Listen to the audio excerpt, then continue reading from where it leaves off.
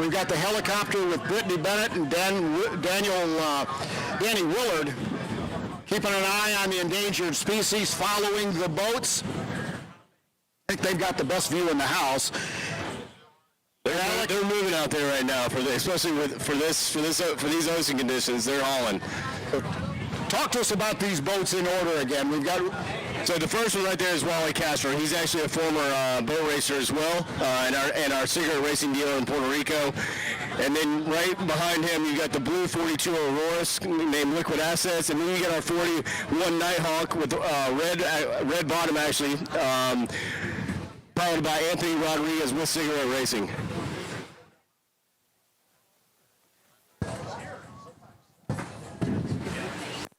With me, the expert on cigarette racing. What's going on out there right now, Alex? Well, Mark, one thing that we've got on our boats, which makes it very easy, is we utilize Garmin control systems. So we've got three 17-inch Garmin displays right at the helm. So that means you can really operate everything with the touch of a single button. What we also have is a convenience package that places two extra Garmin screens, one in the bow and one in the stern. So again, you can control operations of the boat just by sitting around. It makes everything as easy as possible. You wouldn't use that when you were racing, but let's say you're heading over to the Bahamas, and I think you told me yesterday that's about an hour trip. Yeah, depending on how fast you're going, an hour and a half, depending on where you're going in the Bahamas. But these boats, it's the classic saying, get there fast and take it slow. Well, that's part of the lifestyle here in Miami-Dade, Miami beaches. If you're living down here and have the opportunity to do that, hey, this is a great place. Well, today you get a chance to see what these boats can do. Maybe it's for you, but contact cigaretteracing.com for more info if you're interested in cigarette offshore racing boats. All right, they're heading down to the south side.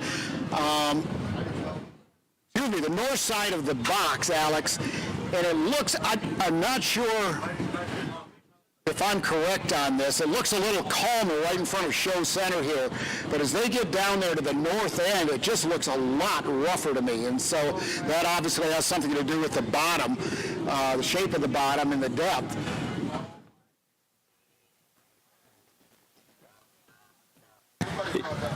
Yeah, it looks like the deeper water out there is causing a little bit more chop for them, but they can slice right through it, Mark.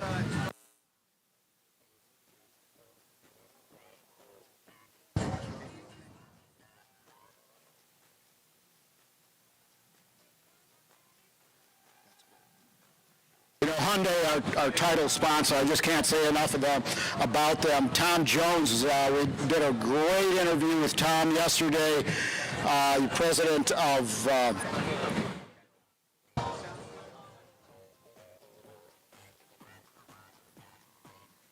telling me that Hyundai is proud to invest in the United States, and they've invested billions. They have 100,000 people across the U.S.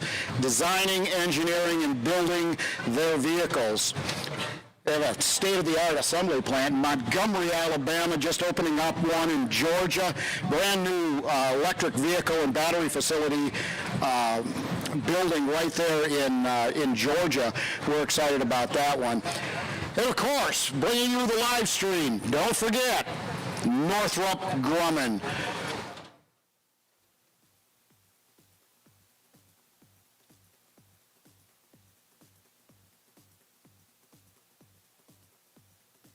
All right, Alex, there they come right in front of us, right in front of Show Center. So, Mark, really the reason that, cigarette racing is originally known, we were established in 1969 by our founder, Don Arno, incredibly famous man, 7-time world champion offshore racing. There was some speculation, why is it called cigarette? Well, a lot of people thought, well, it's the shape of the boats, etc. That's not actually the case, Mark. So back in the Prohibition era, there was an Irish gangster by the name of Charles Vannie Higgins. And Higgins, had his time up there, and then he was a smuggler. Well, his boat was called the Cigarette, and it was known as the fastest smuggling boat in New York waters. Fastest boat in New York waters.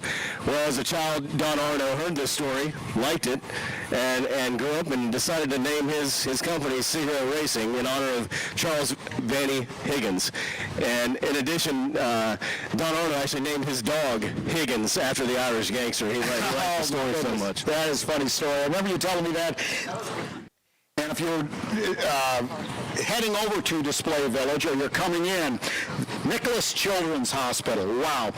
They have a free aviation-themed Stay Fit Fun Zone where pretty much they have something for everybody. Conquer towering rock climbing walls, soar on bungee jumps, bounce through inflatable attractions, and discover endless ways. This is a cool place to stay active and alive. Visit the Nicholas Children's Hospital Kids Zone between 11 and 6 p.m., part of the Florida Power and Light Patriot Display Village. So on these boats, you've obviously got your forward seating area where you can lounge, and we also have multiple JL audio speakers up there. They do all of our sound systems, and it's specifically designed for the boat.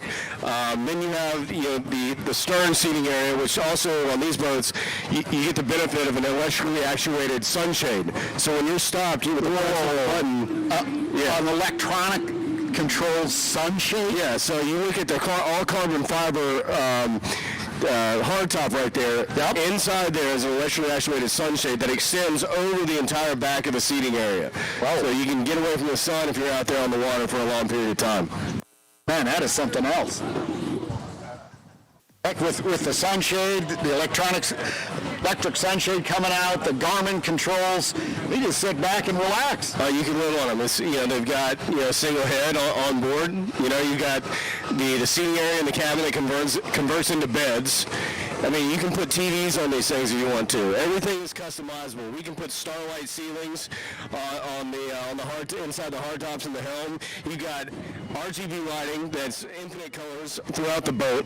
It's got underwater lighting. There's really nothing we can't do. Now, aside from customizing the actual hull, we can do pretty much anything you want. So the runners underneath the boat and what that does for an offshore power boat, especially when you're going 50, 60 or plus miles an hour. They're just basically designed, our engineers are some of the best in the world. They're designed to for water displacement. It allows you to cut through but at speed but maintaining safety. And that's a big a part of cigarette racing is being able to provide our clients with world-renowned power, but also the comfort of having a safe boat. You got to protect your loved ones on board for sure. For cigarette racing, and thanks so much for joining us at the 2025 Hyundai Air and Sea Show.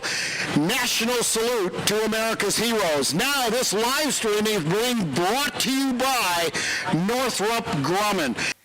Yeah, Mark, just want to say again, on behalf of cigarette racing, we're so grateful to be a part of the Salute to America's Heroes and the Hyundai Air and Sea Show.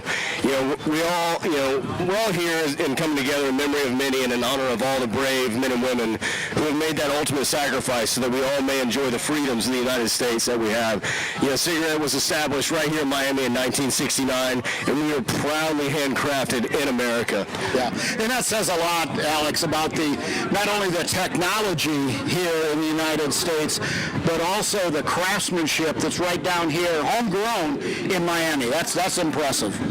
Yeah, we have some of the most skilled people out there in the world, that are literally using their fingers daily to custom craft everything from our upholstery, the stitching, the paint, the motors, the electrical, everything, it's all American made that goes into these boats. And, it's really, it says something. We're very, very proud of that. Oh, we've got a little challenge here coming up. What's happening, man? Get the 42 Auroras is trying to outdo Wally Castro on the 41 Nighthawk. Looks like you're doing a good job. There's always a little competition out there. Every year, these guys, I'm gonna turn it up a notch or two here. We're seeing it now. Well, it's kind of like this saying, once you get out of your daily driver and into a race car, something in your DNA, turns on. So it's like these guys behind the wheel of a cigarette boat. You've got all that power, and it's kind of hard not to have that competitive, nature to you out there. So stay tuned, everybody. More of the 2025 Hyundai Air and Sea Show coming coming up next.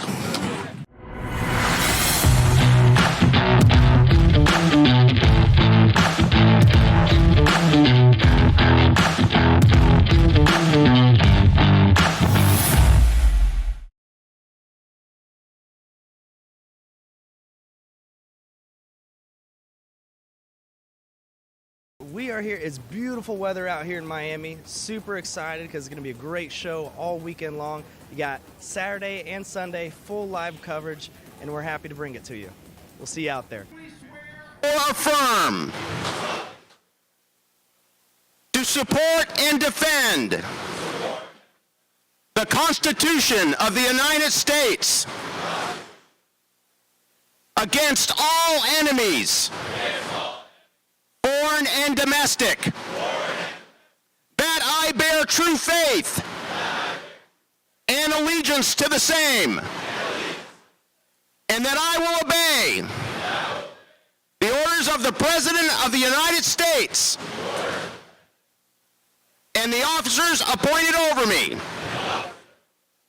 according to regulations and the Uniform Code of Military Justice. So help me God. Welcome to the team. As it is written, there's no greater love than a man giving his life for his friends.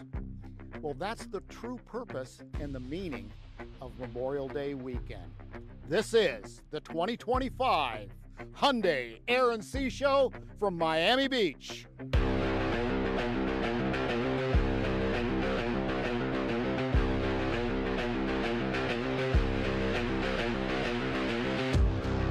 There's so much more to see. There's so much more to honor. It's about the brave men and women who sacrificed and gave it all. As it is written, there's no greater love than this, that a person lay down his life for his friends. Well, that's why we're here in Miami Beach this Memorial weekend. However, Memorial Day is so much more, especially here at the 2025 Hyundai Air and Sea Show.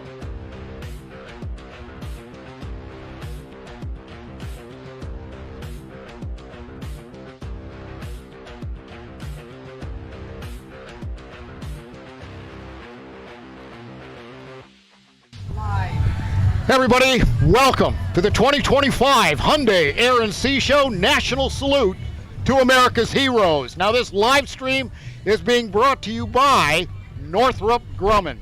This is the A-team right here, at least from my right all the way over.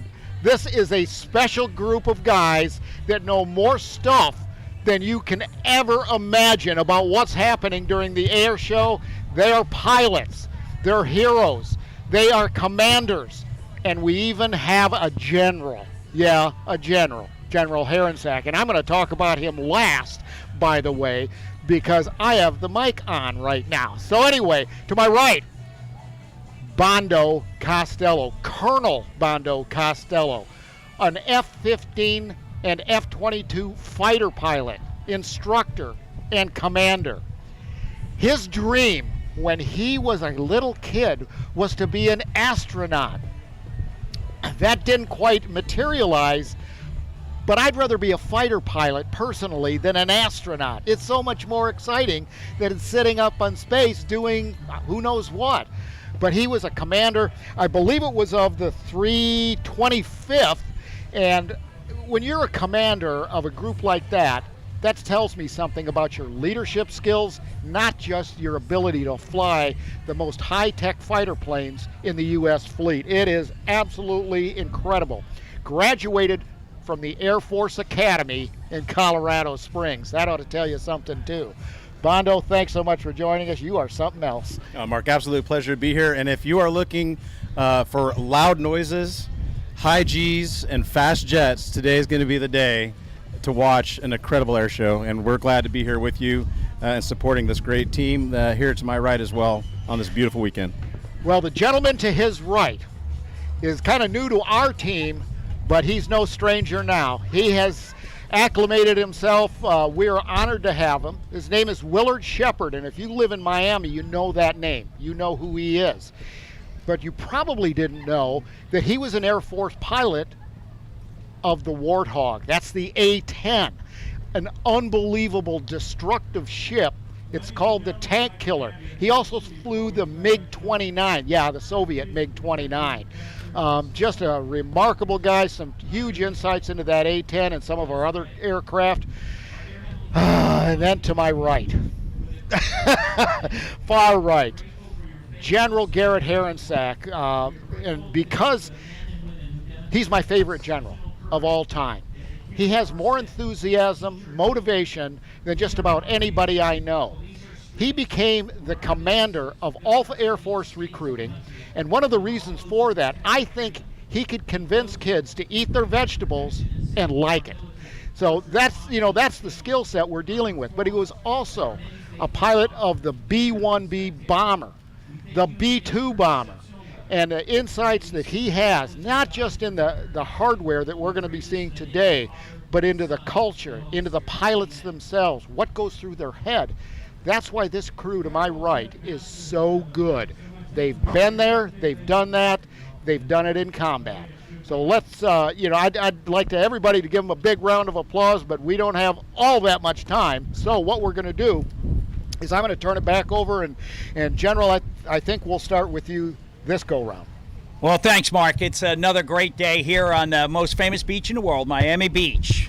And we, just like yesterday, are going to have a tremendous display of air power.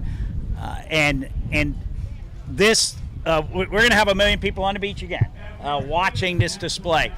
And we're at, ladies and gentlemen, the Hyundai Air and Sea Show. And you are listening to the live stream presented by Northrop Grumman. No one out-innovates Northrop Grumman, from creating next-generation aircraft like the B-21 to developing drones that fly where others can't. Northrop Grumman will tell you what's possible. They'll show you. Visit ngc.com to find out more.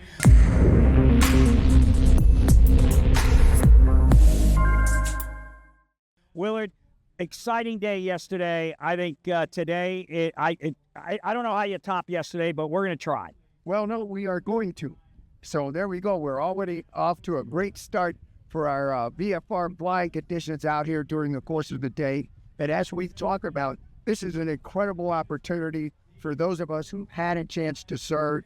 And when people walk up to us, and I'm sure, Bado, you say the same thing, and they say, thank you for your service. And I say, no, thank you for giving us the opportunity to go and do this in the education we've received and what we're trying to give back now.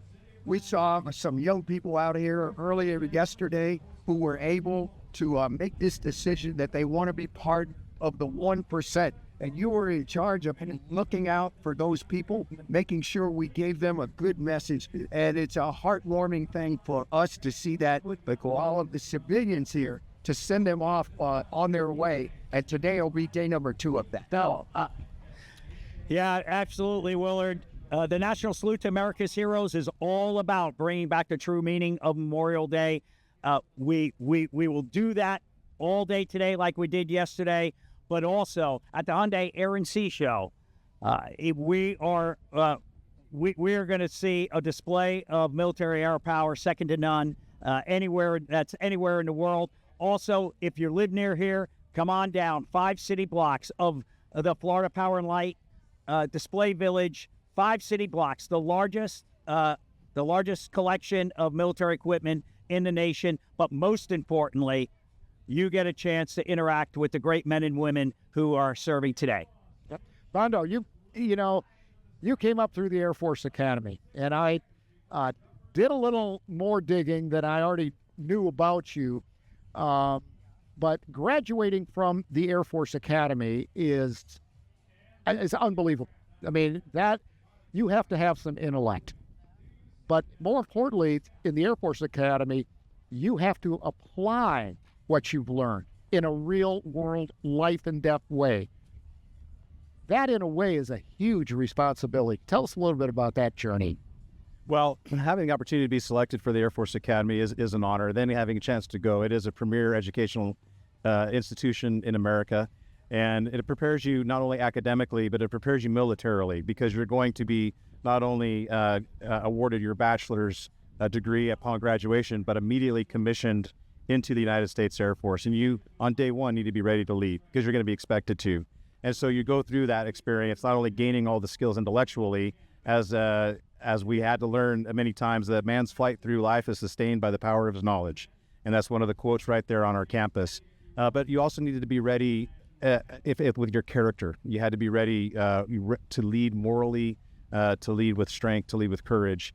Because day one, you have your officer rank on, and they're looking up to you. So great opportunity for everyone that's ever gone through that institution. And for those that are looking forward to maybe one day going, I would highly encourage it. If you want a career as a leader in the military services, our service academies are second to none.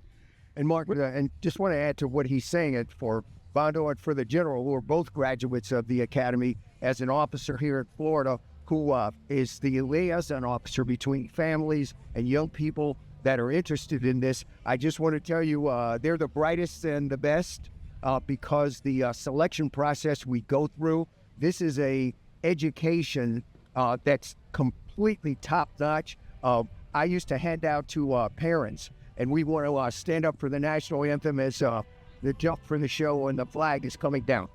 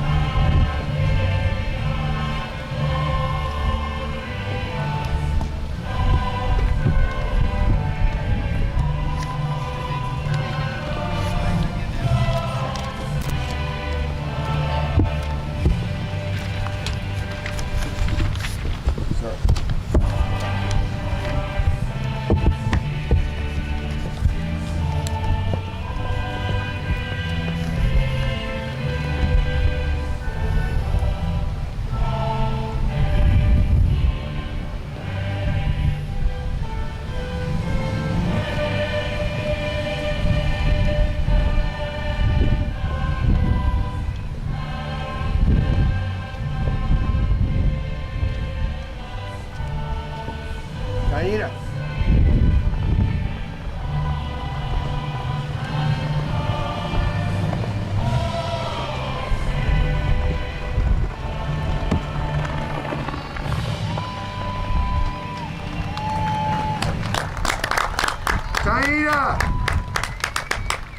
What a landing, what a performance. This is unbelievable.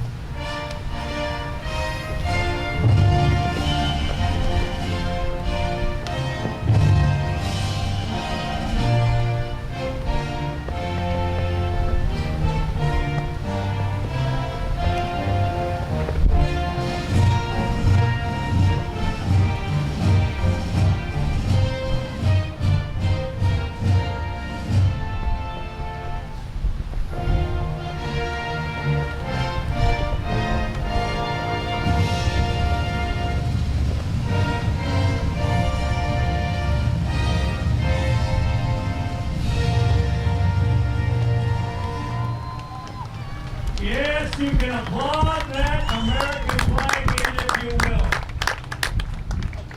will. Ladies and gentlemen, welcome to the greatest spectacle in aviation. Courtesy That is impressive. Coming in from our left, one of the Golden Knights, and hit the target. Fantastic. Oh, it is a thrill here.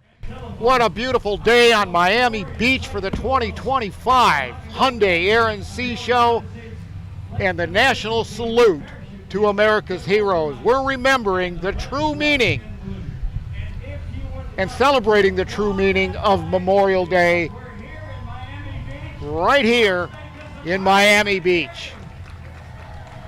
Now this is going to be an interesting navigating feat right here.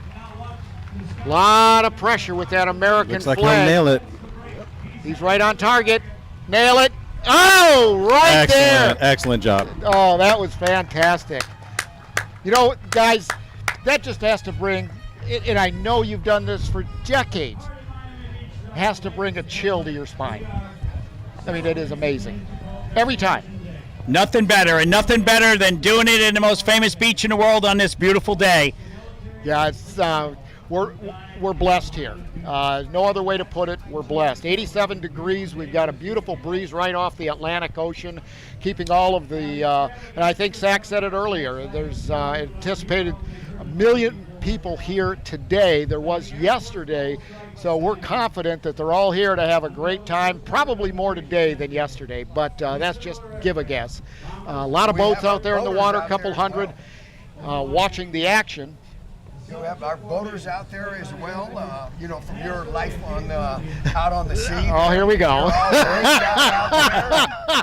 You know, with an excellent view for our mariners here in Florida. Oh, it sure is. And Willard, you've had such a blessed life here in Miami Beach, you know, being a broadcaster, being out in this type of stuff. I mean, every single day. And so many people, they save and save and save for their one vacation of the year that brings them to Miami Beach. You get to do it every day. Well, I always say that, and here come the Makos, the two. Oh, here they come!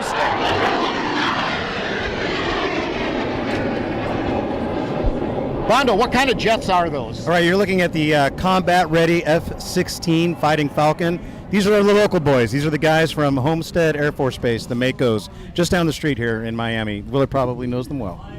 Yeah, the Makos down at Homestead, you know, they're basically at the tip of the spear down there, not far from Cuba. And also there's an alert squadron at the Homestead base with our Florida National Guard, where the F-15s that Bondo used to fly are down there as well. And they're sitting, the F-15s on alert mission, ready if the word comes to be able to launch instantaneously to go up and protect the ATIS in this area. Wow. Well, that's a big job specifically since, you know, obviously the Soviets want to establish more of a presence in Cuba and some of the other threats that are going on out there.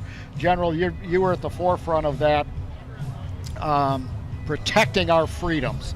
And under your command, you had like 30,000 employees that reported to you that you oversaw, and just a terrific. Oh, man! I'm gonna need a change of clothing here in just a minute, everybody.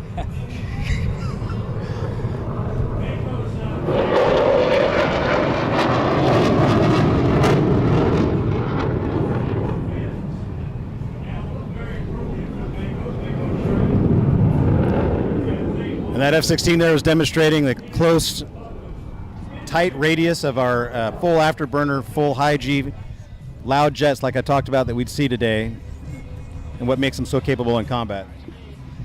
And Mark and the General knows this, the F-16 has really been the backbone of our fighter community in so many aspects because of the different roles that it's able to perform in an air-to-air environment, an air-to-ground environment. It has really been, in terms of the taxpayers' investment of money for our weapon systems over the last several decades, really the taxpayers have gotten their money's worth. Oh, absolutely, and we got a high-speed pass coming here.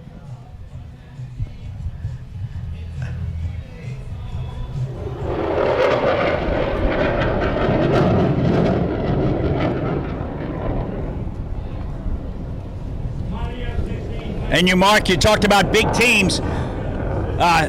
Just these two Makos right now, I mean, there's a huge, huge team behind them. It's not just the two pilots flying this incredible aircraft with great precision and skill. There is a large group. And it starts even with our industry partners, like Northrop Grumman, who's sponsoring our live stream here today.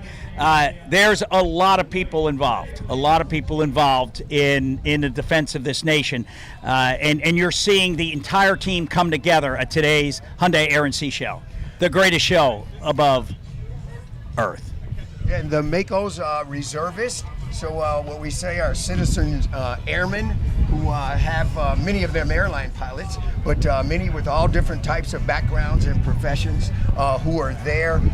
The commander of the Makos, Colonel Brandon Kelly was with us over the last couple of days.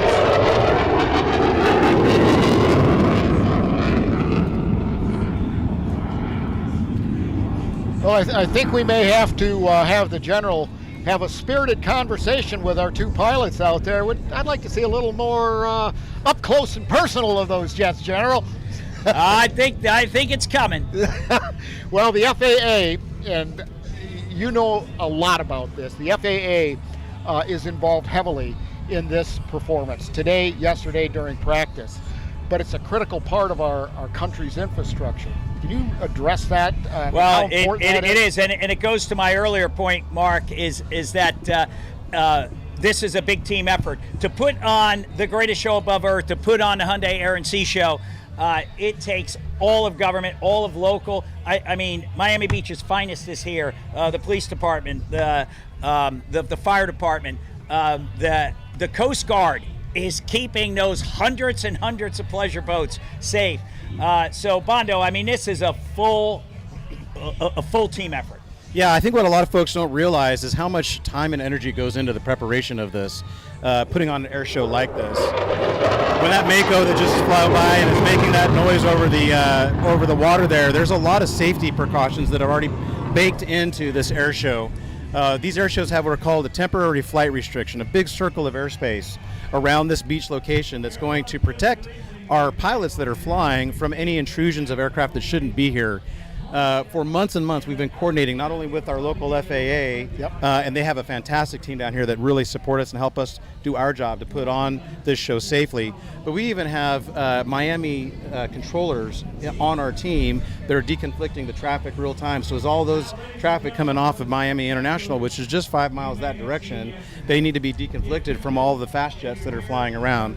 And so it's a multi-agency effort that all has to come together to make it work, and we're grateful for all the help that we get from all of the local support here. Well, I think to kind of even sum that up, at least a little bit, it's a public-private partnership. This whole thing isn't just the military. This is public and private working together to promote and to say thank you to those that gave it all. And General, that is the real reason that we're sitting here, that millions are sitting across the beach and hundreds out in boats in the Atlantic Ocean. That has been Mickey Markoff, our executive producer's goal from day one, is to bring back the true meaning of Memorial Day. And over the last 9 years, this has become the largest single event that honors those who've given their lives in the defense of our nation and freedom everywhere.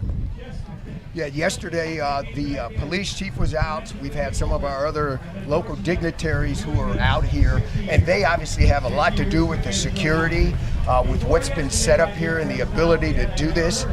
But Bondo, I want you to go over for people who are seeing this, who are maybe listening to us on their personal devices and out, that when you talk about the coordination here in front of the air show, people come and see and go, oh wow, these are fantastic things, and they're coming at a low altitude and they're not too far away, but there's a show line, there's a lot of specific procedures for any of the pilots flying today, and this doesn't happen just by chance. No, absolutely. So there's two things that we care about most. Number one is that the incredible crowd that's come here to support us today is safe throughout the entire display.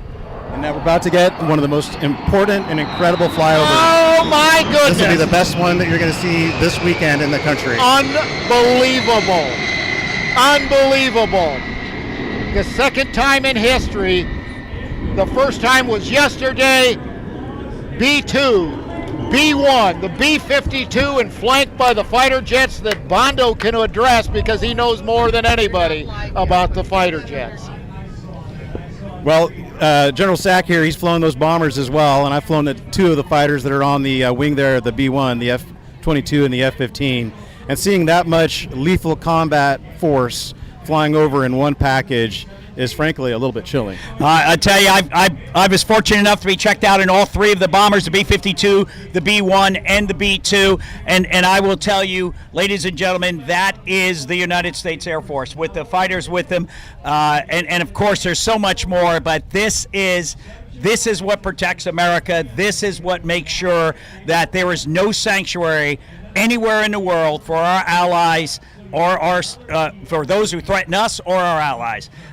This is a one of a kind, first time that we've been able to do it. Now, we have had the 3 bombers here at the Hyundai Air and Sea Show before, but to put the fighters with it, this is a rare treat for the American public to see. Well, all really 3 of cut these across guys. the I'm sorry, Willard, go right That ahead. really cut across the spectrum in many ways of the air capabilities that we have in terms of long range, in terms of air superiority, and being able to handle and protect our Army and our Marine forces on the ground. That one pass really covered all of it. That is just absolutely, to me, it's just mind-boggling. You look at the power that's up in the air like that, and it's just incredible. And you know, but all you guys, I mean, to have flown those jets has to be an honor. I mean, that is something, not only do you tell your kids, but your grandkids and their grandkids. You know, that is impressive. You know, it's very impressive, and I want to just say, if you didn't know already, that formation we just saw is called the Freedom Flyover.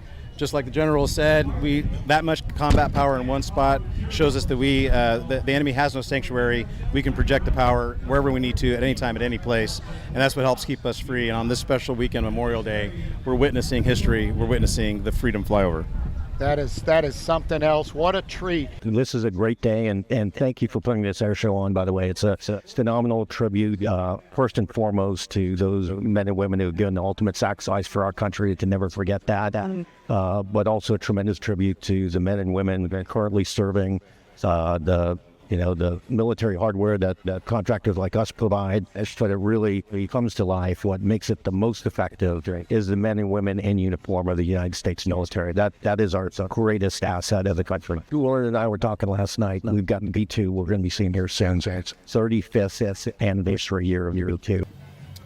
Yeah, that was a phenomenal display of American technology and the prowess of our pilots doing that close formation with those aircraft.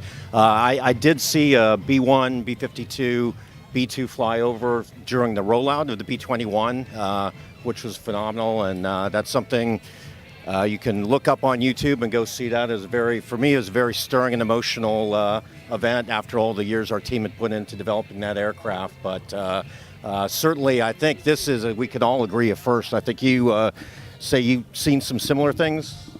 Well, so last year, right here at this Air and Sea Show, we had the 3 dissimilar bombers flying in the same formation. But this is the first year that we've been able to conclude those and all the fighter platforms all in one formation. So what you just witnessed was called the Freedom Flyover. That's what we've been calling it, and it really is the only place in the entire country on this Memorial Day weekend that anyone will be able to see all of that hardware across the United States Air Force lined up in one place. And that is basically a representation in one flyover of every thing that we can put to bear from a aircraft standpoint against the enemy and to defend our freedom. So that's what we got to see today.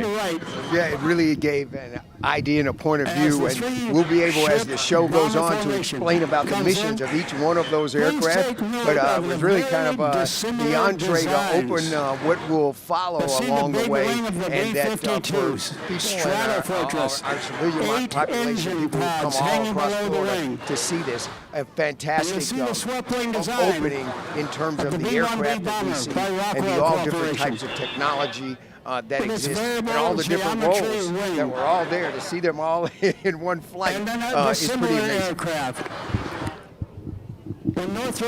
Well, I'm not sure, Tom, how much you can even talk about the B-21, but it's the next generation of bombers, is my understanding. Yeah, so that really there's not a lot I can say about the B-21, but it is the world's first 6th-generation aircraft. I think, and I'm not sure exactly where we dropped down on the live stream before, but I find it amazing that we are here on the 35th anniversary of the first flight of the B-2. It is, and here it's coming overhead right now.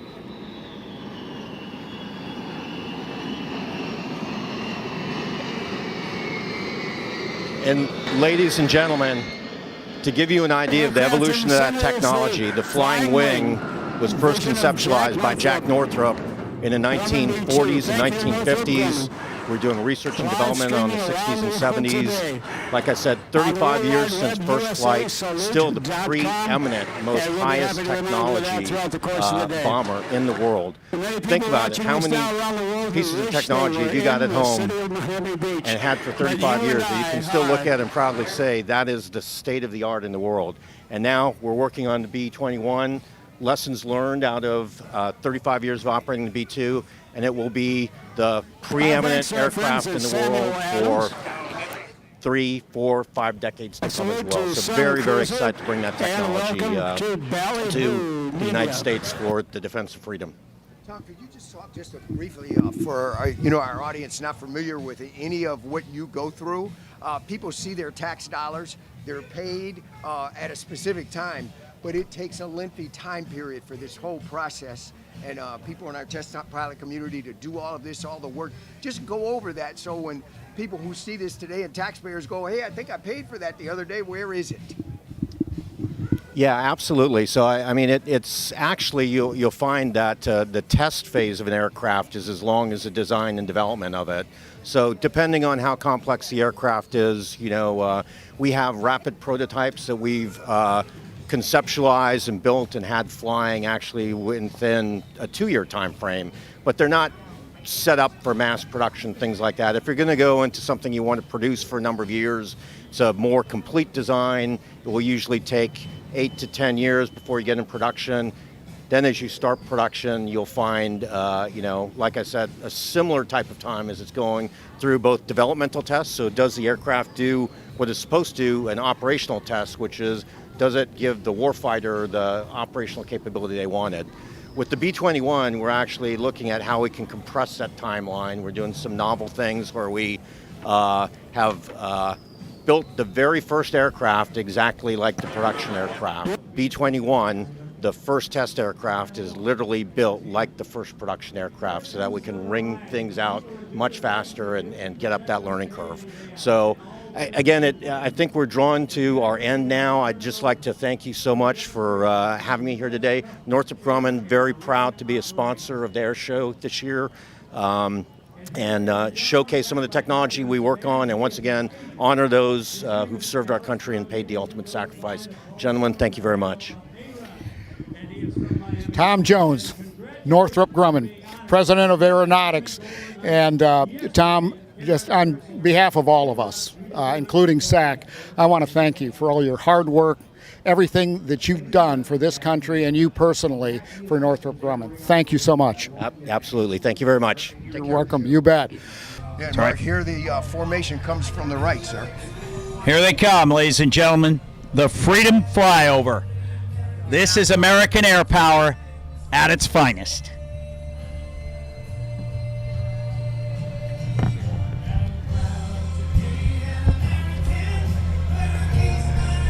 And the perfect song being played over the right now.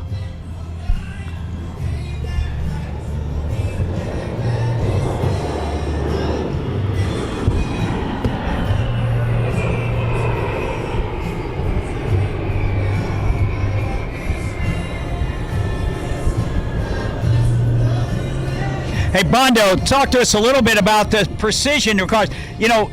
Formation flying with similar aircraft is challenging enough. Tell us about dissimilar, which this is. This is dissimilar formation to the max. No, absolutely. So the very first skill that you start with is similar formation training, and there's a whole phase of that in pilot training, months and months of practicing, getting closer and closer and more precise, more rock solid on as the wingman on the wing of your flight lead. And you know what that airplane can do because you fly it. You know what your flight lead's going to do because he's briefed you a million times and you've flown with that guy. But now you find yourself on the wing of an aircraft that you're not really quite as familiar with. Right. As an F-15 or F-22 guy, I've never flown the B-1 or the B-2, and so I'm not quite sure how fast it rolls, how fast it accelerates or decelerates. And so now you got to be on your toes, and you definitely need to have your A game on when you're trying to fly that formation. Right. And so it's great training, right, Willard? This is not for show. This is great training. Incredible training. And when people see things at the air shows, especially when we have our Thunderbirds and other types of formation flying, there are things that we all had to do to graduate pilot training in the formation phase, but just brought lower and closer to the ground for people to be able to see. But being 3 feet away from another aircraft and putting your life and entrusting your flight leader and those things, those very basic things learned in pilot training are executed, out here for the public to see. And this is not some stunt or anything along those lines. Speaking of stunt,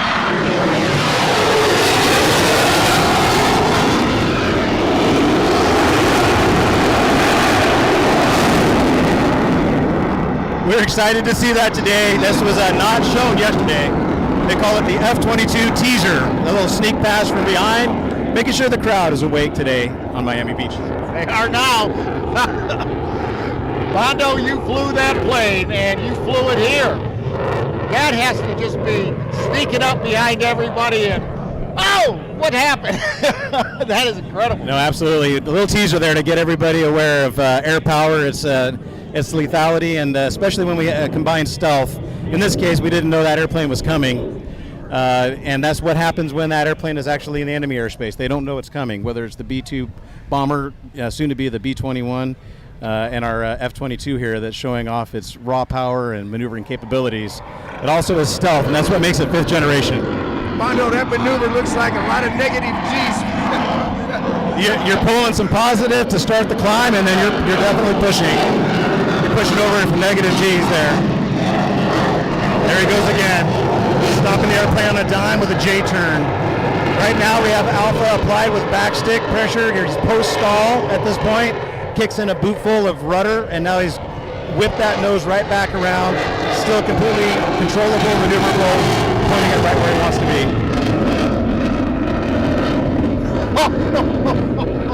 And that's just a teaser, everybody.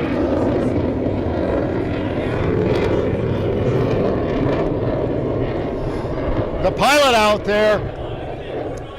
Hey, Bondo, take us inside this, because, people were standing here at 1G on the ground. We hear about positive Gs, but talk to us about negative Gs, which I hate. But it looked like coming out of that pushover was going to put you in a negative G state. Yeah, absolutely. Most fighter pilots do not like the negative G state. And as we watch this beautiful belly up pass,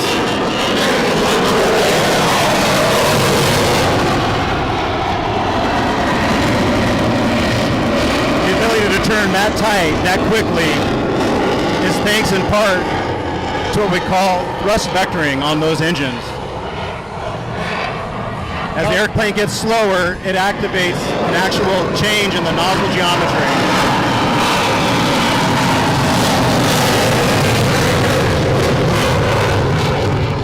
You can see the glow from the back of the afterburner cans. Those are the full afterburner now as he's climbing away, trading that excess thrust, more thrust than weight, allowing himself to accelerate in the vertical climb in full afterburner. But Willard, as you're talking about those negative Gs, everyone's probably felt, on a roller coaster ride, that push downward in the seat. But when you're kind of floating up against the lap bar, it's just as it's uncomfortable in a roller coaster. It's just as uncomfortable in an aircraft. And all of a sudden you find that pen you lost about 3 weeks ago on the floorboard. All of a sudden it floats up to the top of the canopy, and you grab that really quick, put that in your pocket, and continue on. I was asking you yesterday about the incredible technology in there, and if there are, limits and those types of things on the turns that they're making, when the high G forces are there. And that airplane, to me, it just defies so many basic aeronautical engineering capabilities that you think that would be on a normal aircraft, and it's not a normal aircraft. No, it's not. It's 5th generation. We poured a lot of time, money, research and development, and then the skills of the pilots flying it. Here we're seeing an inverted pass from Laz. Laz is our F-22 demo pilot today. Certainly putting that airplane through its paces, showing the crowd what all of our taxpayers' dollars are going towards.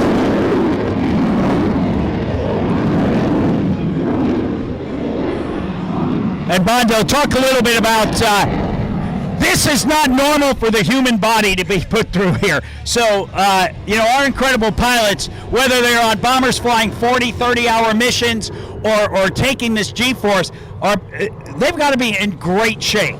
Absolutely. So our fitness is extremely important. But let me tell you, you talked earlier, Zach, about teams.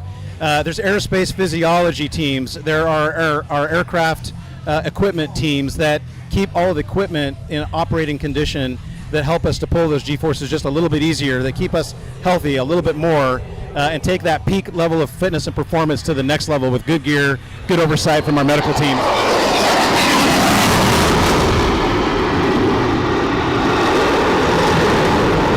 I can tell Laz is having a lot of fun right now. He's not on script. He has his Raptor demo profile, but this is a chance for him to just show what the airplane can do in its raw power and its raw capability. And from a pilot that's flown that airplane before, I know he's having a tremendous amount of fun. But when we talk about a G-force, we're talking about, 1 times the force of gravity would be 1 G.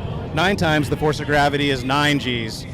So if your head is maybe on average about 20 pounds with your skull, all of a sudden you pull 9 Gs and your normal 20-pound nugget just went to almost 200, 180 pounds on top of your neck, while you're trying to twist your neck around to keep sight of where the adversary might be. So there are a lot of strains, requirements on the human body that most athletes don't have to go through. And again, all the more reason that we need that team helping out our great flyers. And the mental stress too, especially when you're in combat, especially when you're doing a demanding mission like this. So it's a physical, of course, but also a mental strain. So when these pilots land, they're pretty much done. Right, yeah, definitely. If you've done more than one, we call it double turning or triple turning, meaning 2 or 3 sorties in one day, especially if there are high G dogfighting sorties, you're pretty much exhausted for the rest of the day. You're going to do a long debrief, because we always debrief to win. We always make sure that we found every little mistake or error that we can correct for next time, because that JPH is pretty darn expensive, and so is those airplane flight hours, and we want to make sure we get everything out of it. But then after that, you're relaxing, you're recovering for the next opportunity. Passed out in the queue. After all passed out in the billets. And when you talk about the physiology of this, obviously being in very good physical condition, but as time has gone by and the ability for aircraft to, in essence, exceed the human body and what it can do, I think that from my conversations with our flight surgeon and our physiology people, that we are reaching at a point where we've reached kind of what the human body can take. And so here's the, I'll call it Here is the Tri-Bomber flyby. Here we go, ladies and gentlemen. I've been fortunate to be checked out in all 3 of these bombers. I'll tell you, this is what long-range strike aviation looks like, ladies and gentlemen. The Boeing B-52, the Boeing B-1, and the Northrop Grumman B-2 There's a beautiful art to that geometry, isn't there, sir? All right, people tell me all the time, what do you like flying better, the Eagle or the Raptor? I need to ask you, Zach. Mark did it with General Bussier and I, and General Bussier yesterday said, well, they're all great, but now that I'm retired, I love them all, and I'm going to get 2 alumni groups mad at me, but my favorite is the B-1. I mean, the ability to fly low to the ground faster than a .45 bullet, and carry 76,000 pounds of munitions. It's a great airplane. That being said, the B-52 is the most iconic aircraft probably ever built. My son flew the same tail number B-52 I flew, and my grandson theoretically could fly the same B-52, because we're gonna be flying this airplane when it's 80, 90 years old. I mean, think about that, ladies and gentlemen. And of course, Northrop Grumman's B-21 is going to replace eventually the B-1 and the B-2, but we'll still keep the B-52 flying. Amazing. When's the last time you drove a 100-year-old car? Exactly. And you're certainly not going to drive a 100-year-old car into combat, but our great airmen will. Well, a real testament to the initial engineering technology and how we've been able to keep up with it, all along the way. But there are things to be able that to do that. change in the B-52 though. The technology, the electronics. Oh yeah, you're absolutely right, Mark. I mean, that's not the same airplane Right. that I flew in 1985. It's not the same aircraft that you flew in 1995 or 2005. Our great industry partners are giving the American airman, the American soldier, sailor, Marine, Coast Guardsman, Guardian, the best equipment in the world. So we don't win. We never want our military to win, 51-49. We want to win 100-0. We don't want a fair fight. We do not want a fair fight. And thanks to companies, patriotic companies with like Northrop Grumman, they are dedicated to making sure we win 100-0.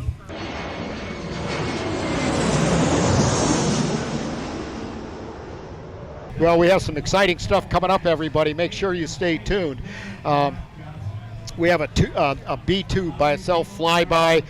The Customs Air Marine operation is going to be up next, but we have so much more. We're only about a third of the way through today's schedule.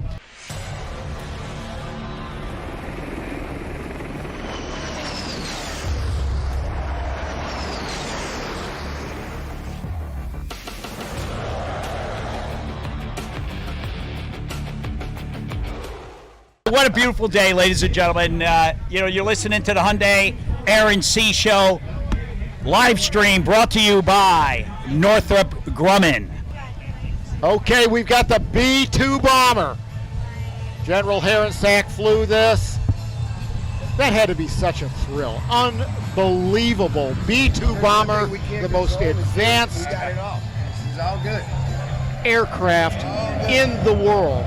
Some call it the flying wing. I watched it from my rack and face it. Developed originally in the concept by Mr. Northrop Grumman years and years and years ago, but coming to fruition in the 80s.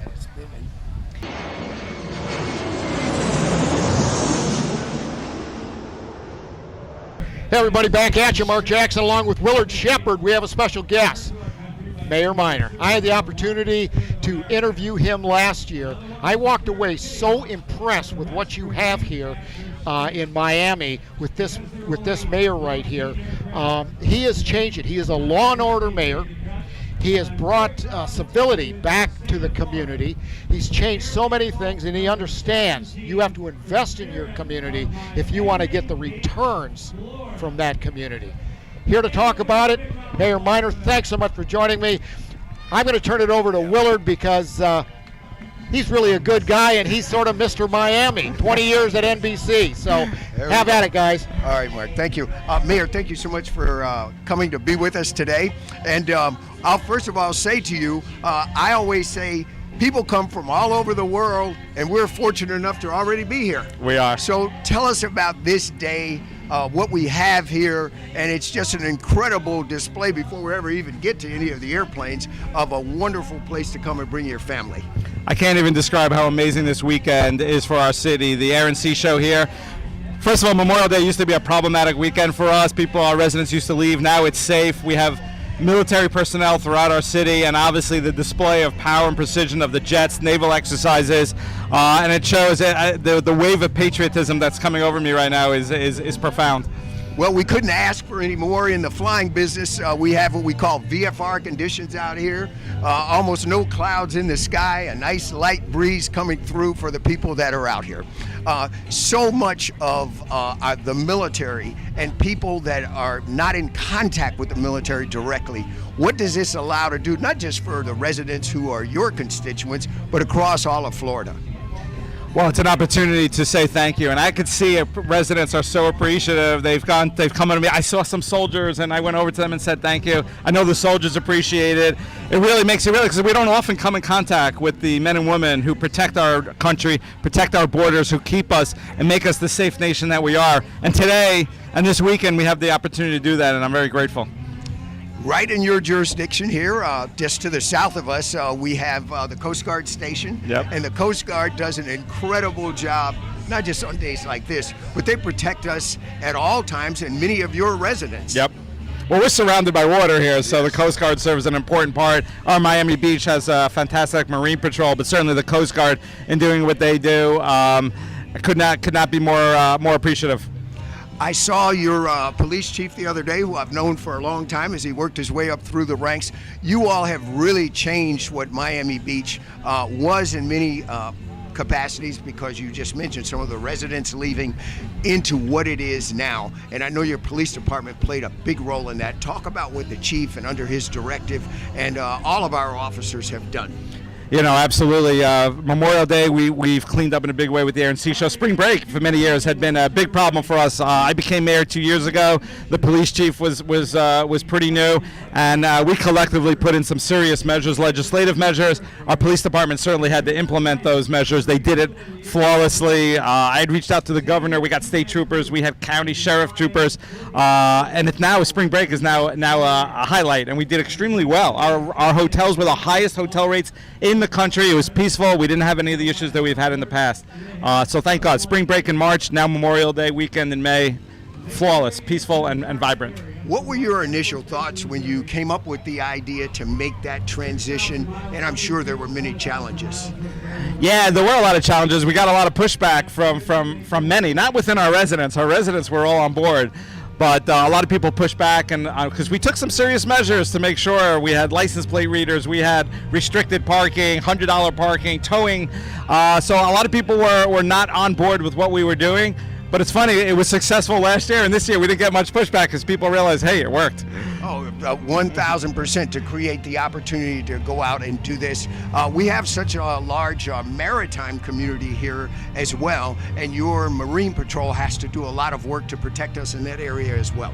Yeah, and you're like you said, the Coast Guard and our Marine Patrol work. I actually was on a call last week. We had an issue, and we had everyone involved on the call, and we already corrected it. It shows the teamwork. We work together, and again today we get to show and highlight our amazing military, the most powerful in the world, and it's not just powerful, but also bringing peace and prosperity not only to our country, but throughout the world. And Mayor, since you mentioned that, we want to see the bomber aircraft, the B-2 that's coming flying by us now. This aircraft actually can do a mission. Many of them combat missions that they've flown have been in excess of 30 hours to be across the globe to bring American air power when it's needed and when it's necessary. And that's just one example of your tax dollars and all of our tax dollars at work. What are your thoughts when you see this type of technology go by? And this aircraft has a lot of stealth technology in it and a lot of other things that are classified that we can't talk about. But that's one of the big things that enables it to be able to accomplish its mission. And just as a citizen, when you see this, what are your thoughts? There's so many feelings that go through. First of all, it's emotional. I get teary-eyed when I see, because you really recognize that but for our military, our world would look very different, whether it be during World War II when Nazism was spreading across the globe, and it was the American military and its allies that prevented that from continuing to spread. I mean, there's so many other examples. So it's pride, it's emotional, but it's also a recognition that, hey, this is actually happening in Miami Beach right now. We're the epicenter of the world, and showing military might. I could not be more thankful and proud that it's right here in Miami Beach. You spoke to us about this earlier on Friday, and since we were talking about American influence and influence of just doing the right thing to make sure that people of all backgrounds are respected and that their faith is respected and that they're safe. Yeah, I did speak about that. We had the unfortunate murder of two Israeli embassy members. Interesting, one of them Israeli Christian who fought in the IDF. But yes, there's a lot of Jewish people in our country who feel vulnerable, but it's any group that feels vulnerable. We have a responsibility to make sure people feel safe. We have a responsibility that our allies are protected, and American support for Israel is so important, and we're doing it, and we need to continue to do it, because without that, you'll have terrorist groups, whether it be ISIS, Al-Qaeda, Hamas. They will bring that same mentality. They will try to hurt us here. We've seen it. We've seen it on 9/11. It does not stay on the shores overseas. It comes here eventually, and we need to protect our allies, and I'm proud that America continues to do that. I want to ask you about the veterans in this community. I tell people all the time that not just the active military and Guard and Reserve members, but where we are and your city is one of the #1 places right now for veterans to live. Yeah, no, it's true, and I love hearing that. We actually did something that I had sponsored, a boot camp in Paradise off of Loomis Park, to highlight that we had 600,000 military train in Miami Beach during World War II, but also we had a workforce housing component. I actually added that we should have veterans should also be eligible because we need to show in our respect that we have for our veterans. Mayor, thank you so much for being with us. Thank we you, really Willard. appreciate it. And picture perfect day in your jurisdiction. It's a great day all around. God bless. God bless you. Thank Thank you. you again. Multi-enforcement aircraft with high-tech surveillance equipment, and it is tracking a vessel smuggling narcotics. The vessel you see in front of you believes it's all alone and completely unaware that it's being covertly monitored.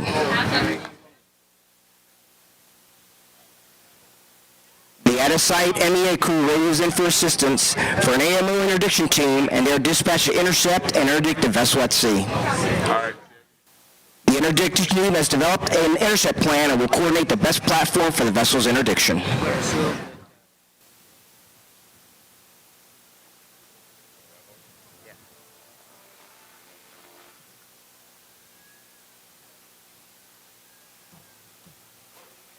This phase of our interdiction is conducted with our highly sophisticated surface interdiction vessels known as the CIVs. These vessels can easily approach speeds of over 70 knots and easily overtake any smuggling vessel trying to evade them. As the interdiction team concentrates on stopping the smugglers' vessels, the CIVs will attempt to position themselves to shoot at the vessel's power plants.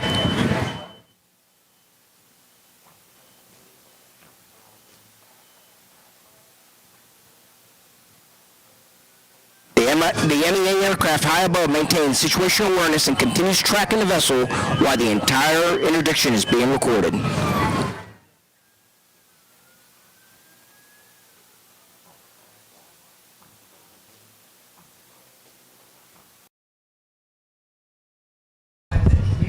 Okay, we're back live at the Hyundai Air and Sea Show, the greatest show above Earth, and we have with us Major General Jason Armagost, who is the commander of 8th Air Force, which we just saw an incredible display of the tri-bomber flyby, the B-1, the B-2, the B-52, all which you lead. Before we get to that, I do want to tell the folks out there that we are now watching the Customs Air Marine operation, C-12s, HH-60s, the boats. The Customs and Border Patrol are doing amazing work protecting Americans everywhere. And what you're seeing here is a demonstration of how they would take down someone doing bad things on the high seas. And it's just the amount of coordination required, the skill needed for these sea and air assets that whether they be drug runners or anybody else doing some nefarious things, you can rest assured, American people, that your Customs and Border agencies are highly trained and able to do it, and you're watching it right here. Right off the coast of the world's most famous beach. Okay, Armo, talk a little bit about those 3 bombers. I mean, long-range strike aviation, right, is the backbone of America's defense. Yeah, absolutely, and getting to see them all in a close formation like that is truly kind of a once-in-a-lifetime experience. And to do it here at Miami Beach, where we have unbelievable weather today with boats watching from in the ocean and with, hundreds of thousands, if not millions of people watching on the beach, is really incredible to have that focused effort come together for those flybys. Yeah, we were talking a little bit earlier, and I know we talked yesterday about the value of long-range strike aviation because of your team, and it's a huge team, by the way, at 8th Air Force. There is no target in the world that has sanctuary from your bombers, is there? No, there isn't. And the best example of that actually was that 7-ship formation with the bombers and the fighters leading the bombers. That kind of is metaphorical for what we do around the globe for those flexible efforts to project power to defend our partners and allies, to defend our national interests, and really coming together like that does show how we actually operate. Yeah, and you've got a tremendous amount, a tremendous team. I mean, just talk, and you can't possibly, because there's only 3 hours left of the show, about all the things that 8th Air Force does, and the people that put together, even just this flyby air demonstration. Absolutely. I mean, it starts, besides what maintenance, everything else. I mean, Yeah. there are so many other people involved. Absolutely, and to be clear, also, that does require a lot of planning, a lot of coordination to pull off an amazing formation like that. But that is on top of what we do every day, and we're deployed around the world on an almost continual basis with some amount of bombers, usually of one type at a time, but sometimes two at a time. And the fact that is ongoing, again, with our partners and allies around the world, almost on a continual basis. It's to do this, to show that to the citizens of the country here today, points at the rest of what we're doing. All right. And we talked a little bit with Bondo. The Freedom flyover was one of a kind. We did it yesterday. It was the first time ever that you had that many aircraft together flying dissimilar formation. And Bondo talked about how difficult it is to fly formation, first of all, with similar airplanes. Yes. And then you add dissimilar information. So, I mean, it's a testament to how you train your crews and how professional and dedicated that they are. Yeah, well, it's a great visual representation of how different airplanes can be as the three bombers, actually. You have the very iconic B-52, you have the stealthy B-2, and you have the fast and sleek B-1, and the flight characteristics of each of those planes is markedly different. So the coordination, the planning, the discipline required to do that in a way that is effectively done for visual representation is really pretty incredible. Yeah, it truly is. Well, you've been here many times. It's another great air show, the Hyundai Air and Sea Show. Ladies and gentlemen, you're listening to the live stream brought to you by Northrop Grumman. And before you leave, Armo, talk a little bit about our industry partners, companies like Northrop Grumman. I mean, you deal with all of them. I mean, the bombers displayed. I mean, those are two companies, Northrop Grumman and Boeing. But talk about our industry partners out there and how valuable they are. Yeah, so I've been very blessed in my recent jobs to spend a lot of time working with our industry partners as we modernize the bomber force and kind of aim at the future. And I've been able to learn a lot from them that actually has translated back into hopefully me being a better leader inside the Air Force, because what they do for us and what we do together is really something that is hard to capture, and it doesn't happen unless you actually work together. So I've been learning from Northrop Grumman in the case of the B-21 for a few years now, and being on that journey with them has been incredibly valuable to me. Yeah, and you're a F-16 pilot, but you're checked out in the bombers. You've flown them all, but your core was a B-2 pilot, and we talked a lot about the B-21 that's coming. Tell us how excited you are, and not just because it's uber cool. As we're beginning to tell us about how excited you are about having the B-21, which will be defending America for decades. Yeah, so the B-21, it's hard to overstate my excitement for it. I've been deeply involved in it really since it's been more publicly revealed when it comes to strategies and concepts and how we really take some things that are available to us now that haven't been available to us in the past, and really project power forward and hold targets at risk in the support of our partners and allies on the President's orders. And it's something I have great confidence in. It's something that our adversaries can't defend against, and we look forward to being able to continue to defend freedom with that airplane. Well, somebody who has defended freedom for decades, Armo, we're grateful for your service to America and what you continue to do. So thanks for being with us. Yes. Sound of freedom. Sound of freedom, ladies and gentlemen. You're listening to the Hyundai Air and Sea Show livecast brought to you by Northrop Grumman. Now, so superior is the F-15 that it has never been downed in an aerial dogfight. And that is over 100 aerial dogfights, which the enemy was shot down, but our F-15 has never been downed. That's correct. Yeah, it's 104 to 0. A lot of those kills were contributed to the Israeli Air Force over in the Gulf in the 70s, and then in conflicts over Iraq, and then in Kosovo as well, where we contributed that 104 to nothing.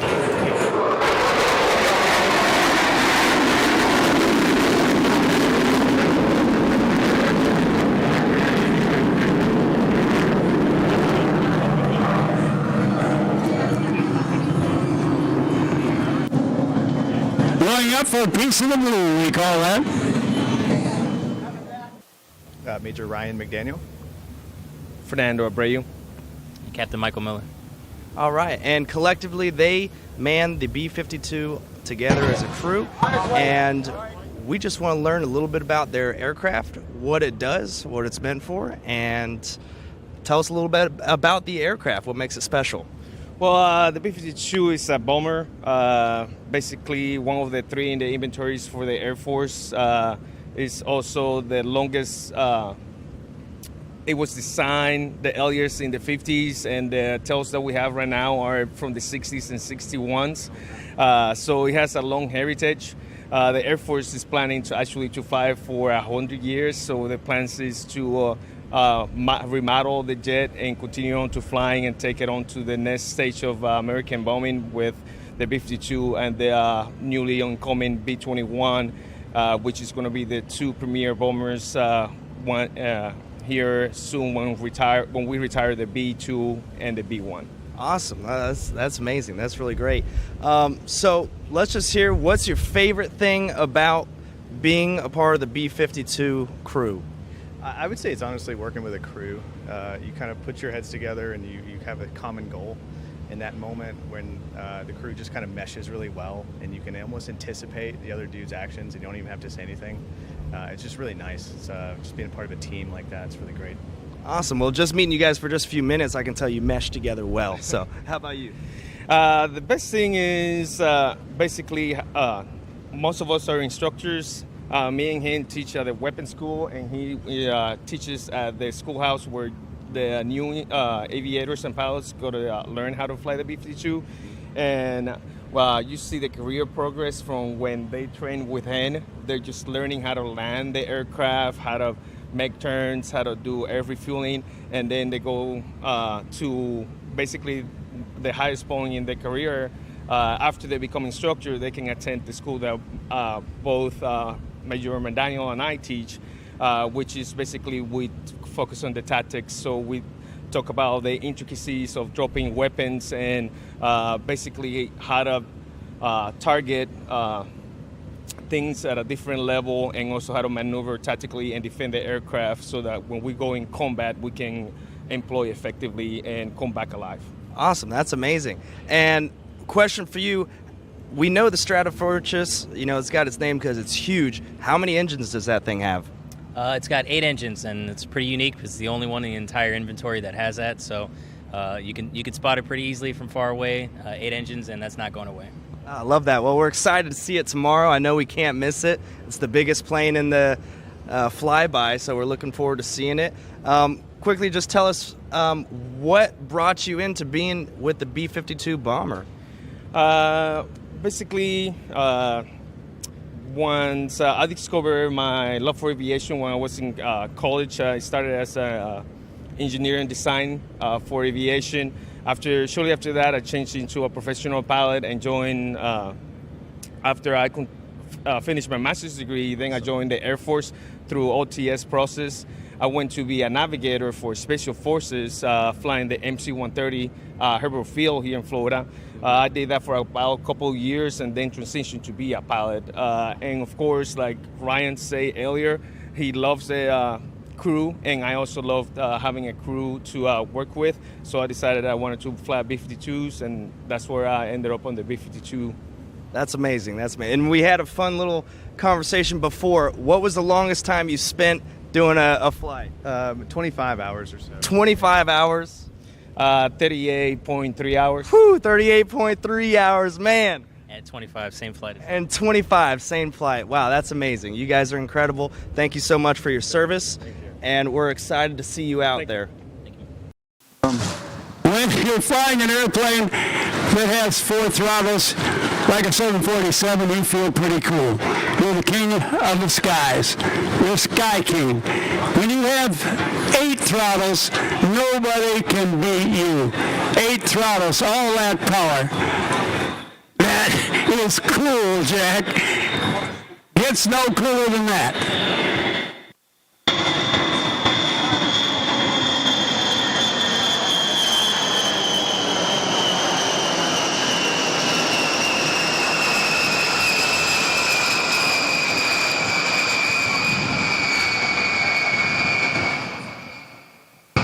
On the earlier models, they put the tail gunner in the traditional position of World War II, back in the tail. As they came out with the later models, or the H models, they moved the tail gunner back into the cockpit area with the rest of the pilots, and he operated the guns in the rear remote control. And I'm sure that made a lot of tail gunners happy. Rondo, so far, we've got the B-52. It's the oldest bomber in the fleet, but can you imagine some of the stories and the history, in those cockpits from that B-52 over the years? That has to be something. No, it absolutely is. I remember that Cadet 4th Class Costello back in 1991 was admiring the B-52 as we see it fly by.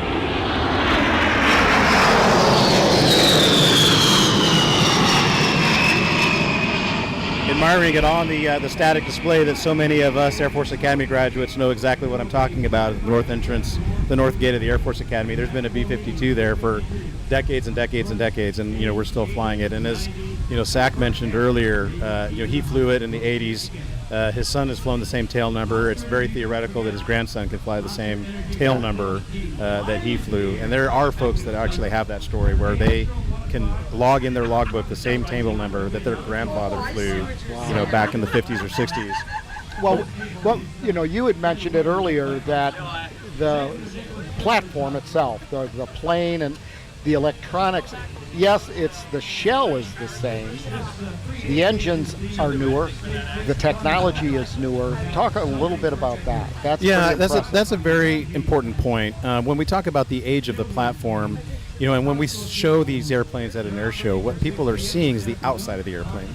They don't see what's on the inside of the airplane. Even just out in our little display village that we have out here, there's a few folks that are showing, like mock-up cockpits, just because it's so fascinating and it's a part of the whole that the public never gets to see.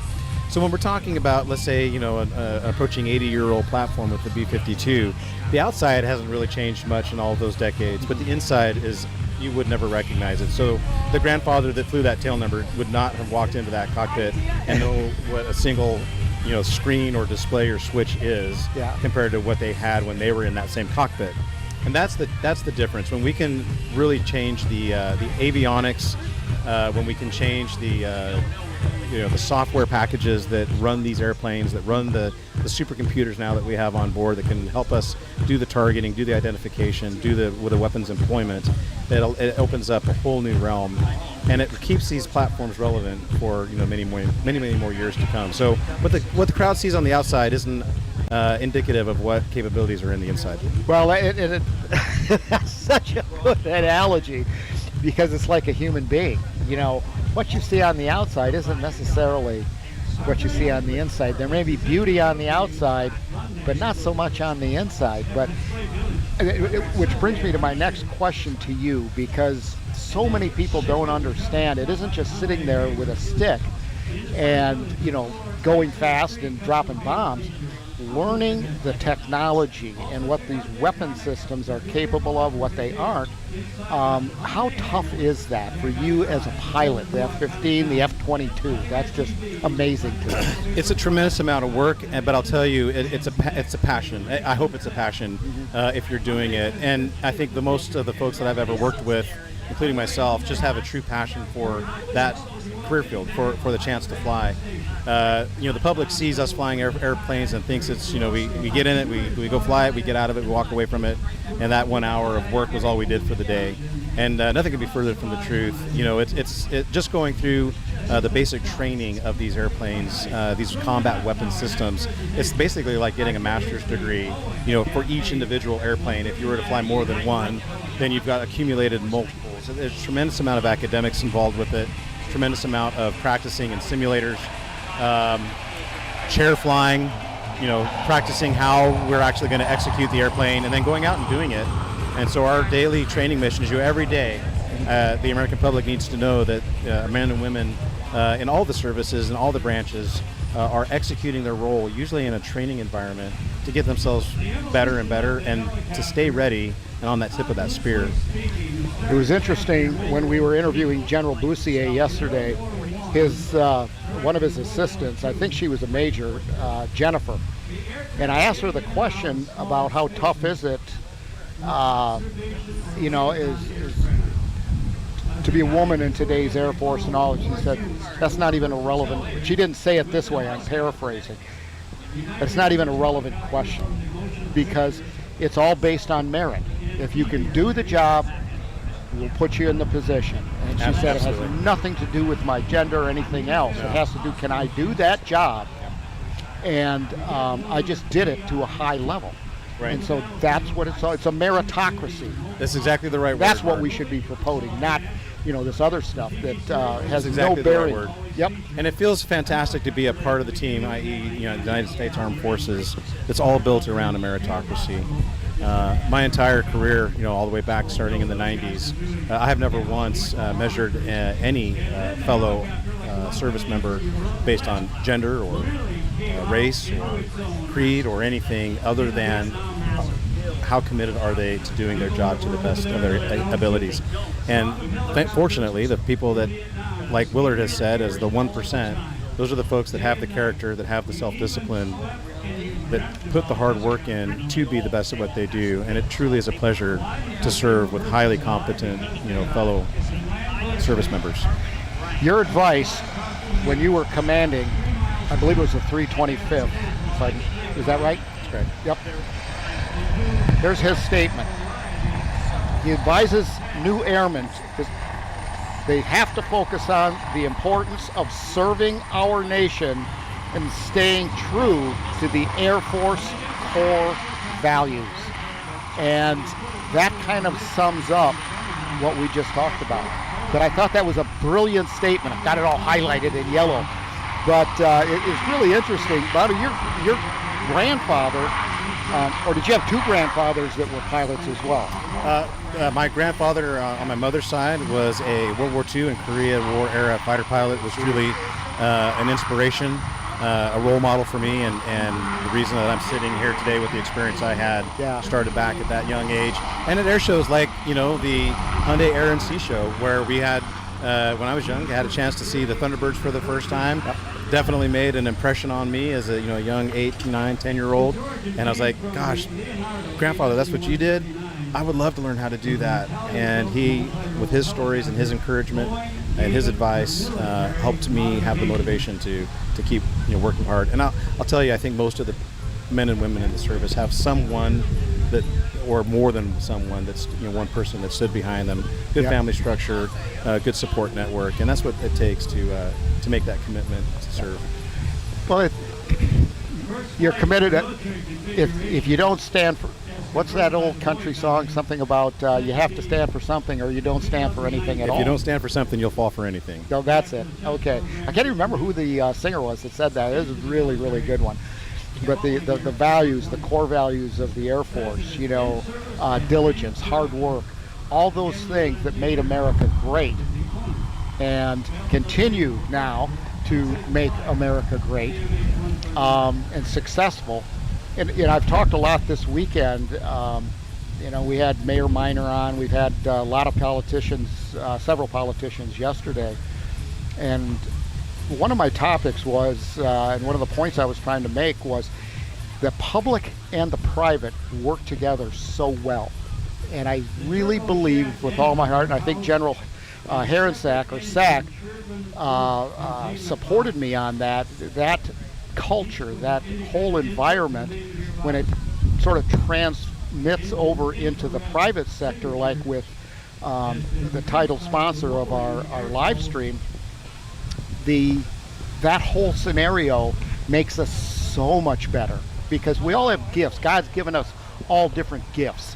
Some people go into the private sector, some in the military. When you can blend those gifts, that's what makes the U.S. so powerful and the most powerful country in the world. Absolutely.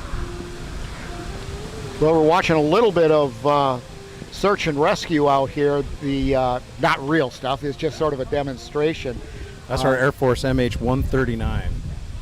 139 demo. Okay. Now, what's the primary mission of those helicopters? Well, obviously they're working as well in a broad range of skill sets that we need in the Air Force. Anything from combat search and rescue role, helping out to take care of our troops that are behind enemy lines. Yep. To get them out. Highly skilled airmen. I have a friend of mine that family circus performers, but he got into from Italy and Switzerland. But he got into helicopters, and we were talking. And I've had a lot of friends that were helicopter pilots. That's a different skill set. It really is. I mean, the kinesthetic sense that you have to have flying those, the control mechanisms, and all that type of stuff. I'm impressed with all pilots, but the fact of the matter is, okay, I'm taking a little direction here from our director on site, Karen Amundsen. And a little heads up, everybody, we've got a former Special Ops, 82nd Airborne, and Golden Knight, Ty Statler, coming aboard with us. And we are going to have a really good time. That's coming up after the U.S. Coast Guard Air and Rescue. And we also have another B-1 demo. That is so cool. I just absolutely love that. So we're going to throw to the MH-139. We had a great interview. Some of our guys pulled him aside and said, hey, we want to know what you know. Here you are, everybody. Stay tuned. We'll be back right after this. Hey, how's it going? This is Shane with the Hyundai Sea and Air Show. Today we have Master Sergeant Portis. All right, Master Sergeant, what do you do? I'm currently a maintainer for this platform, MH-139 Grey Wolf, which is also our call sign for it. We out of Maxwell Air Force Base in Montgomery, Alabama. Grey Wolf, I love it. Very fitting name. So tell us a little bit about the aircraft. Oh man, it's only 3 years old. It's a new platform. It took over our fleet, which was a Hercules C-130s. So that platform was Stone Age now. So now we picked up the new age, and we're gonna go with this aircraft. So it's a new training fleet for training for the missiles and not aircraft, but areas like that. I'm not gonna name the areas, but yeah, you don't have to. It's all right. Awesome. So tell us a little bit about yourself, where you're from, and what brought you into being in this awesome career. Well, I used to be a police officer for 17 years. So I stopped doing that, and I said I always wanted to be in the Air Force. So I joined in 2016. I've been in Maxwell Air Force Base for 9 years. I've always been a maintainer. It was something different. I always wanted to work with aircraft. So I started doing that, and I've been loving it ever since. Awesome. That's amazing. Well, it seems like you're right at home, and we love that for you. Mm-hmm. What is, the most fun thing you've been able to do with this aircraft? Make sure when it goes up, it comes back down, and everybody's alive. All right, that's great. That's important. We love that. Very important. Yes, absolutely. All right. Well, thank you so much for your service. We appreciate you and look forward to seeing you out there. I appreciate you. Thank y'all. Y'all keep doing this awesome job. Thank you. All right, well, we're back live at the Hyundai Air and Sea Show, the greatest show above Earth. live stream presented by Northrop Grumman. And ladies and gentlemen, if you were anywhere near the old famous Miami Beach, you heard the B-1 bomber go by with its impressive afterburners. All four of their engines come over pretty low. I tell you, there are car alarms all over Miami Beach going off right now. I mean, with this aircraft, you feel the vibration in your bones. And they call it bad to the bone. Tell us about Bad to the that. bone. Well, it's B-1, right? So those of us that fly the B-1, and I had the pleasure, most of my hours are in the B-1. B-O-N-E, we're bone men and bone women. But so it's a great, it's an incredible aircraft. The backbone of our conventional bomber force, long-range strike. For almost 20 years, every day, 24/7, 365, there was a B-1 overhead somewhere in Afghanistan, over Iraq, and with their dash capability, meaning doesn't matter where they were when ground troops needed any one of their 76,000 pounds of munitions in 3 bomb bays. You can mix and match the munitions, all of them, most of them, almost all precision, and some of our men and women were in harm's way and they needed air support, air power. All right, everybody. We were talking about special guests. We've got another one. Roger Dean, General Roger Dean. Thank you so much for joining us. Come on over here. You can sit next to me. I promise I won't bite. Tell us a little bit about, your role and I think what so many people are interested in is how you got into the position that you are. And, I was reading your bio. I was reading the bio of some of the others. You guys are some smart people, and the training doesn't stop at college. It continues and continues and continues. Tell us a little bit about that and what your role is now. Absolutely. So I'm Brigadier General Roger Dean, and I command Army Reserve Aviation. So the Blackhawks that you see out over the beach, those are my people, some of whom I've known for a long time. But I've got some young folks in there, and a lot of them joined for a similar reason to the reason I joined, similar to the reason many of the people are standing here ready to raise their right hand. And that is, it's an opportunity to better yourself that would not have otherwise been provided you. For some of these folks, they're pursuing college, or they're pursuing a trade, or they just want to serve. It's that opportunity. But then my experience has been, once you understand the quality of people that you get to serve with, then you stay for a different reason than you joined. And I've stayed because it's given my life purpose.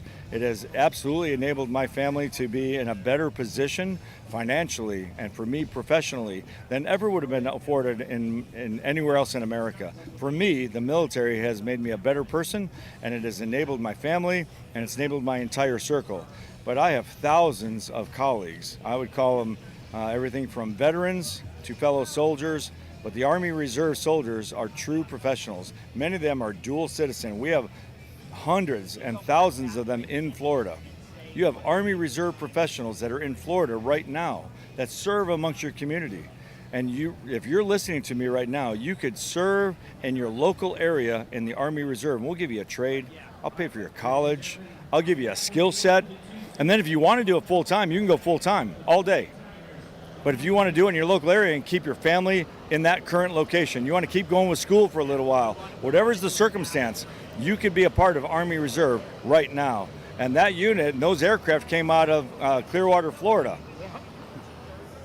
Many of the people that fly that are reservists. They have professions outside the Army, and they get to do both. We call them dual citizen. Very proud of them. The Army Reserve is 117 years old. The Army is 250 years old this year, and it is an amazing organization to be a part of. You spoke of your gratitude for the opportunity. Tell us a little bit about your climb to be a brigadier general. I mean, that is just unbelievable to me. I feel very privileged and honored. I started as an E1 private. Really? I was an E1 private in 1987. You're a spring chicken. That's right. I tell people I'm off to a good start. You are. But it's been a process of getting my military training, then getting my college education, then becoming an officer, then becoming an aviator, and then serving at different levels of command, platoon, company, battalion. The soldiers and air crews that are flying right now, they're the Flying Tigers. I commanded the Flying Tigers at Fort Knox for 3 years, and then brigade That's command. right. I remember your involvement at Fort Knox. You were the commander. That's right. And so, not of all of Fort Knox, but I'm command Army Reserve Aviation, which is headquartered at Fort Knox. So it's a real privilege, and it's been a career of just making sure that I put my name in the hat. You're the man in the ring. You say, I will serve if you select me. And I've been very blessed and very fortunate that they've selected me, but really it's the people that serve with me. They're the ones that make the Army Reserve Aviation Command and the rest of Army Reserve strong. It's because of those professionals. It's their youth, their vitality, their intellect. It's amazing across the force. I just get to be the guy that gets to be privileged enough to lead them. It's an opportunity, and it's an opportunity to serve the greatest military on the planet in a structure that allows you to live sort of dual citizenship, as you said. I mean, I just don't think it can get any better than that. Rich, poor, any walk of life that you're coming from, it doesn't make a darn bit of difference. You can join.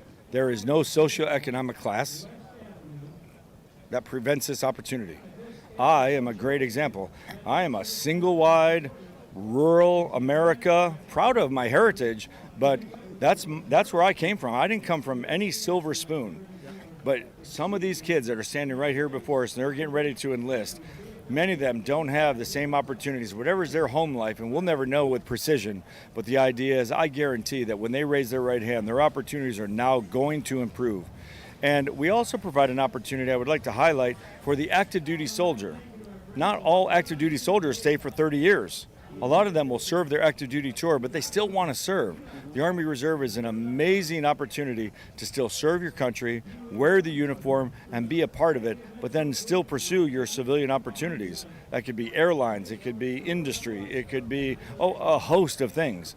And sometimes there's a direct correlation between what you did in the military and what you do in the civilian sector, but it doesn't have to be that. And you can still serve with pride in the Army Reserve and gain those certain milestones that allow you to have that retirement, the retirement that is now so important. And a lot of people don't realize, pensions are an old thing. If you're trusting your 401k and what's going to happen on the stock market on the day you decide to retire, or the Army Reserve gives you an opportunity to convert, whether you are active duty or you are full-time or part-time reserve your whole career, it gives you an opportunity to convert that to a pension that's now reliable so that when you're 60 years old, you have an opportunity to say, this is baseline, this is always. And you can do that while being a dual citizen. The Army Reserve is a great opportunity to lock in health care, benefits, college education benefits, and retirement that a lot of other sectors don't have available to them. Not an entitlement program. You have to earn it. Oh, absolutely. I did not say anywhere in my description that it is always easy. It's sometimes very difficult to maintain your family and your work and your military balance. You got to be really deliberate about trying to maintain that balance. And sometimes it can be out of balance when you have to do one more than the other. But in the end of your career, you can look back and say, I have taken advantage of every opportunity and I've enabled my family to be better off, and I've been able to keep my family stable. Now,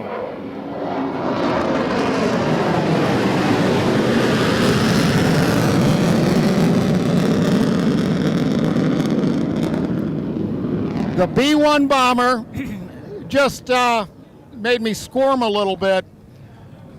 My youngest son is a captain in the Air Force, just assigned to Dyess Air Force Base to the B-1 bomber.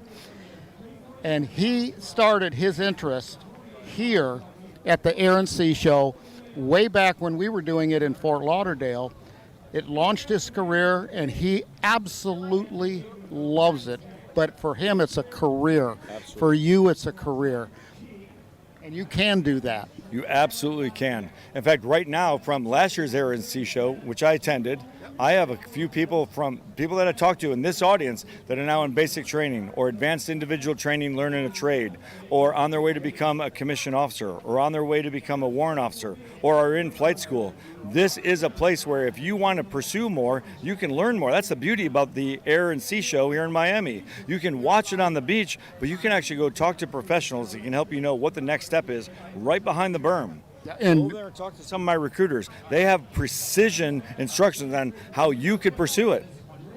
it's absolutely amazing. And, you know, it's such a career.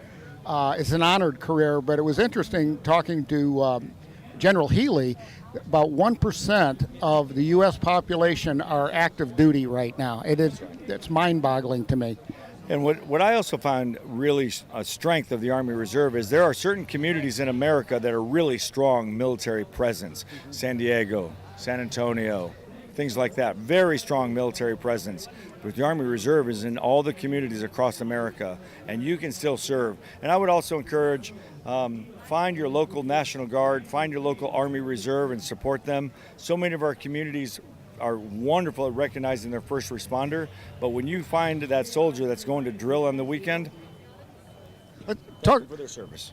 You know, all the millennials, I call them zillennials, okay, because you got Gen Z and the, whatever, millennials, but they're technologically savvy. Where can they go online to find more information? It's a great question. If you simply Google United States Army Recruiting Command, or you simply Google where's the local U.S. Army recruiter, your local Army recruiters can help you figure out if you have a bachelor's degree, how you could go directly towards Officer Candidate School, how you could go directly, we call it street to seat. The Army, unlike some of the other programs, we will take someone without a bachelor's degree because we have something called rated aviators, that's a front seat pilot, as a warrant officer.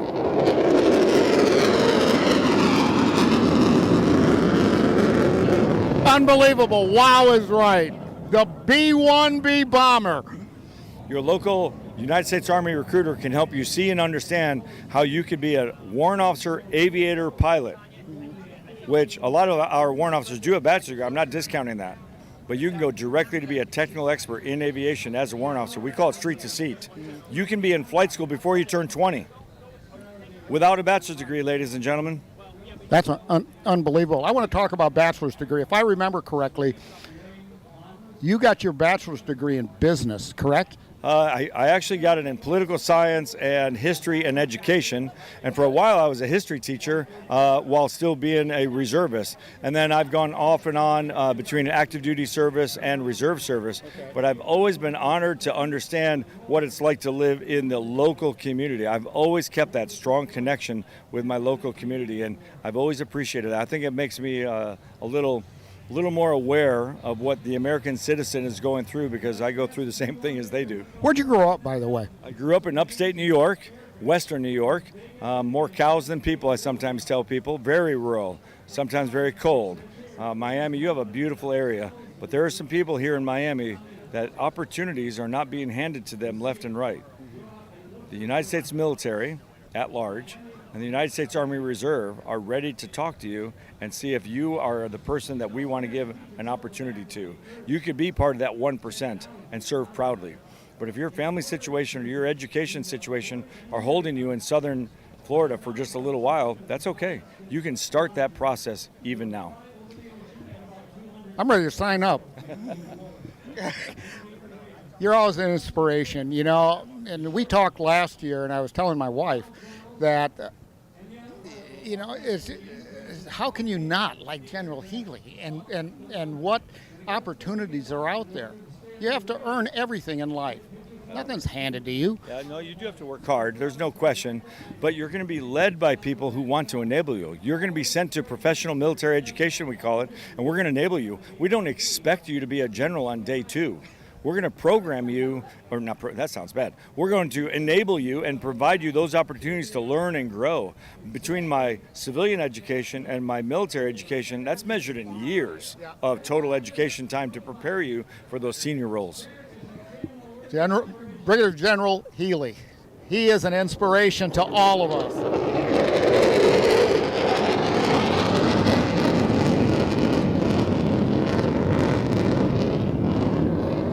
Amazing. My son Hunter's going to be in that thing pretty soon, so Pretty amazing. What an opportunity. So listen, thank you so much for letting us come down and talk. We'll be in the area for today and all day tomorrow. If anyone wants to chat, come chat with us. Come spend some time over in the display area behind us.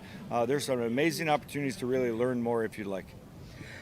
There you have it, everybody. I mean, what an opportunity right here in Miami Beach in Display Village. You can have all the conversations you want. Thank you so much for joining us. You're just a delight. It's been an honor. Yeah. Thank you, sir. See you soon. And it could dash, meaning hit those afterburners and get to the other side. And coming in fast, here's our high-speed pass. Ladies and gentlemen, the Boeing B-1B.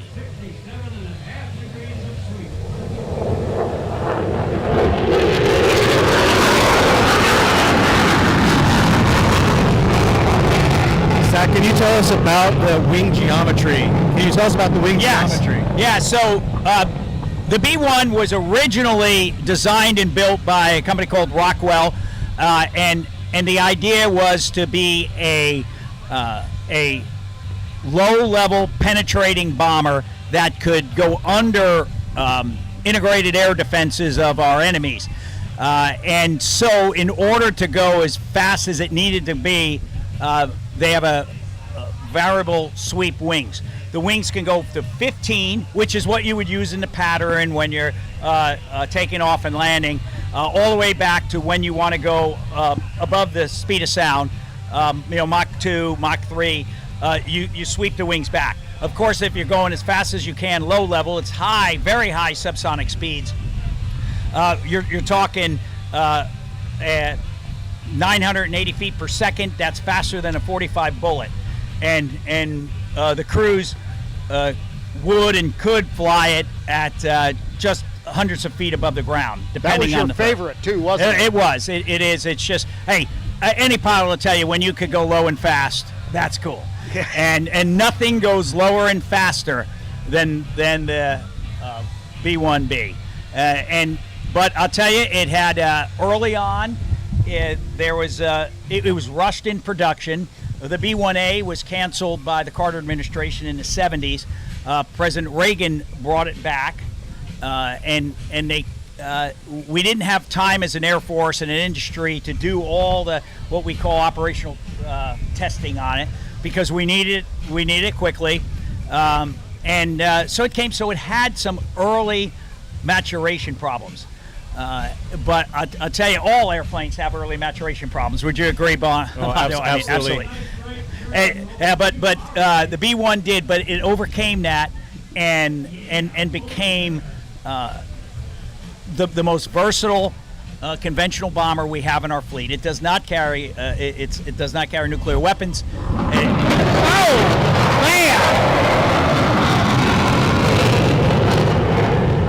But with its range and payload and speed, it's unmatched. From the perspective of a fighter guy for a minute, I think that you would agree there's two things you need to have at least one of them to be survivable in as you said, an integrated air defense scenario, whether that's air to ground or ground to air munitions, a missile or guns trying to shoot you out of the sky from the ground, or fighter guys like me, on the enemy side that are trying to shoot you down. So you either need to be stealth or you need a lot of speed. And the B-1 was not developed with any stealth capabilities. Unlike the B-2, the Northrop Grumman B-2, which is incredibly stealthy and still is to this day, and the B-21 Raider that Northrop Grumman is building now will be incredibly stealthy, which is a great advantage. The B-1 just didn't have that advantage. All it was designed and built for was range, payload, and speed. And what makes it so survivable is its ability of that speed. And here's the other thing, Bondo and Mark. It's the B-1 can carry so much gas, you could keep that speed up for a long time. Are there aircraft out there that could eventually, enemy aircraft that could eventually catch up to it? The laws of physics say yes, okay, but they don't have the gas to do it. Absolutely. that is what makes it so survivable. It's its ability to go fast for a long time. So someone could possibly catch up to it, but not before they run out of gas.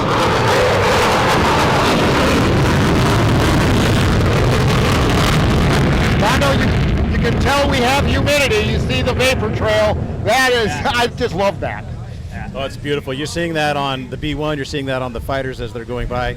Anytime they're separating airflow over these wings or fuselage of the body, you're seeing those air molecules separate out and become basically a cotton ball. Yeah. And especially when we see the Raptor fly later today, there's going to be times when it seems like the entire airplane has disappeared into its own little cloud. It's a beautiful thing to see. And that's something about, I remember you and I talking about that last year, and I kept thinking, okay, now let me see if I can go back to my physics and my chemistry and all, this, that, and the other. But the molecules is the way it occurs. Down here on Miami Beach, there's a lot of moisture in the air. Yeah, oh, there sure is. With that beautiful breeze off the Atlantic Ocean, guys. Beautiful sky up here. I mean, wow. For Memorial Weekend, where else would you want to be? Nope, and getting a chance to see high-speed passes from one of the most consequential bombers ever built. There are a lot of men and women in our armed forces today, or retired, or have separated, that are alive today because the crews over our wars in Afghanistan and Iraq had that B-1B bomber overhead. You know, and a point that we don't think about or talk about a lot, maybe the public isn't aware of, is that when we do our training in our simulated air combat, the only platforms we have to train against are our own. That actually winds up being a good thing because we have so much capability, depending on what the platform is, that we're training against the best. They're in simulated, bad guy roles, but they're the best airplanes and the best platforms out there. So to use the example of the survivability that B-1 has because of its speed and sustainability of that speed, I'll tell you a story here. As soon as we see this high-speed pass go by on this beautiful B-1, oh, we're there starting it to is. see that vapor separation.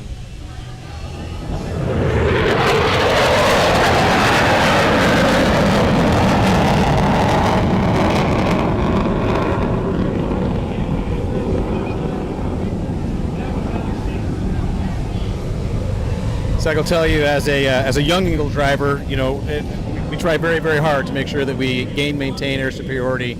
It's a big deal if we lose that somehow or we don't do our job well. And out on those Nellis Air Force Base ranges, when we're doing our red flags and we're all operating as a combined team, maybe we're the good guys going against the B-1, which is simulating a Soviet bomber back in the day, or maybe the roles are reversed and we're the bad guy fighters trying to catch the good guy B-1. It was a very humbling experience if we didn't run our intercept correctly, if we didn't make sure that we ran that intercept correct, and try to roll in on that B-1.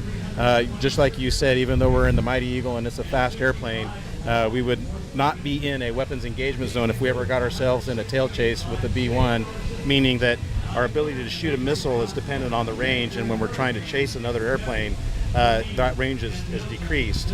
And if we can never catch up to that airplane, or to catch up with it means we've lost all of our gas and we can't employ anymore, well, we have to skip it and leave that airplane alone. And so, yeah, it would be a very humbling experience if we didn't run the intercept correctly. Yeah, absolutely. That is amazing. That is just such cool stuff. Well, we got a great interview because we've got that coming up right after this. So stick around. We have the Coast Guard pararescue guys. You're going to love this one. Stay with us, everybody. Mark, for Bondo and General Herensack, we'll be back right after this. Stay tuned. So we are starting the weekend off strong. First interview of the day. Can you please tell me your name, what you do, where you're from? Sure. Yeah, I'm Lieutenant Paul Grote-Lucian here at Air Station Miami. Fly the MH-65 Echo for the Coast Guard here. Amazing. So today is my first time jumping out of a airplane. All right. What advice would you give me, being as someone who's been up in the air probably more times than you can count? Sure. Just enjoy it. The views are always beautiful. The crews are amazing that we work with. And obviously being down here in South Florida, Miami, there's no other place that it's flying like this. Where are you from originally? The Chicagoland area, okay. So it's a little bit warmer here, and I love the weather down here. It's way better flying than in the Great Lakes. Yeah, taller buildings too, right? A little bit. Yeah, the Sears Tower gets pretty tall up there in Chicago, though. What made you want to do this? I think it's just important to be with the country and be able to protect everybody and do a good mission. Amazing. Thank you so much for your service. It was so nice to meet you. All right, guys, Shane again back at the Coast Guard hangar. And right now we have third class cadet Benjamin Reeser from the Coast Guard Academy. Wonderful. Hey, well, thank you for having us. And how long you been in the Coast Guard? So I've been in the Coast Guard just about a year now. Finished swab summer in August of last year. Awesome, awesome. So what's your role, or going to be your role in the Coast Guard? So no idea what my role is going to be in the Coast Guard. Right now, I'm doing my third class summer assignment. So I'm on the Coast Guard Cutter Hudson in Miami Beach, just coming to do a tour of the air station today. Awesome, awesome. That's great. So are you from Miami originally? From Fort Lauderdale, yep. Born and raised in Florida. So. All right, Florida man. We love it. We love it. Absolutely. Awesome. Well, hey, thank you so much. Hope you get to go do some fun things this weekend, and thank you for your service. So.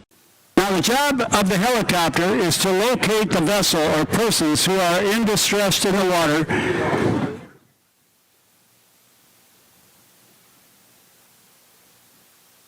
To do that, they will work with 3 different checklists. One, they prepare the cabin for the survivors, which are about to be hoisted. As they enter the hover, checklist number 2 is completed. The 2 pilots are in the seat in the front. Now, the flight mechanic is also the hoist operator. He will operate the side door on our side.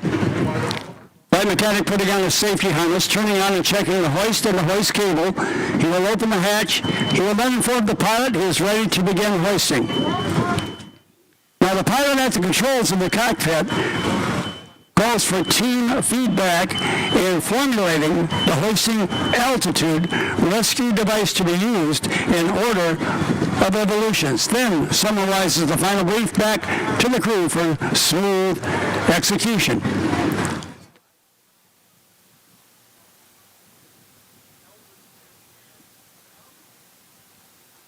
Now, as the Coast Guard helicopter makes its way back in, just out of the shoreline, you'll see the door on our side is open. You'll probably see the flight mechanic standing up.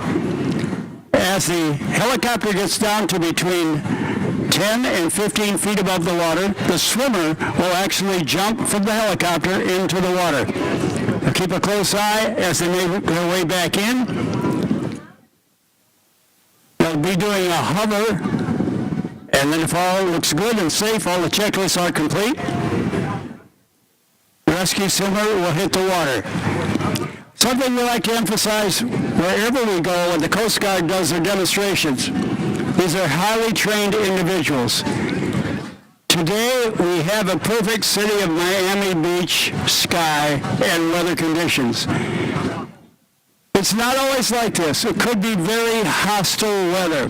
It could be that the water and the sky have the same putrid color. No horizon, flying blind, flying on the instruments. The helicopter may be buffeted around.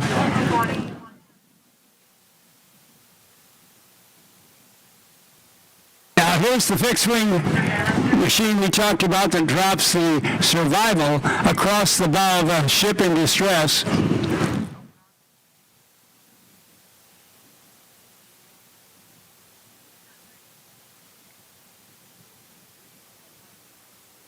Turboprops give it a good range in terms of fuel capability and engine consumption. As you can hear too, typical of a lot of turboprops, it is quiet.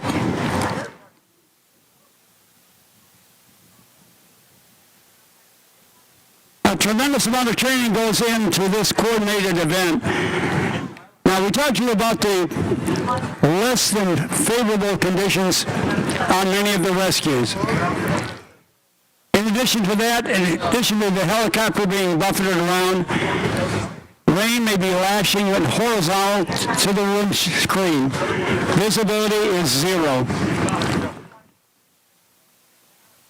The flight mechanic back at the door and the cable operator will actually be giving visual signals, oral signals that is, to the pilots to tell the pilots to back up X number of feet, go left, right or go forward.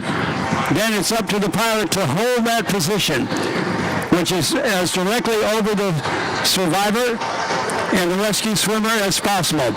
All eyes on the helicopter.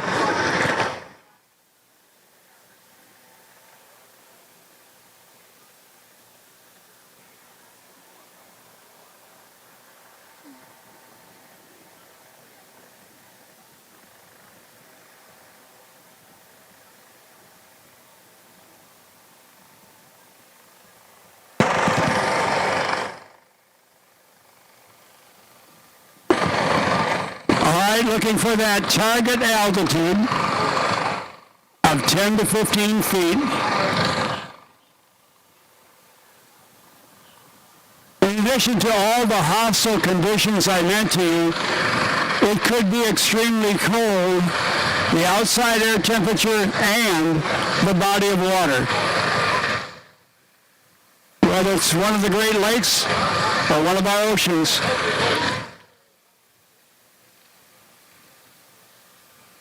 It's another force of nature that the rescue swimmer has to deal with.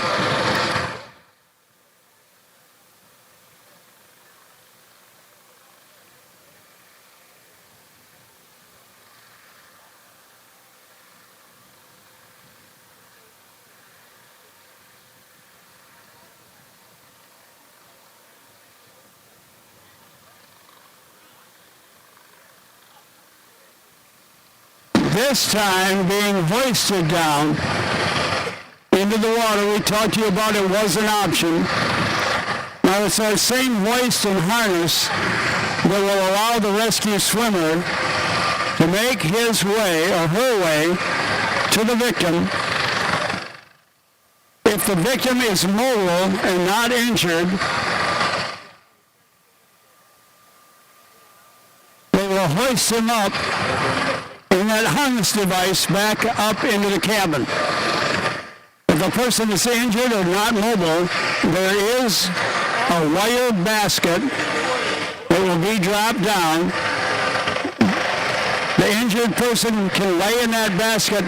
Because it's wire, it doesn't accumulate water. And they hoist the basket back up. The injured person gets on board. They secure the crew and head back to first aid and medical help at about 3 miles per minute as the crow flies. There, medical individuals are waiting to administer more first aid.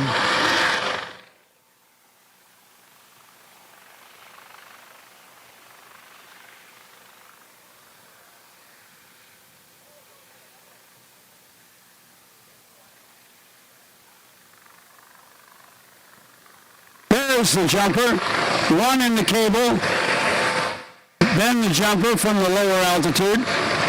One is the simulated victim, the other one is the rescuer. Now let's talk about the rescued swimmers. It is a very tough assignment with all the things that I mentioned to you. The hostile weather, the chilling, freezing water at times, high, choppy waves as the rescue swimmer makes his way towards the person in distress. You'll be happy to know if you're a boater. Someday it could be you. We hope not. Someday it could be somebody that you know. But 24/7, the Coast Guard will be ready with a highly trained crew to offer you assistance so that you can survive.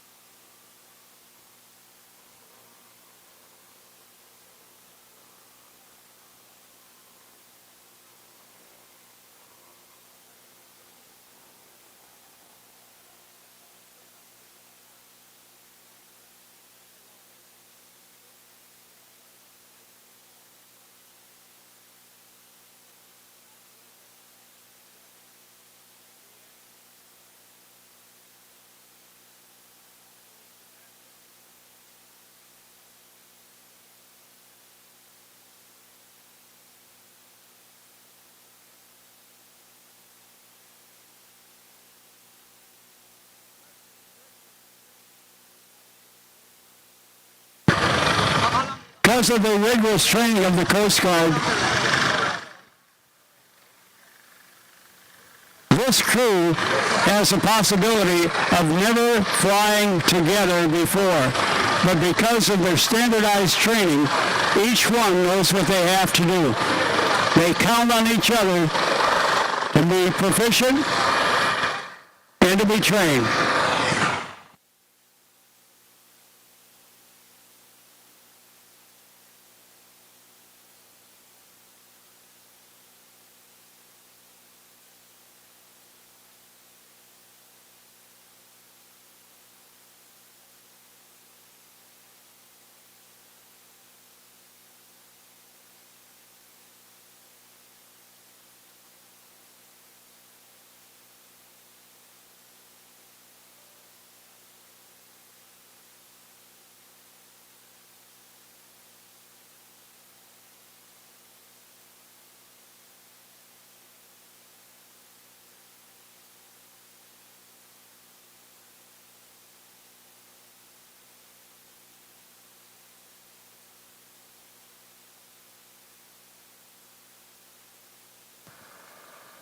Now the swimmer goes up on the harness, assisted by the flight mechanic.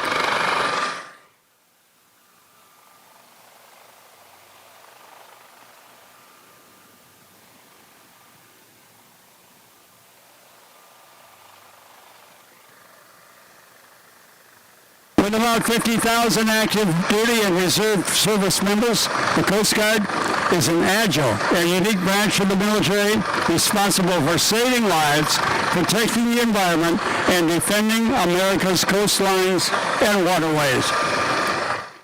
All of this is done through 11 official missions, which include port and waterway security, drug interdiction, aids to navigation, search and rescue, living marine resources, marine safety, defense readiness, migrant interdiction, marine environmental protection, ice operations, and law enforcement.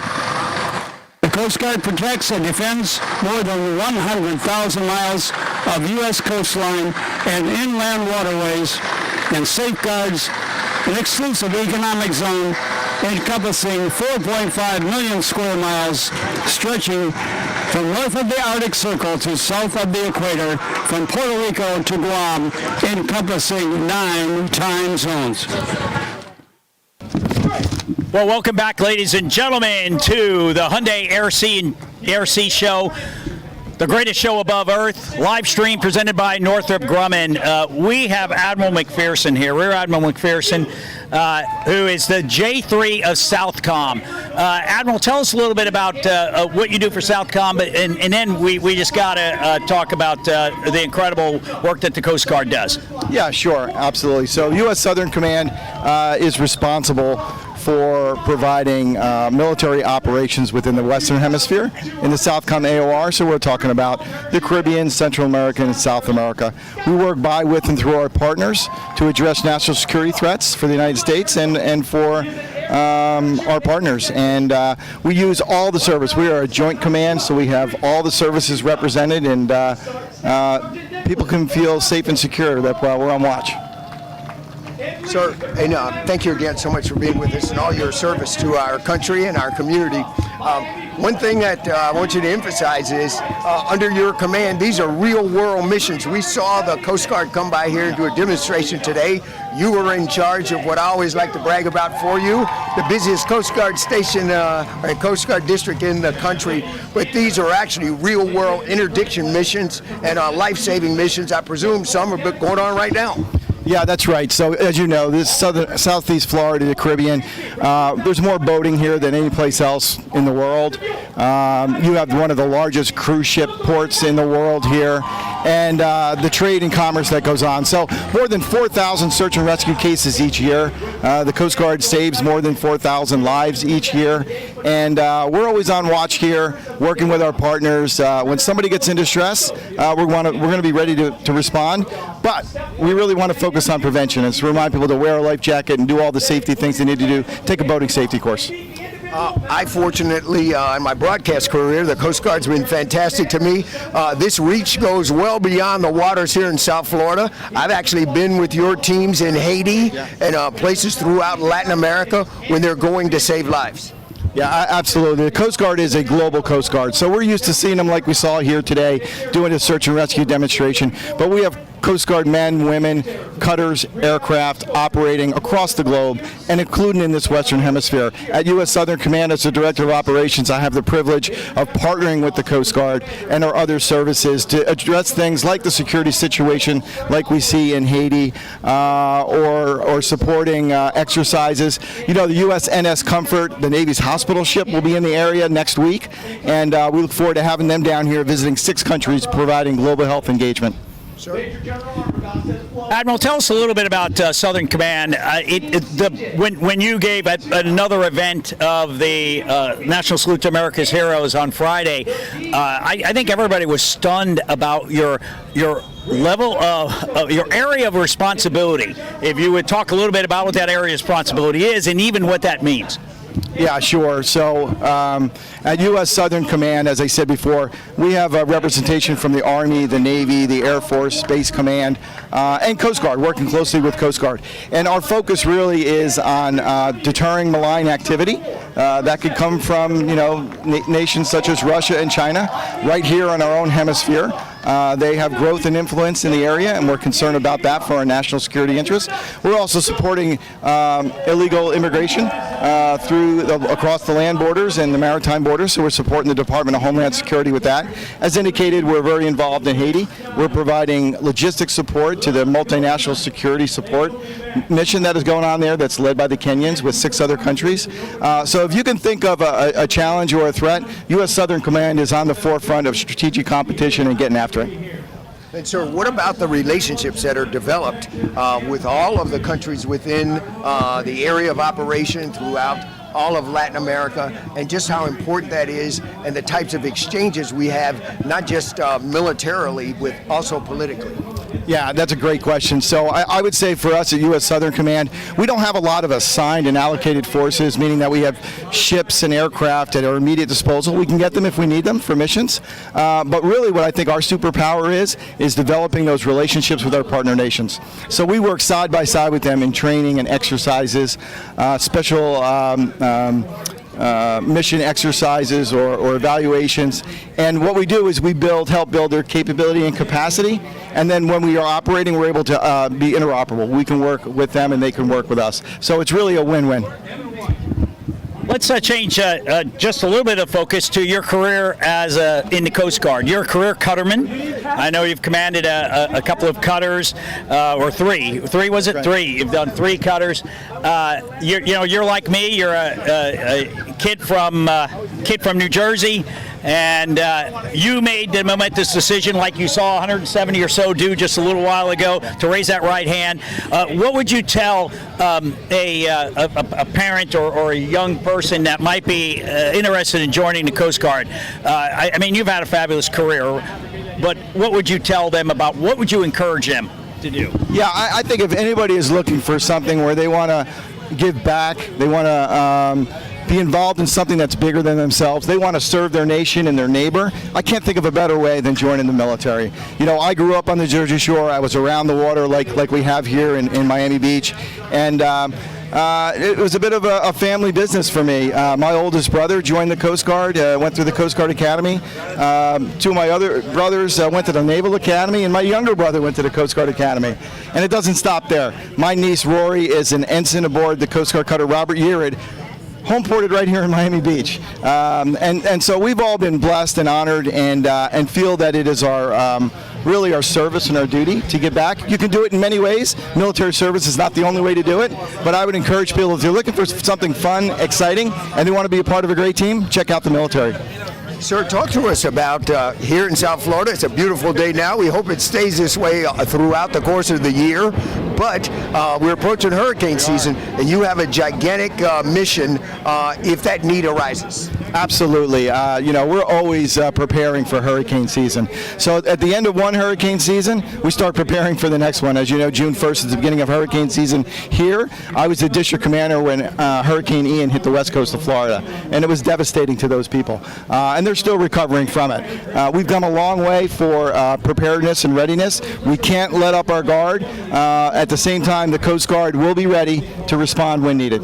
And we want people to be proactive. Make sure you do the best you can and heed warnings so that you don't have to come and save people. Absolutely, and you know this, Willard, better than anybody else. We rely on our meteorologists to give us those warnings, but we need to be ready way before we get that warning of a hurricane coming. So have a checklist. Go online, go to Miami-Dade County, look at what you should have in your emergency bag, and have a plan in place. And remember, your life is more important than your material goods. Well, Rear Admiral McPherson, you're a longtime friend of the National Salute to America's Heroes and the Hyundai Air and Sea Show, greatest show above Earth. Without you and your team, none of this could happen.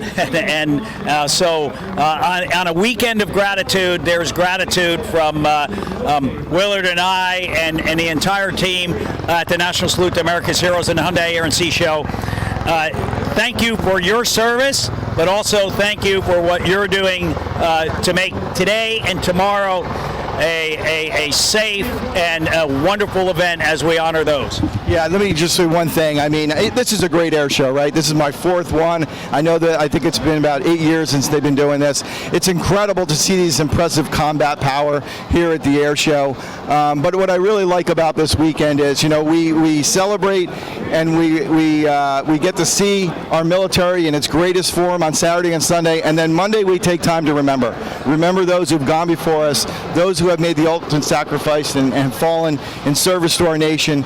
And so I think it's a great way to remember them and honor them, and we need to continue to do that.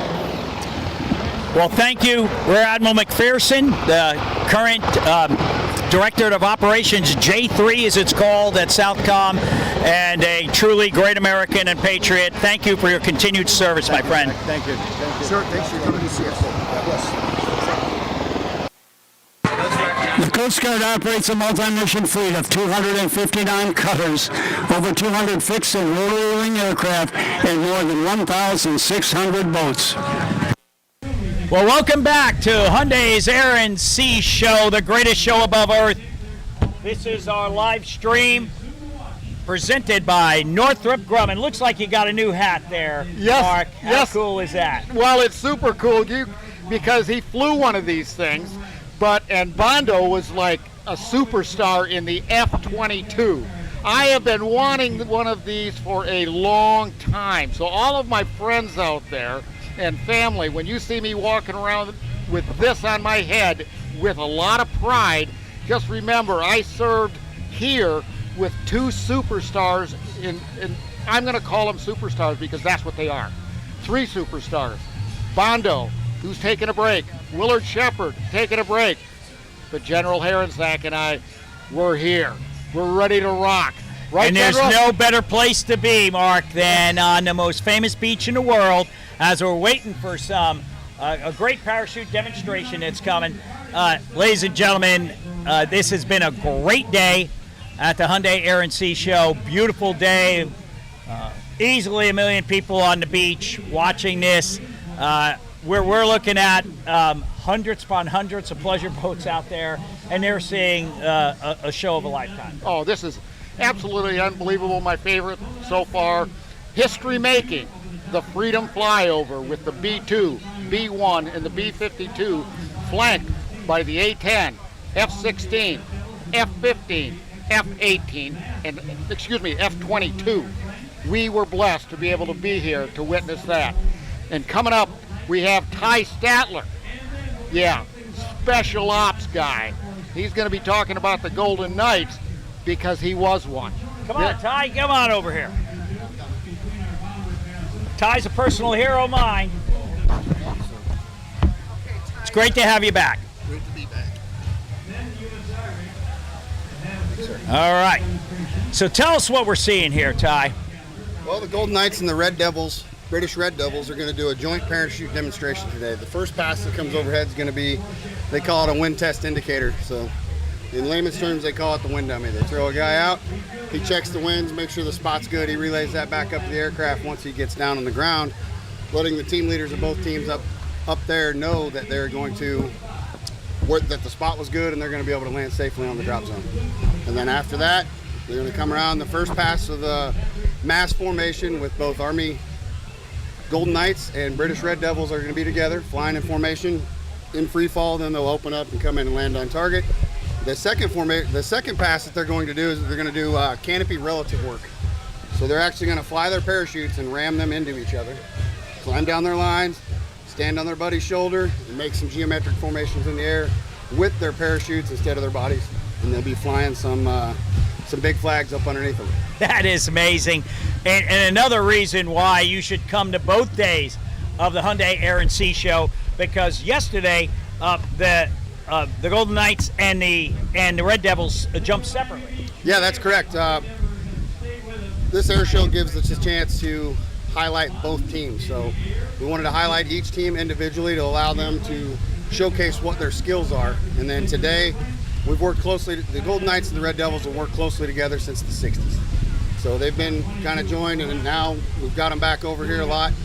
The Golden Knights they do a joint training in March every year, and they come up with something cool every year, and we're lucky enough to get them scheduled for this air show, and they come down and it should be a great performance. They're funny guys. You know, you run into them. Of course, we interviewed them yesterday, both of us, and that British sense of humor. They are. Somebody said that our producer said they're going to steal my hat.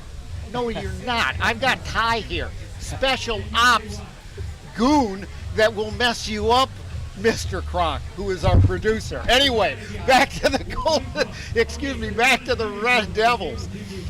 You know, they're so delightful, so polite, but they're trained. Well, they are. Let's face it. They are stone cold killer paratroopers for the British Army. They're much smaller, Ty, than the Golden Knights. I think they only brought 11. Yes, that's correct. They have a 10-jumper team here. One of them is obviously their ground safety officer, so they're not up in the aircraft. I think the display that we'll see today, they'll have 8 jumpers with it. But they do have a few more jumpers on the team, but they're a much smaller team than the Golden Knights are. Yeah. Just went by is the United States Marine Corps V-22, incredibly versatile aircraft. For those that may not know a lot about aviation, it's essentially a cross between a helicopter and an airplane. Its ability to take off and land by its tilt rotor, it allows it to take off, but when it needs to go at speed, it tilts the propellers forward, and it's essentially an airplane. Incredibly versatile aircraft, very important to ingress and egress for special operations, for a whole host of reasons.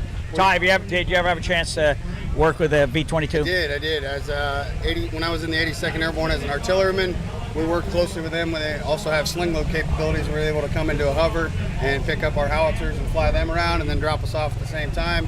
And we've also had the opportunity to jump out of it several times. Is any difference between jumping out of that and the plane that you guys normally jump out of, or?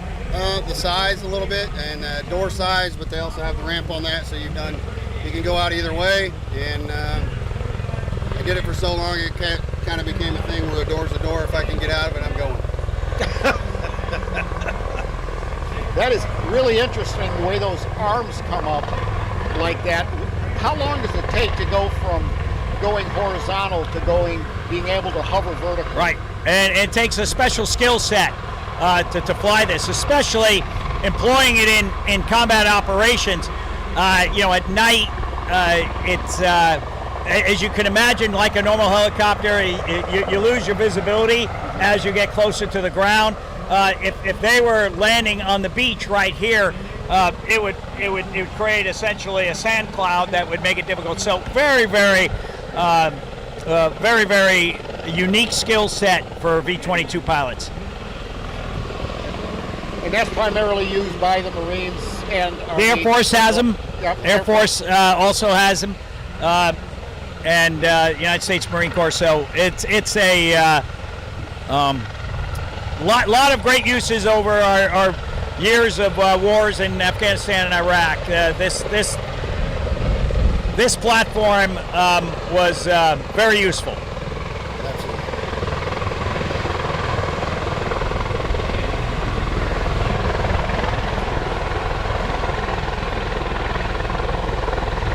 Like you were talking about, Zach, the Ospreys, being able to hover like that and then kicking up sand if you were to land on the beach, you can see what it does to water like that. That is unbelievable. But it does provide some cover, I would think, Ty.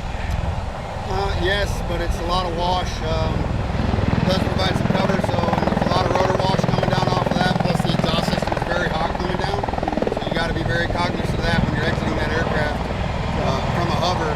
You need to be cognizant of that so you don't get burnt or get tore up in that rotor wash. Yeah.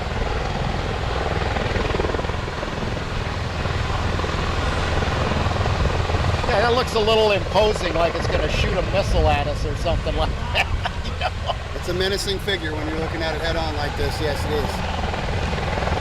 is. It produced a tremendous amount of rotor wash. One of the main reasons it's not used for a lot of air sea rescue, simply because it's just got two. Yeah, well, yeah, it's two rotors right there, as you can see, but incredibly versatile and important platform in defense of America. The United States Marine Corps V-22 today, ladies and gentlemen. All right, here at the Coast Guard hangar for the Hyundai Air and Sea Show. Today we have Noah Snyder.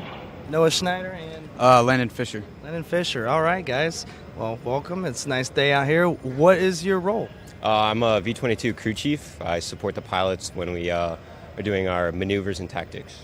Awesome. That's sweet. And you? Yeah, we do the same thing. Oh, do the same thing. All right. Nice and easy. Love it. Where are you from? I'm from Michigan, Grand Rapids, Michigan. Okay. And you? I'm from Batesville, Mississippi. Michigan and Mississippi. All right. Wonderful. How long have you been in the military? I've been in the Marine Corps 2 years, but in the fleet for 6 months. Awesome. 6 months? Yeah, I'm pretty new. All right. Love it.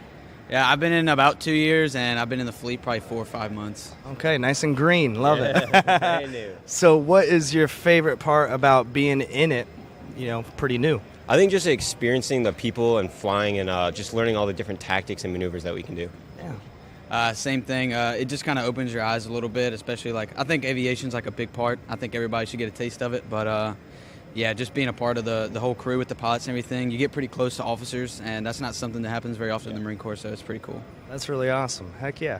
Well, we look forward to seeing you guys out there. I know you're going to be flying in the big, the largest flyby, right? All right. So B-52, right? MV-22. Oh, NV-20. Oh, okay. Osprey, yeah, perfect. Yes, sir. Love that. Well, we saw you guys take off earlier, and we're excited to see you fly some more. Yes, sir. It's going to be a good time. Yeah, sounds good. Wonderful. Well, enjoy. Thank you for your service. Thank you. Happy Memorial Day weekend. Oh, you too.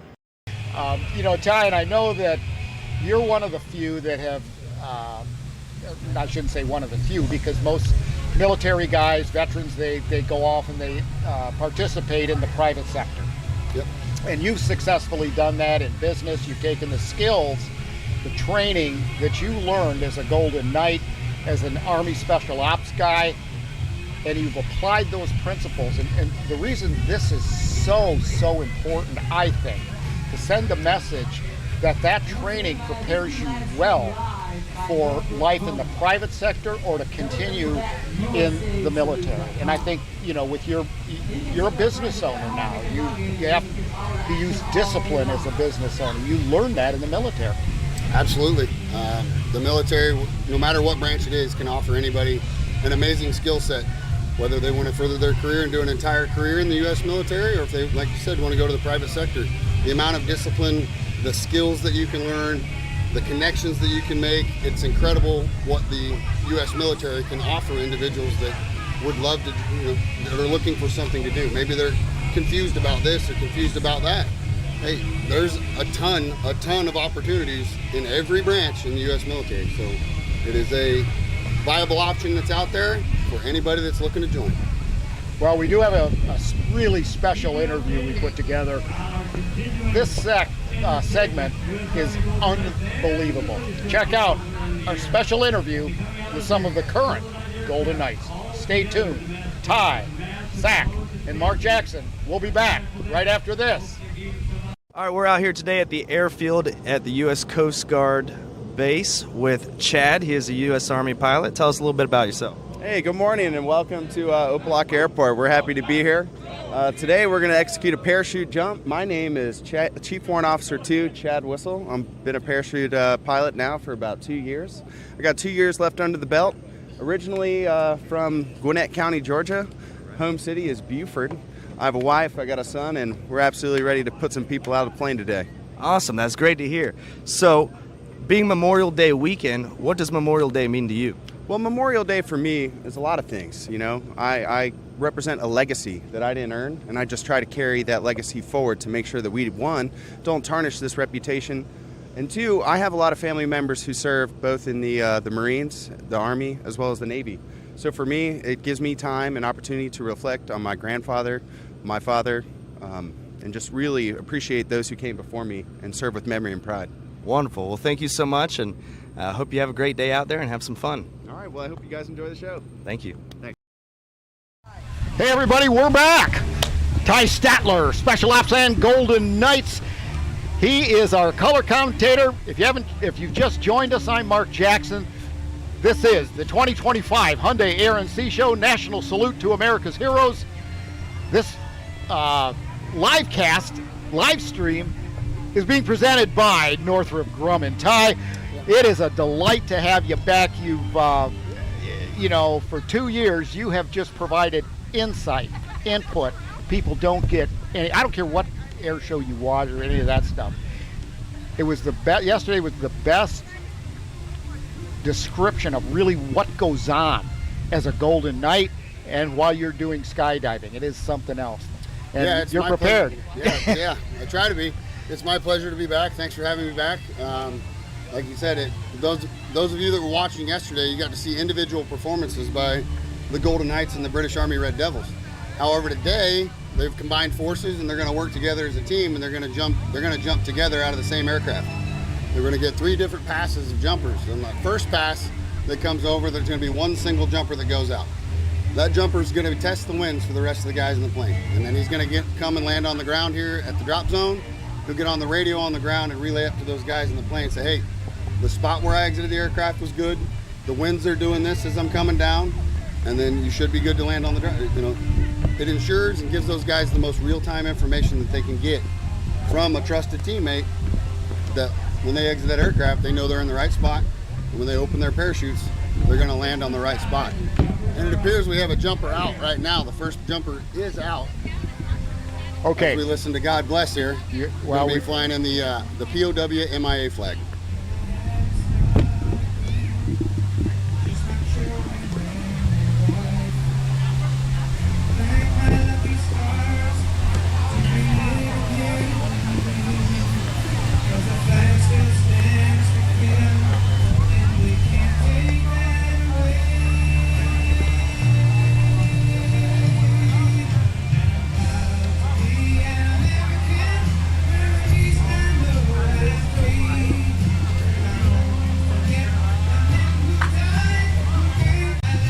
All right, what a sight we have here, Ty. They're coming in for a landing. You fill us in on what that's like right now.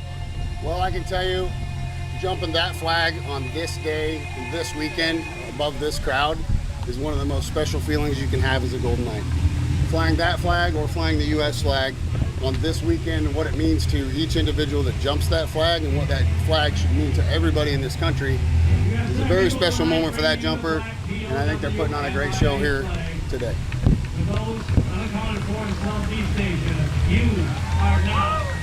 There we go, awful darn close. That was awesome. And we're going to get into some of the technical stuff because I was so fascinated at how the technology has changed. You think, oh, they're just jumping out of an airplane with a parachute. You know, and I was talking about parachute release. You said, Mark, we don't use those anymore. We like have a ball type thing, and then when you want to deploy the parachute. So how does that work? So we have it looks like a hacky sack, kind of a ball. Right. It's attached to we call it a pilot chute, and you'll see it when the parachutes are flying in the air. You'll see it dragging behind the parachute. It's a kind of a perforated pilot chute, almost like you'd see on a drag car or something like that. Yeah. So you throw that out into the wind and it goes up above you. There's a pin on the back of the parachute. It pulls that pin and it deploys your main parachute. It's hooked to it, and then that's how you open up. So all the folks that want to maybe try it for the first time as a tandem, that's the way it works. Well, Kasana Fink, Miss Florida, had the opportunity to jump with the Golden Knights in a tandem format, along with one of our special guests that'll be coming up here in a minute, Jimmy Petronis. And she was so excited about that, but she was about ready to wet her pants when she was in that plane ready to jump out. But she said once you get out, it is just so peaceful. It's a nerve-wracking experience to think, hey, I'm going to step out of an aircraft. Normally that's not an everyday thing that you plan to do. So yeah, some of the tandem passengers, there is a little trepidation and a little bit of nerves, but they're very excited to do it.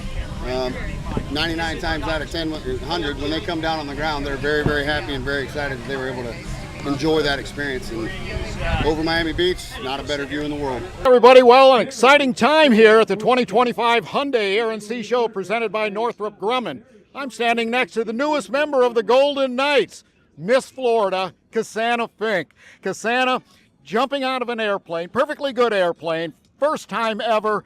What did that feel like? That was amazing. It was absolutely amazing. I will say I was pretty terrified before I got into the plane. Skydiving was never really on my bucket list, so it's interesting that I was able to be talked into it within like 10 hours. But I will say I'm so glad that I did it. Like, I didn't realize how much I loved skydiving until I did.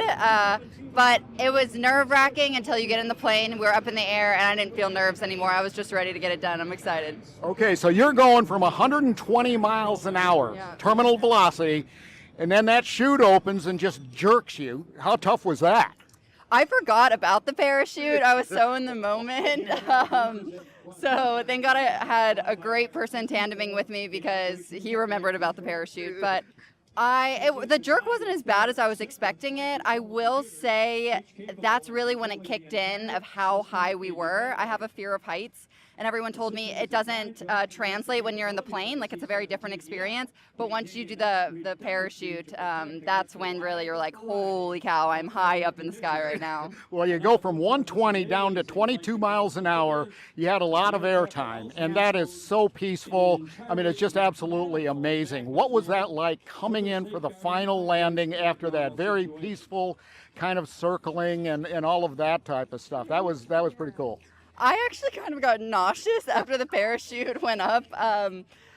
But as the landing, we practiced the landing over and over again. Jake was just amazing, making sure that I was set up properly. But it's kind of an ab workout. Like, I feel like I got my workout in. You pull them up, you straighten them out, and then Jake does all the heavy lifting from there. So honestly, I had a great time, but probably because I wasn't doing any of the work. I just got to enjoy it.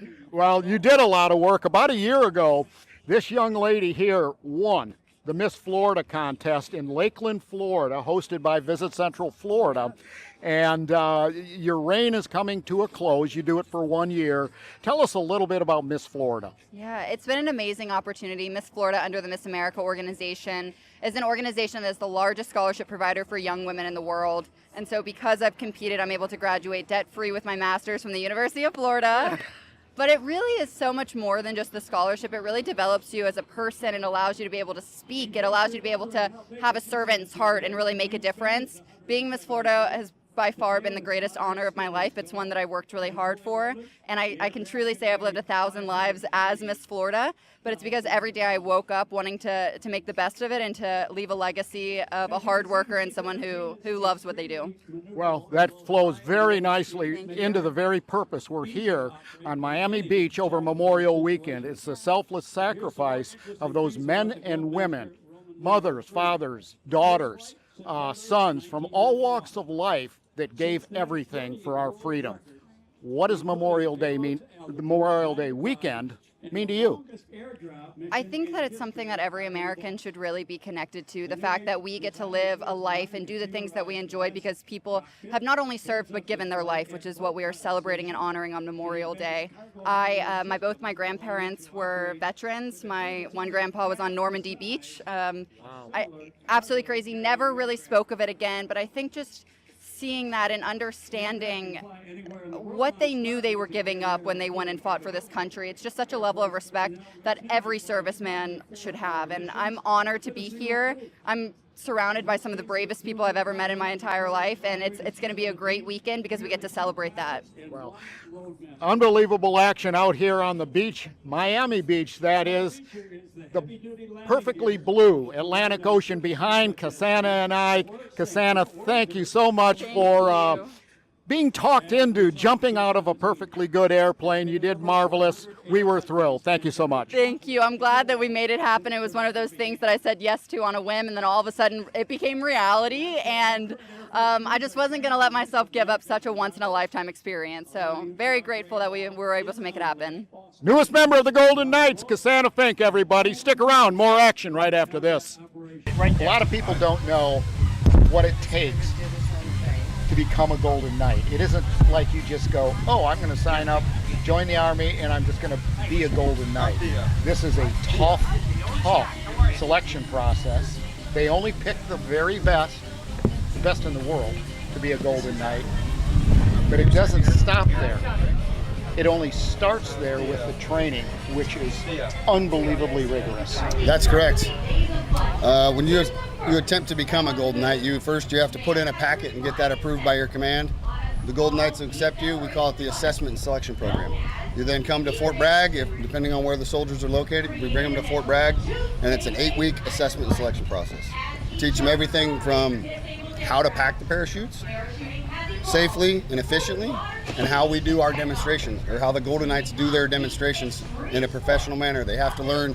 You can hear now the Golden Knight narrators out there right now. That's not being read off a book. You have 15, 20, 30 pages of material that is required to be memorized. So when you land on the ground in front of a crowd like this, you can get on the microphone and explain to everybody in attendance what the Golden Knights are doing up in the air. And we're going to find out only we get one of the best to ever have done it, and that's Ty Statler next to me. But we do have a special guest. I know way more about him than he knows about me, but we've met before. From the state of Florida, he served with the state. Jimmy Petronas, now in Congress. And you had the opportunity to jump with the Golden Knights yesterday. What was that like for you? So I got to jump. Thank you for having me. It's an honor to be with you. I got to jump with Ryan yesterday, and look, I'm never been much of a thrill seeker, but I thought, you know what? If I'm going to have an opportunity to do this, why not do it with the world's best? And so Ryan was a total pro, and then we're sitting there at the end when we're about to go out. He says, "Do you want to flip on the way out?" And I go, yeah, I'm here now. Why not? So, but the plane literally, we went from 2,000 feet to 12,000 feet, and literally like a blink of an eye. And we get up, we jump out the door. Ryan flips. At least he said we flipped. And then the free fall was something like I've never would have experienced ever before. That's where it just took my breath away. And free falling, seeing the world from a perspective I've never seen it before in my life. But then it all came pretty dramatically to a grinding halt when he pulled the chute, and I had no idea what the hell I'd gotten myself into. But and then we landed, and what a talent, and so proud that we've got men and women that have those abilities, and they serve our nation. Really cool. Well, sir, you have. You were a champion for the state's largest industry in the state of Florida, and that is tourism and sports. You were revered by the industry, which has undergone some challenges here in the House recently. But the fact of the matter is, you always saw tourism and sports as the state's #1 economic engine, which it is, which creates millions of jobs. But if we didn't have it, we would be paying personal income tax. Oh, absolutely. Well, I mean, I tell people, as I was in the restaurant business for 30 years, everybody's a customer. And you think, what a greater way of bringing resources into the state. You have people that come and visit because you've got a logistical advantage over New York. You got sun and water and beaches, and it's gorgeous. And so they come down and they vacation, they spend money, and they stay at your hotels. But they're not putting any kids in your schools. They don't live at your hospitals. They're not going to prison, and they're coming and spending money, and then they're leaving. So it's just such a great shot in the arm to the state's economy. So I mean, events like this, what an amazing way to show off our military, use it as a recruitment tool. When the F-22 was flying a few minutes ago, I've never seen so many phones pointed into the sky at one time ever. I thought I was at a concert. And so, now all that is going to hit on social media. People are going to be showing off. Look at this guy dropping in. Oh, Ty, tell Perfect. us. Oh, Dead perfect. center. Manny. That's what we're aiming to do every time. Business is competitive. You're a restaurant owner. But, Ty, there's a competition that goes on between these guys. Now, we just saw Golden Knight come in. Tell us about that. Yeah. Every time, everybody's trying to be better all the time. Competition breeds perfection. These guys are the best guys and gals are the best at what they do, and we've got another one landing dead center on the top. Hey, how about it? Awesome. With a big wave to the crowd. That is awesome. Mr. Petronas, I believe that is Ryan right Is there. that He took Ryan? you on your Yeah. bump yesterday. So, I guess you got eagle eyes for that type stuff. Well, I worked with him for years, and He was watching such a them fly, pro. you kind of get to know what they look like when they're coming in their camp. Sure. So I got to brag. I guess I would learned all these chutes are made in DeLand, Florida. They're the top of the line. I think I'm so proud of the state of Florida is producing the equipment that's used globally for events like this and for our military. Yeah, well, Mr. Petronas, I called you Jimmy earlier. Please call me Jimmy. Okay, and like I said, you and I have met before. I was still in the tourism and sports industry. Oh my But gosh. man, was he hauling! Ty, there was a special shoot. What is that called? So that parachute right there, the brand of that one is called, the type of that one is called a Valkyrie. So it's designed to go fast. Hey, Congressman, I think our viewers would want to know, what was your responsibilities on the jump? I mean, you had to have some responsibility. What was My it? responsibility was not to get sick on Ryan. Poor Ryan. He pulls that chute, and then he gives me, I guess, the flares, I guess, to be able to turn some. I told Ryan, I said, Ryan, I said, if I do much more of this, I'm afraid I'm gonna get sick. And he was so kind to me on the way down. He could have made my trip down miserable, but he was very gentle with me. Now, when you're getting ready to land, though, you had to bring up your... Yep. So I had to, bring my legs up and then grab my pants legs and straighten them out. So literally, my legs, my gear was up, his gear was down, and perfect landing. And he was just the amount of strength and just agility that he had to have, because he was doing everything for two people. Yeah. Two people. And Ty, what would have happened if he'd forgotten to do that? Well, would have made for a great blooper reel. He wouldn't be sitting here with a smile on his face right now. You might still be having some sand in places you don't want sand. Yeah, but Ryan gave me all the different, he gave me like 3 different ways to tell me to get my, oh my God, look at that. Holy cow. How much drag, Ty, does that pull on the guy that's coming down? A lot. Yeah. And I don't know in pound force, but on the bottom of that flag, to keep it straight underneath the jumper when you're flying, can be anywhere from 50 to 100 pounds. Really? The 7,000 square foot flag that the British used yesterday when they came in here, that flag itself weighs 100 pounds, and then the weight that's on it is 200, so that jumper 200? an additional 200 pounds on the front of him when he came in and flew that flag. So do they have to pack the flags with the same type of requirements like you will shoot? Absolutely. Yeah. It's very important that they pack those flags correctly, because when you pull the cord on the bag to release that weight, that flag has to come out as a certain way so it will unfurl properly and doesn't get tangled up. Yeah, Ryan told me, I guess, the guys that pack the chutes, you have to be actually licensed by the FAA to do that. Those are the guys that pack the reserve parachutes. Oh, the reserves, okay. Parachutes on the parachute system, because every parachute system you'll see here has 2 parachutes. Okay. Jimmy, talk a little bit about what you're doing now. What are you up to? So, I was the CFO for the state of Florida for about 8 years. Yep. We're in the best financial shape we've ever been in the history of the state. I wish I could take full credit for it, but it's a team effort. It's not a sprint, it's a march. And then back in November, President Trump said, hey, Jimmy, if you'll run for Congress, I'll support you. So we had a special election back in November, Florida Congressional District 1, Northwest Florida, 5 installations in the district. And we had a successful election, and I took office April the 2nd. Congratulations. Thank you. Congratulations. Real honor. And we're glad you jumped with the Golden Knights. I know you are too. Anybody would be a little concerned going up there. I mean, let's face it. But you did it, and I know you told me just a little while ago you're so glad you did do it. Yeah, the common question I got, why would you jump out of a perfectly good airplane? And I thought, you know what? The only way I was going to do it is with the world's best, and I definitely saw that firsthand.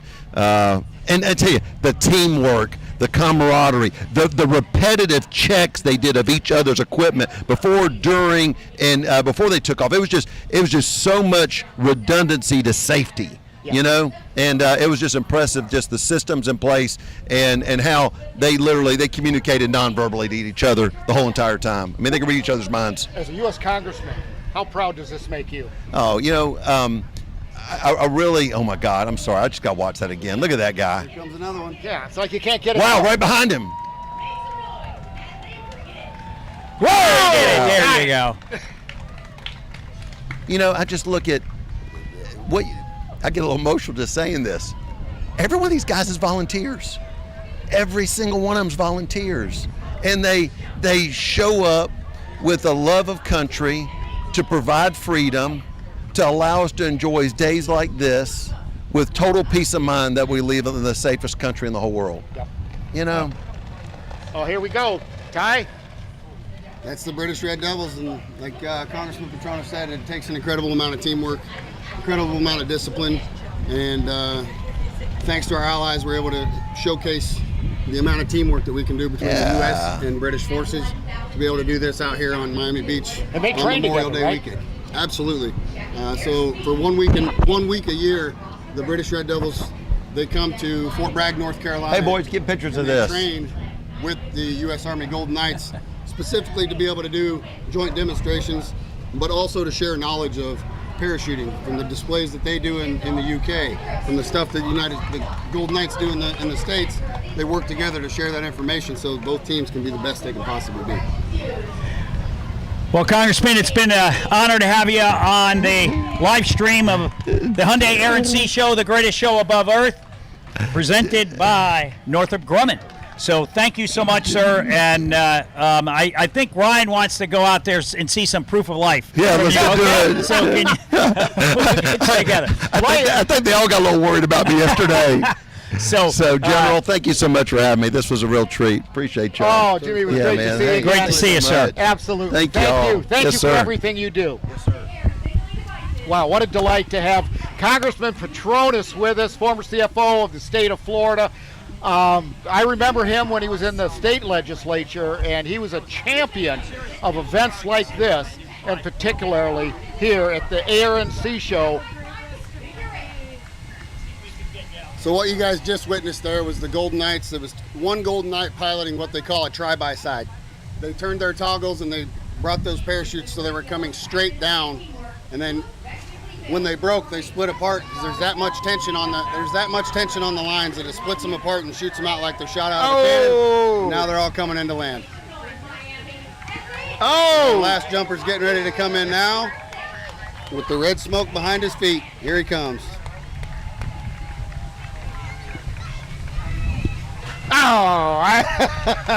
Not sure if he would have kept going, he would have stuck it. But wow, what a performance by the Red Devils and the Golden Knights. It is smoky. You see it going by us. Did you ever carry the canister? Oh, absolutely. Every jump that we did, we have 2 canisters strapped to our feet. Really? Thank you so much for joining us. My pleasure. Like I said, I think our producer's going to some special footage here. Absolutely. Always a pleasure. Thank you. This from you, Mickey. When you get an opportunity, take it, okay? There's an opportunity, we're taking it. You're wondering who Mickey Markoff is, the executive director of the 2025 Hyundai Air and Sea Show. Salute to America's heroes. Mickey Markoff is the executive director. Thanks so much for joining us. This event is a public-private partnership par excellence. This is the guy that pulls the private sector together, the public sector together. It is phenomenal. I have had more compliments about this year's event than I think I ever have, and we have known each other and worked together for probably 40 years. Yeah, but there's nobody that you had black hair. Yeah, that, but there's nobody that talks about the meaning of this event and why we're sitting here at this point than this guy right here. Mickey, tell us about that. Well, listen, it's an honor. This is an honor for us to do this. It's sort of a calling for me personally, as you well know. The National Salute to America's Heroes, we did it for the reason of bringing back the true spirit of Memorial Day. And here you have the only holiday in America that didn't have a signature event. So you have Macy's Day Parade on Thanksgiving and the ball drops in New York. So here we are saying, let's bring back the true meaning of Memorial Day and pay tribute to the men and women of our military and those that have paid the ultimate sacrifice. There's over 1 million people, as I'm sure you all have discussed, that have given their lives for our freedom. Freedom isn't free. It sounds trite, but everyone's got family members that have lost someone, and so the long and short of it is that's what we're doing. And this event is designed to not only show, and I'm sure you've heard this one as well, because the man sitting next to me is the one who told me about it. But he said it's not about the serial numbers or the tail numbers. It's about the Social Security numbers. Why don't you finish that sentence? No, it's true, Mickey. What you've produced here is not only the signature event to honor those fallen on Memorial Day weekend throughout the country. This is absolutely a signature event. 9th year now. I mean, it has grown to that. But you've also produced an ability for American public to actually get to know those that have signed that blank check. And absolutely, and like you said, that's our largest weapons system. Right. Is our men and women of the military, right? The Social Security number, not the tail number. But I got to tell you, all kidding aside, I love turning fuel into noise. Yeah, absolutely. At the former powerboat racer, right here. Well, but that's also that's because of great companies like Northrop Grumman, right? That are working hard to give our men and women the best equipment in the world to defend freedom. Yeah, well, listen, this is a multi-dimensional jigsaw puzzle, right? You got federal, state, county, city, government.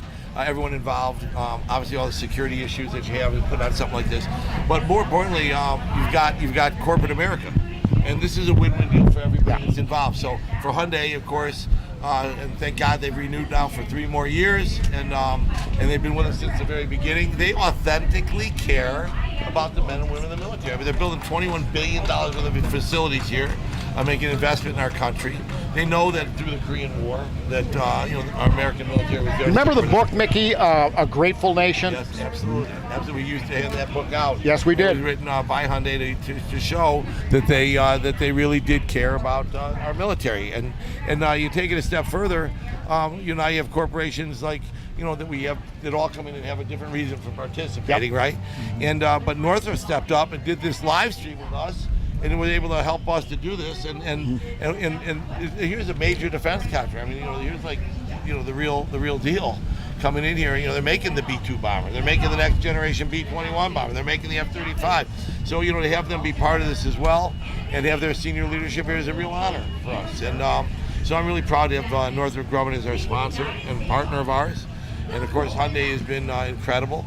And then you take all the rest of our corporate partners that are part of this thing, the Florida Power Light Display Village, or the Nicholas Children's Hospital Kids Zone, or the Monster Energy Action Zone, or the different food courts and things that we have. Everybody has their own activity, and every time we find a corporate partner, we make sure it's going to work for them. That's all.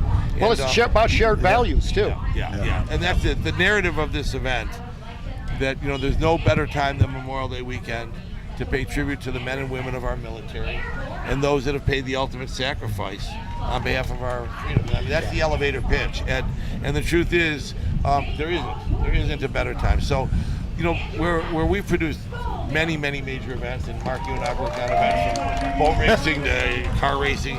You know, the long and short of it is those are all great events, but the purpose of this event is it goes deeper. You know, it goes deeper. And Mickey, not only the jets going by and people jumping out of airplanes, which I always say is a great idea, but the crews here have perfected it from the Army and our British visitors. But out front, so many people actually up close to our military personnel from all branches, seeing kind of what they do, and in a way kind of getting a little example of what it is and to try it themselves. Well, exactly right. The difference with this event is it's all capabilities exercises, it's training exercises, and it's a chance to really meet your men and women of your military. And what's really exciting about it, and we're going to get blocked out here with a lot of noise here, I imagine, momentarily, unless you guys got this figured out. But I'll tell you what, we had the F-22 coming through here soon.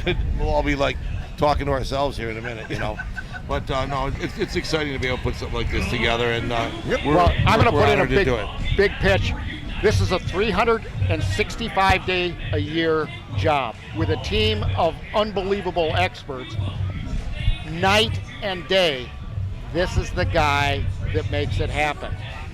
The humbleness, the appreciation for the sacrifices, it all starts right here.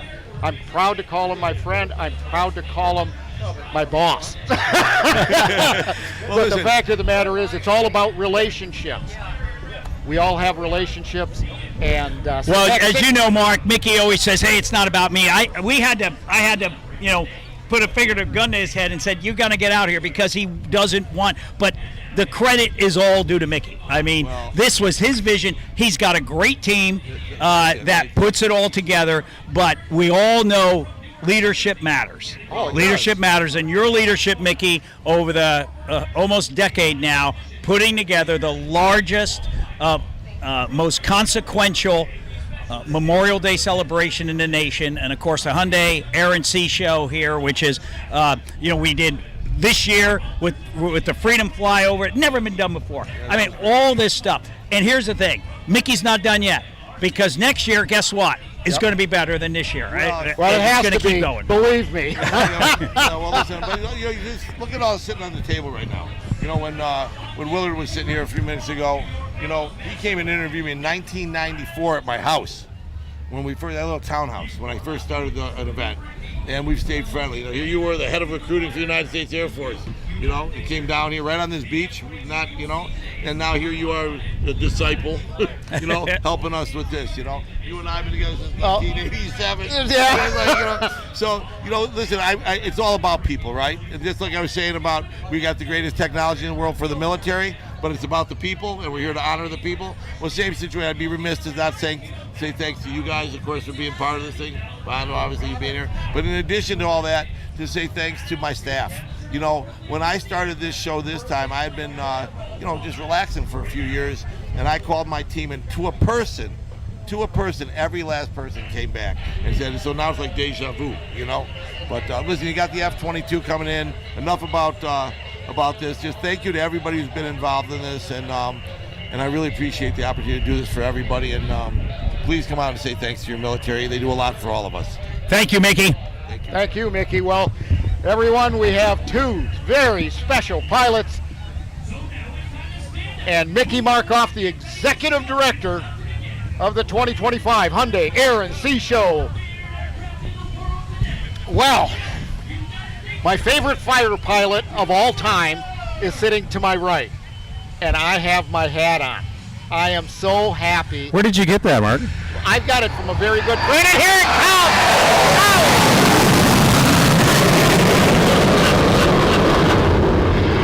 In my biased opinion, the greatest single ship demonstration is about to begin. We've just started the intro. Why don't we cut over to the F-22 narrator to explain what we're seeing in this incredible fifth generation platform.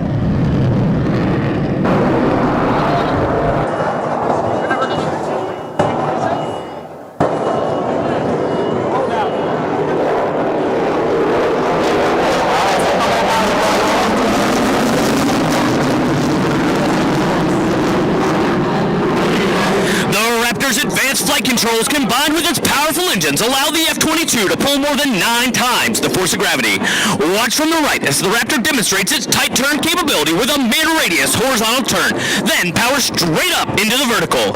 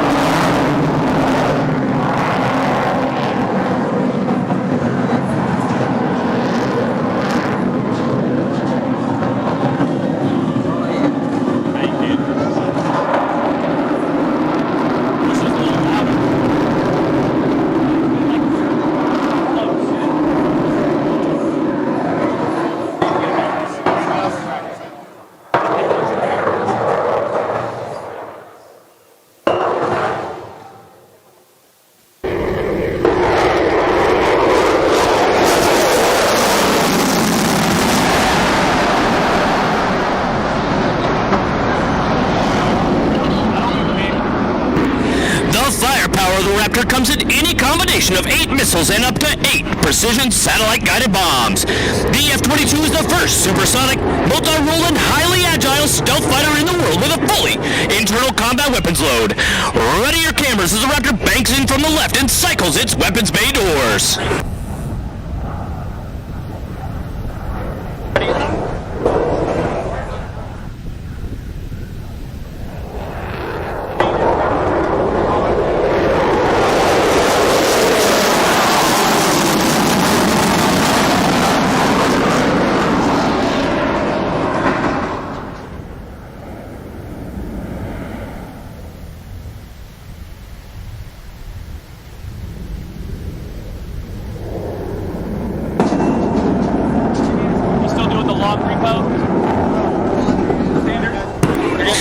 Ladies and gentlemen, we would like to dedicate this pass to the men and women of the armed forces and their families who support them. We would also like to remember our wounded warriors and veterans in attendance and those who have given their lives defending this great nation. This will be your best photo opportunity, so get your cameras ready to capture this salute.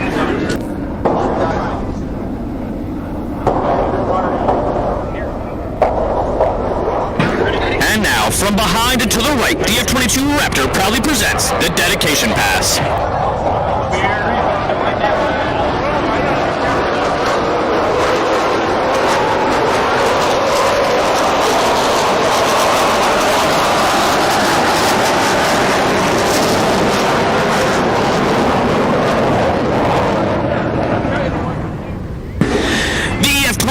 Possesses the ability to point its nose at will, even at extremely low airspeeds and high angles of attack. Watch closely as the aircraft pulls into the vertical and executes 2 360-degree aileron rolls. At altitude, the jet will flip backwards and level off. Execute an immediate 180-degree flat turn, then reverse the turn in the opposite direction. All in under 3,500 feet of altitude and under complete control.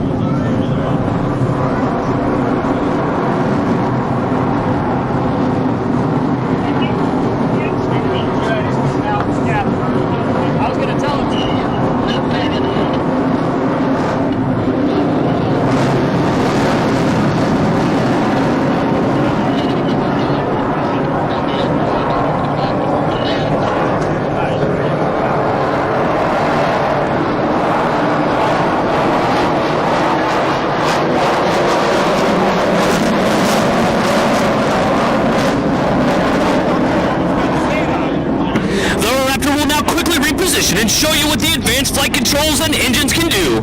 As it executes a power loop, you'll see why the aircraft is unmatched in a vertical flight as it carves through a loop and doubles its altitude at the end.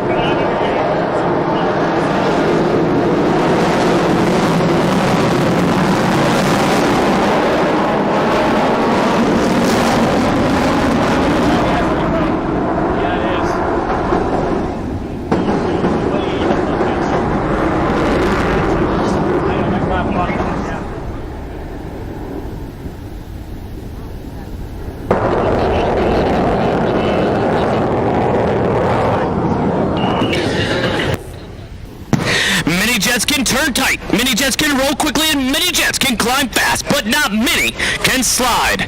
Watch now, from behind as a Raptor flies over, pulls straight up into the vertical and brings his throttles to near idle, and then under complete control, the Raptor will actually slide backwards.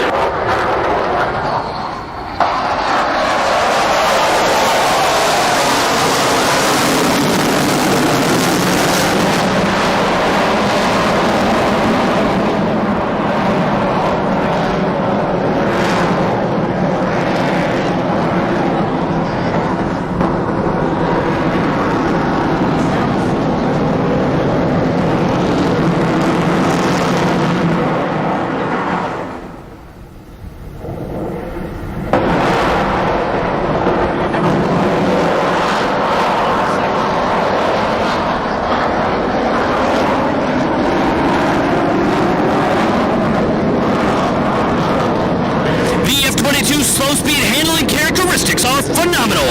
Watch now as Captain Turtle repositions the aircraft to crowd right, reduces the power, slowing the Raptor down to less than 90 knots, and loads up on high angle of attack. After the pass, you'll once again feel the raw power of the jet as Captain Turtle lights those afterburners and climbs straight into the vertical. Ladies and gentlemen, from the right, the Raptor's slow-speed pass.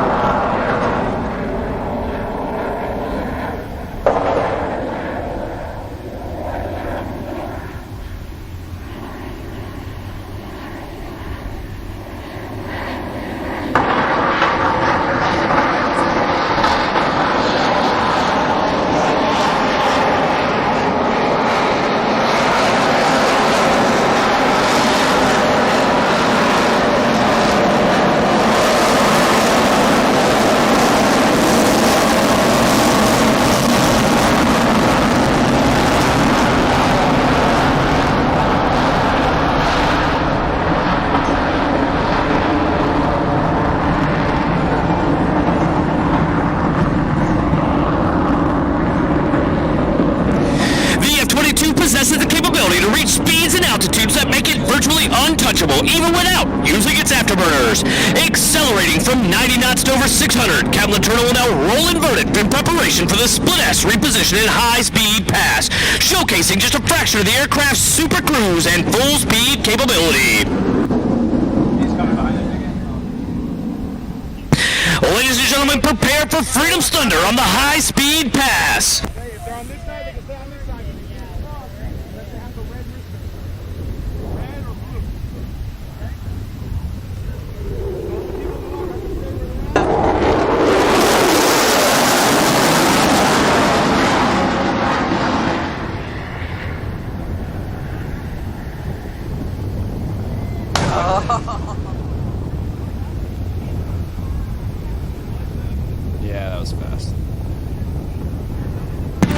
The F-22 will now set up to perform a Hoover pitch. This maneuver is a double knife edge separated by an inverted tuck, followed by a pitch to line up in preparation for landing. This will be another great opportunity to catch the Raptor on your camera during our demonstration.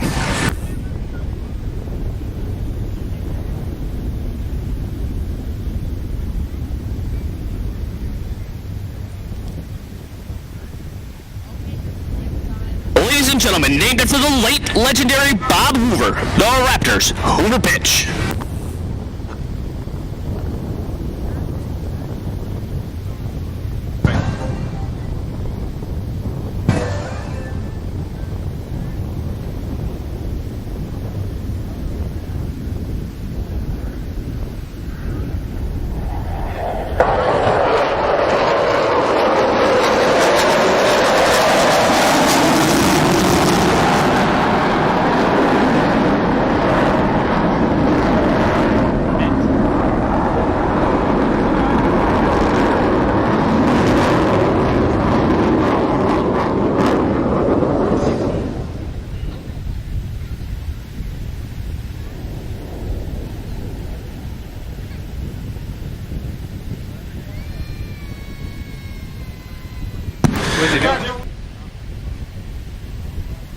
To Attack 360. To the city of Miami Beach, make some noise if you want some more.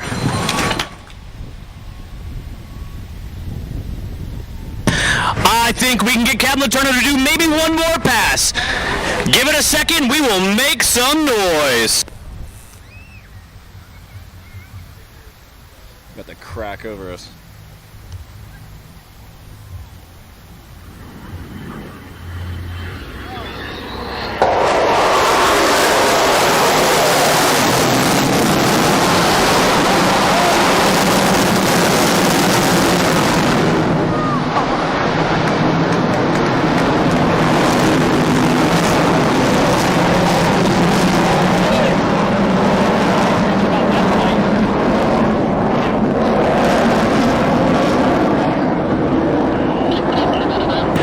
Ladies and gentlemen, give it up for Captain Letourneau.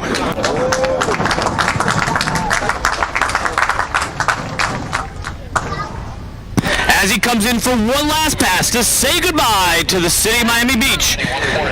Give him a wave. He's looking out for everybody in the crowd.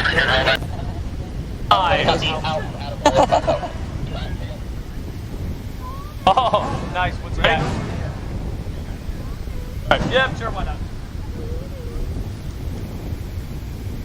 Ladies and gentlemen, this concludes today's demonstration. We hope you enjoyed this brief display of only a fraction of the F-22's full combat capability. On behalf of the United States Air Force, the Commander of Air Combat Command, General Ken Wilsbach, and all the men and women of Air Combat Command, thank you for your attendance, thank you for your patriotism, and thank you for your support. Raptors out.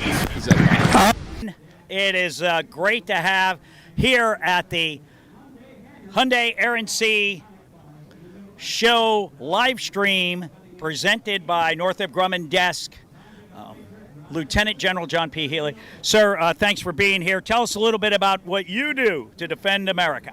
My job, I have two jobs actually. So I work in it looks good. That's a reserve crew right there on the B-52, by the way. 307th Bomb Wing, reserve unit out of Barksdale. It's awesome. Glad that they could participate in this like every year. But my job, two jobs up in the Pentagon. I work most of my time. I'm the Chief of the Air Force Reserve, which is a component chief. Basically, I'm in charge of all the money and the management of policy and so forth for the entirety of the Air Force Reserve. And then in a separate job down in Georgia, I'm the commander of the Air Force Reserve Command, which is organizing, training, and equipping 37 wings worth of warfighters out there. It's about 60,000 of our force, and they're doing every mission, everything that the Air Force does with a 72-hour call out and always ready and always in the action, just like today with that B-52. Yeah, tell us what great American you have to your right. Yeah, to my right is my oh my, he looks a lot taller here today. So it's Chief Israel Nunez. He's my command chief both in the North job in the Pentagon and down in the South as well. Chief? Yeah, so as the command chief for Air Force Reserve Command, when you talk about our 67,000 airmen, about 54,000 of those airmen are enlisted airmen, so I'm responsible for their organization, their training and equipment, making sure that they have the tools necessary to do the job that we ask them to do every single day, which is serve our nation and protect our freedom. He also keeps me in line every time we go to Congress. Anytime I talk to anybody else, he corrects me. He's the straight man when we're doing all calls for when we go to our bases as well. Sets me up with some softball questions every now and then. The hard ones I always push to him. General, we talked last year, and I was fascinated with the amount of responsibility that you have, but I think the Air Force Reserve is so critical to our nation's defense.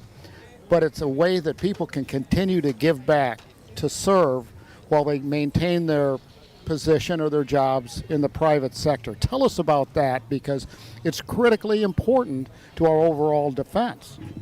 Yeah, I mean, that's the bread and butter of the Air Force Reserve. 75% of our force are part-timers. These are people who love the mission, love the camaraderie of the unit, and doing what we grew up doing. Is if we were active duty, I was active duty first. But they also want the predictability and stability that comes with a civilian lifestyle. So, for me and for many, was married and started having kids, and I wanted to provide a stable upbringing for my kids without moving all over the place. And we were able to do that in Connecticut, and that's what the reserves are all about. I can still participate, I can still be a war fighter, but I can still go out and work and make a consistent living in the civilian sector, and I can bridge those back and forth too. It's a perfect symmetry. Yeah, absolutely, and it's such a key part of the United States Air Force, the United States military has multiple components, and it's important for people who are considering joining the United States military that there are multiple ways to serve. Reserves Guard are one of them. I had the honor of interviewing both of you or discussing with you at the Salute, the official podcast of National Salute to America's Heroes. Yesterday we talked, and Chief Nunez, you had a compelling story about how the decision you made to raise your right hand and join has positively changed your life. Tell us about that. Yeah, so I kind of grew up as a kid in New York City, a skater kid, a little bit different than everybody else, and I was looking to have a bigger purpose, right? And so I wanted to one day work at JFK Airport and fix aircraft, and I was thinking, well, it's gonna be a lot for me to be able to pay out of pocket to go to school and learn how to fix planes. And I walked into a recruiter's office, and he was like, hey, we can pay you to do that. We can pay you to learn how to fix aircraft, and we'll pay you at the same time, and you'll work on the most advanced weapon systems. And so when I started out in the Air Force, I worked on F-15 Strike Eagles, one of the most awesome aircraft. We saw them here today. And it's been gravy ever since. I've been in for 25 years. I thought I was going to do 4 years, and every year got better, and here I am 25 years later. And similar to your story, everything that I have in the Air Force, everything I have in my life is because of the Air Force. My wife, my family, my kids, everything, and so I wouldn't trade it for the world. But you didn't stay, Chief, because of the pay. Now, why did you stay? Yeah, I stayed because of the camaraderie. I stayed because what we do is bigger than anybody else. The mission is important. We protect the freedoms of everybody in this nation. We talk about Memorial Day. Freedom isn't free. Freedom comes at a cost and a price, and it comes at the folks who wear this uniform and it laid their lives on the line. And so, so definitely don't do it for the money. Although we do get a good salary, so I don't want to make sure people understand we do get paid, we get a good salary, but ultimately it's about the person to the left and right of you. That camaraderie that we build. Where else in the world could you get a kid from New York City and a kid from Connecticut and other kids from Alabama or other parts of the country come together, focus on one common purpose and one common mission, and that's the thing that really drives and motivates us. And General Healy, we're about pretty soon. General Boussier is going to induct into all 6 services close to 170 young men and women. When you talk to families and friends as you go around your travels to meet your people, what do you tell a parent, a mom and dad, about influencing their child's choice to join America's military? Yeah, this is all about joining something bigger than yourself, and it's a team that you're joining, and that team is going to take care of you. If the families are ever concerned about the safety of their child, whether they're going to be local as a reserve unit or on the other side of the world. They can rest assured that first and foremost, we're going to organize and train them to be as professional as possible so that they do the right things, and with the right things, they're safe. But then they've got the entirety of the team around them, always making sure you're looking to your left, looking to your right, making sure that they're safe and we're doing things the right way for the right reasons as well. It's all about the team. Yeah, and we've been talking a lot so far already about the family that you gained. Yeah. Tell us a little bit about that. Yeah, you know, we were talking yesterday. I would be surprised if my phone isn't blowing up right now with a group of friends that I've been flying with for decades that are mostly retired now. And as I would expect them to do, they should see me on something live and phone check me to make sure I turned it off. So it's this, it's a brotherhood, a friendship, a fraternal organization that you're going to keep for your entirety of your life. The people, the friends, the people that I started flying with when I was a captain, I ski with every year in February. We go on a ski trip together and stay together. It's that bond that's formed. It's fantastic. General, we've all read how the recruiting success of the U.S. military has gone through the roof. People are signing up left and right. How much has that impacted the reserve? We're doing fantastic in recruiting right now. We've been on an 18-month run right now where our recruiters, and General McPike's here. He's my one-star that's the deputy of the recruiting services, and we're hitting 2.6 recruits per month. Seems like a ambiguous number, but that's a lot. That, you know, close to 3 recruits per month. The active duty is at about 1.9, and that's getting us well. We're likely to be well above our goal, 7,600 recruits this year. Last year, our goal was 7,200 recruits, and we exceeded that as well. We're doing the right things. We're getting the people trained quicker as recruiters. We're getting them out into the field, and we're learning how to get this thing done correctly. Well, gentlemen, it's an honor to serve with both of you, and all of us in the United States military are thrilled to be able to put on this demonstration. Right now, we're seeing a Special Forces assault right on our beach here, and this is the 320th Rescue Wing, a reserve unit as well. All the helicopters out there. Yeah, that's what I was going to ask you. Yeah. Tell us about what we're seeing here, General. Oh yeah, so the 320th Rescue Wing. We're going to see some HC-130s as well a little bit later on. They're special operations. They're a rescue wing, and what they're able to do is, on a moment's notice, respond anywhere in the world, just like any other part of the Air Force Reserve. Most notably for the 320th, they've deployed 25 times as a unit. They've got over 4,000 saves worldwide in terms of going out. When somebody's in harm's way, they're the ones who go out there and get it done year in and year out. They're fantastic. Absolutely a source of pride. I think we've got the B-52 crew that we saw. We've got that part of it. We've got part of the B-1. They'll be doing a little flyby later on. We've got reservists as the aircraft commander for that. The F-16s, obviously, the 482nd at Homestead. They're the ones hosting all these military aircraft on the ramp. They're an absolutely fighting force to be reckoned with. They just did a deployment recently out to Greece, and they're going to be our first deployable combat wing as we go about a year and a half out. They are ginning up right now to pick up as an entire wing and go deploy as the nation needs. They've got some of the oldest aircraft in the inventory, but we have fitted them with the best kit you can imagine, with the most advanced AESA radars, electronic weapons pods, so that they are we jokingly say we're bringing a knife sometimes to a gunfight when it's 4th against 5th gen, but we got a tricked out knife. It's a fantastic knife, and that's all 2,500 people right down the corner at Homestead. 1,700 of them are part-timers. These are people who live next door to you in your community, doctors, nurses, these are school teachers, you name it. That's what we've got working day in and day out, weekend a month, sometimes a little bit more at the 482nd. Well, gentlemen, Memorial Day, we talked about those that gave up everything, the ultimate sacrifice. It's time for you to tell us, what does Memorial Weekend mean to you personally? Yeah, I think like I mentioned before, it's a sobering reminder that the liberties, the Constitution, the things that we have here in our great nation, it comes at a cost. There have been many men and women who have put their lives on the line and did so bravely in order to defend the freedoms that you and I have. Only 1% of the nation serve.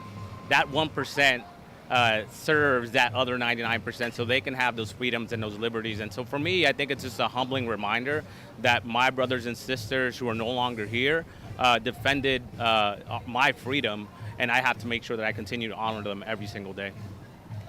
Yeah, I think this is a wonderful opportunity to draw attention that it's all about honoring the fallen soldiers. I've got a handful of friends. I've been in 36 years now, and I've got a handful of friends that have died along the way. So it brings back, it makes you think a little bit more about each one of them.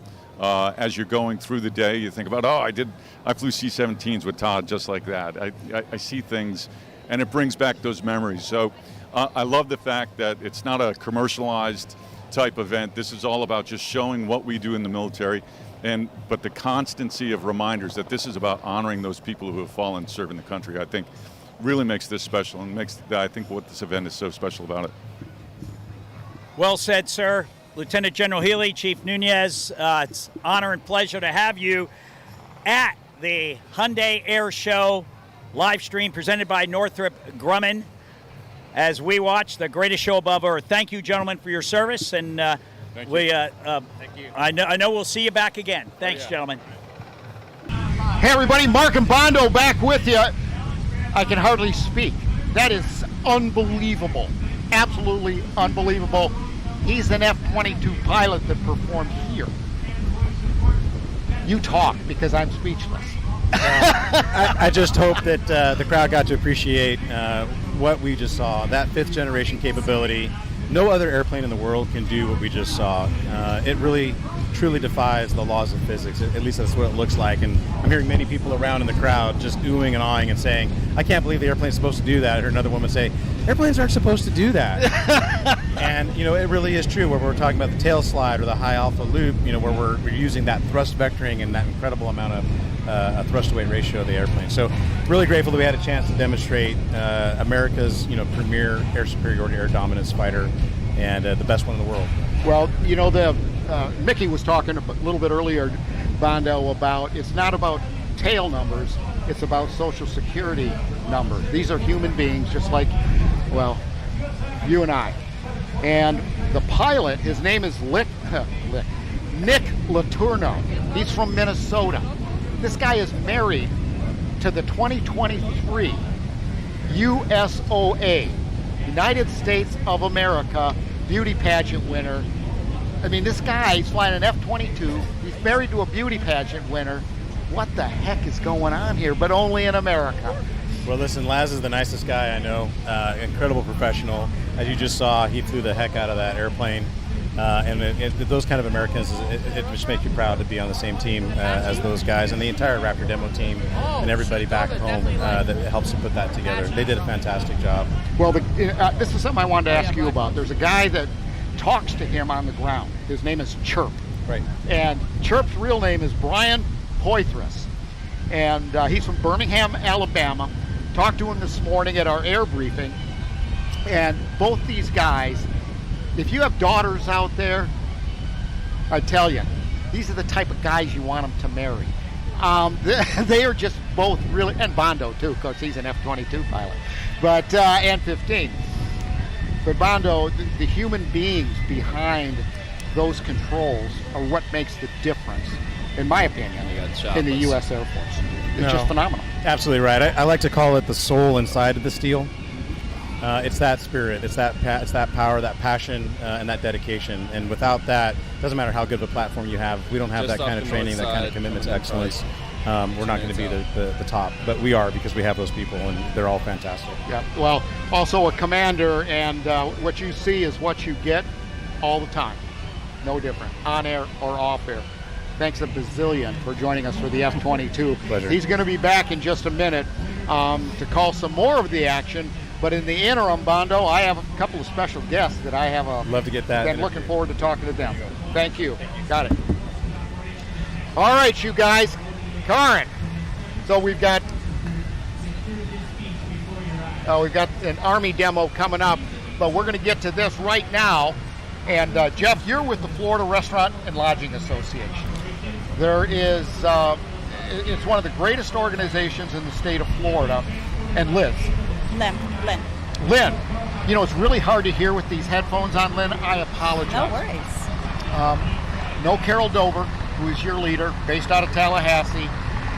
Florida Restaurant and Lodging, you can describe a little bit more detail than I can, but it's an organization that ensures that our guests have the best experience, and even our citizens, the best experience while they're traveling in the state of Florida. And when you look at the massive amount of restaurants that we have here, your job is to help promote that, because now culinary travel ranks at the top of the reasons people want to travel. It's the number one. I know in Central Florida, Visit Central Florida has launched a massive culinary campaign. You guys have, to some degree, have been involved in that. But now, enough lip-flapping from me. I'm Jeff. I'm going to turn it over to you, then Linda, ask for some comments about what FRLA is doing today. Sure. Well, we are delighted to be one of the sponsoring organizations for this amazing event. As you know, Memorial Day has always been an extremely important part of the national fabric, especially here so in Miami. Many years it didn't have this kind of family-friendly and patriotic feel to it. And Right. we are delighted that the Hyundai Air and Sea Show has come here. This is, I think, our ninth year. And just, you know, you see the little kids walking around in awe of this hardware, and the men and women that fly them through the air. It's extraordinary to be part of this. Lynn, I'm going to ask you a tough question, but it's and you don't have to have your PhD in economics to answer this. Tourism is so important to the economy in the state of Florida. The economic impact and the importance of events like this to the economy, one of the things that you are very supportive of, thus being a sponsor here, you see the benefits. It's new money, not recirculating existing money. It's new money coming into the community that makes us all better off and creates jobs and businesses, helps them thrive. One of your primary objectives is to make sure that happens. This event we know, but what does an event like this mean to the state of Florida and to Miami? I mean, you guys are the experts. I'll start and then I'll turn it over to my colleague who really has she is from here, has an exceptional depth of knowledge of this market. But events like this give us an opportunity to make new friends. And the conversion rate of somebody visiting Florida and experiencing things like this to becoming a resident is, and funny enough, I do have an economics degree. Okay, I taught economics, so I threw that in there. But yeah, when we have the opportunity for people that may not know what everyday life looks like. I mean, we don't do this every day. Yeah. But everyday life in Florida is exceptional. Yeah. And we get to the FRLA mission is protect, educate, and promote.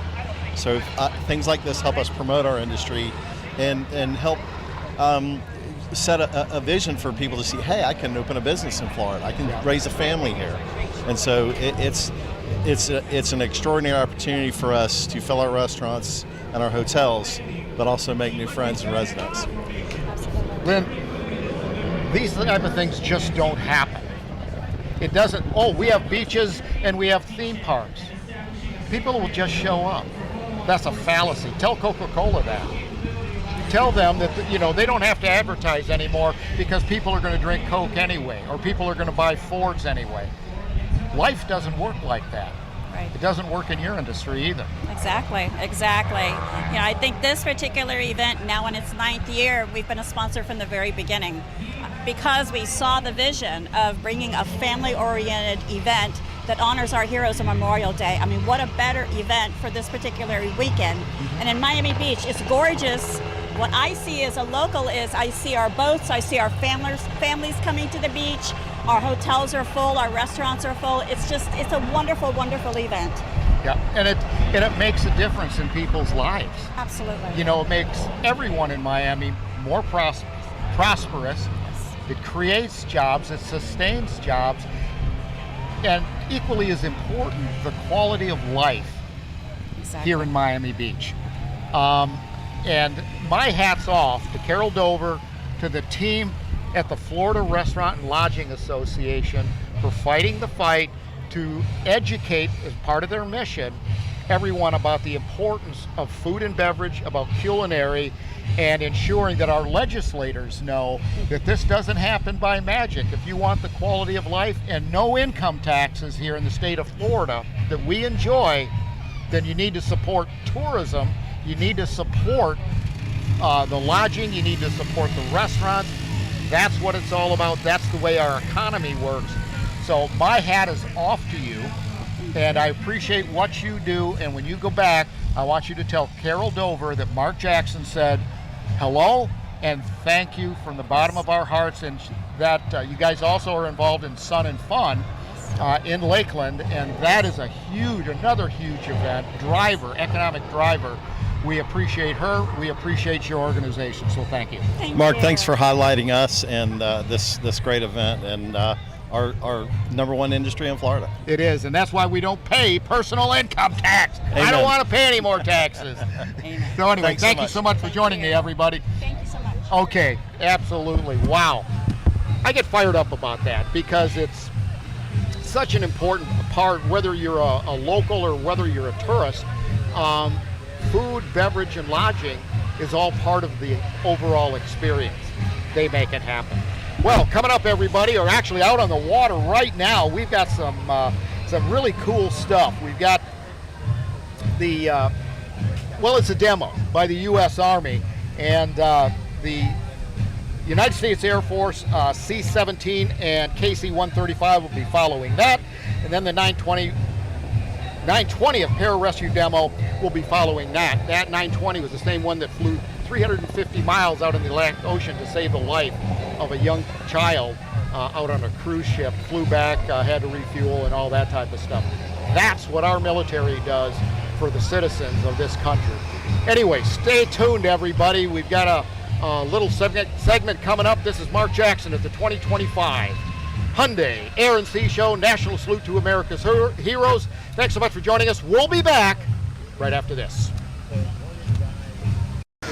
All right, everybody, a little break in the action here during the A-10s and the pararescue. Unbelievable action out here on the Atlantic Ocean. If you're just joining us, this is the 2025 Hyundai Air and Sea Show. This live stream is being presented by Northrop Grumman. Well, there's two generals, my very favorite generals on the entire planet. One is the king of comedy, and one is a brilliant pilot that says he is the number one pilot in the world. Well, the guy that placed second and third, the same guy, is General Herons. Oh, excuse me. Number 1 and 2 is General Bussier. Number 3 is General Heronsack when he had a bad day. So anyway, I remember that from last year. General Bussier, just unbelievable guy, just on and off camera, but he's the same guy on and off camera. Family man, but he is the commander of the Air Force Global Strike Force. And I'm looking at Lauren, one of his assistants. She's giving me a head nod saying I'm doing okay. You have built and have a reputation, General, of building a corporate culture, if you will, of camaraderie, of producing results like nobody else in the Air Force. That's your reputation out there, and I know it's not just a reputation, it's absolutely true. You are just absolutely amazing. That team building is critical to what you do, both on the global stage, but also in the office. Tell us a little bit about that, and how did you accomplish that? That's incredible. So, thanks. Well, you accomplish it by empowering your team, right? Giving them the proper tools to do the job, setting the proper environment, and there's one thing the Air Force has, and that's great airmen, right? So you're seeing a lot of the great equipment that the Department of Defense has this weekend, but ultimately the success of any military operations is incumbent upon our soldiers, sailors, airmen, Marines, Guardians, and Coasties performing those functions for the department and for the nation.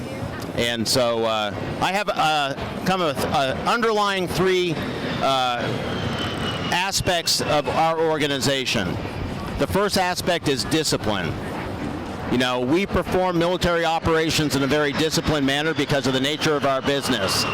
The second aspect is excellence, right? We are expected to perform our military operations in an excellent manner for the nation and for the Air Force. And then I tell our airmen across the commands that if you can't be proud of what you're doing for the Air Force, for your nation, performing the department's most important missions, then you might be in the wrong business. General, first off, Mark, you got it. You messed it up. So pack your stuff. You're done. All right, you're fired. He's the third best pilot in the world after me on a good day and me on a bad day. But whatever. It's too late now. It's too late. It's too late. General, let's talk about that first formation that came here at the Hyundai Air and Sea Show, the greatest show above Earth. That was one of a kind. Tell me about that formation of the three bombers and the fighters around it. Yeah, so we wanted to show the American public and the crowds in Miami and then the crowds all over the nation, as it's shown on the 4th of July weekend, air power in its most elegant and graceful manner.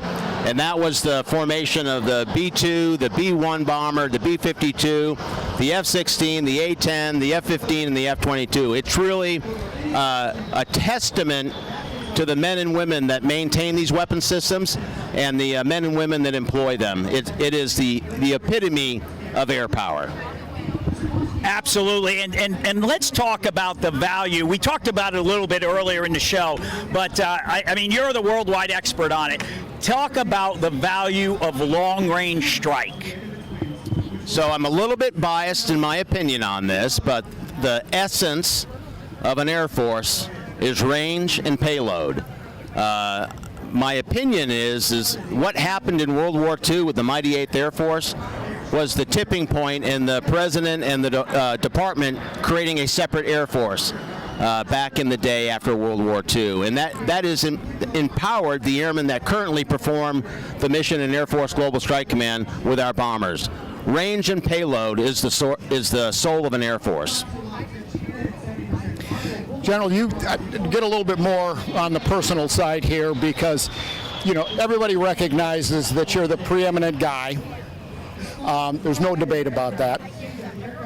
But you started somewhere, and you're a distinguished graduate from Norwich ROTC. That's where you got your start. Like many of our soldiers out here, our servicemen and women, walk us through that a little bit. And, I mean, now you're one of the top dogs in the entire military. I mean, that is a walk in life that is truly divinely blessed, of course, and you're fulfilling your purpose. But tell us about walking from an ROTC distinguished candidate at Norwich, sitting right here. So it's really one of the values and purpose of an event like this on Memorial Day weekend, right? So it's not only to honor those fallen warriors and their families that have given the ultimate sacrifice for our nation, it's an opportunity to show the American public what air power, ground power, sea power is truly all about. And 40 plus years ago, it was at an air show that hooked me.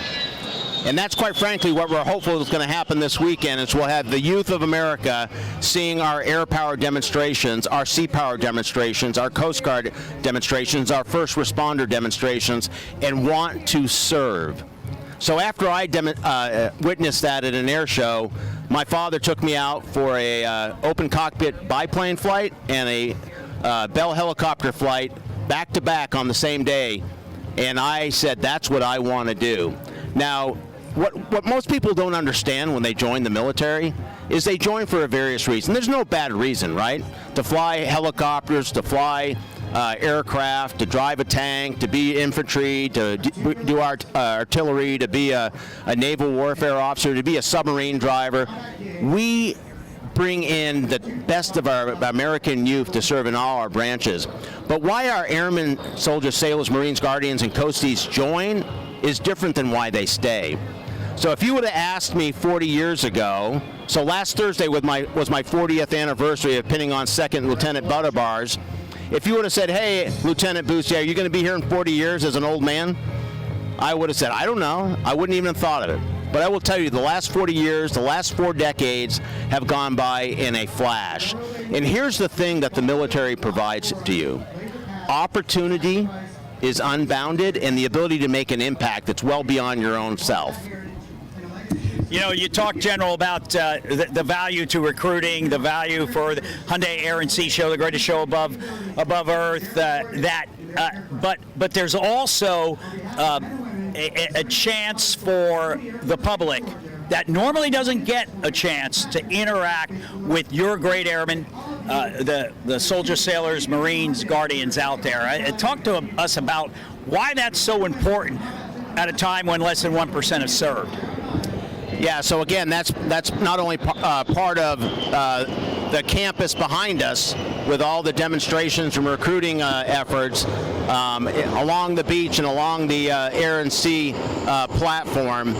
It's an opportunity for our families, for our youth, for brothers and sisters, aunts and uncles to see what they're paying for, to see what the American taxpayers are paying for, to see the service and sacrifice of our military members. Like you said, less than 1% serves in all branches of the Department of Defense.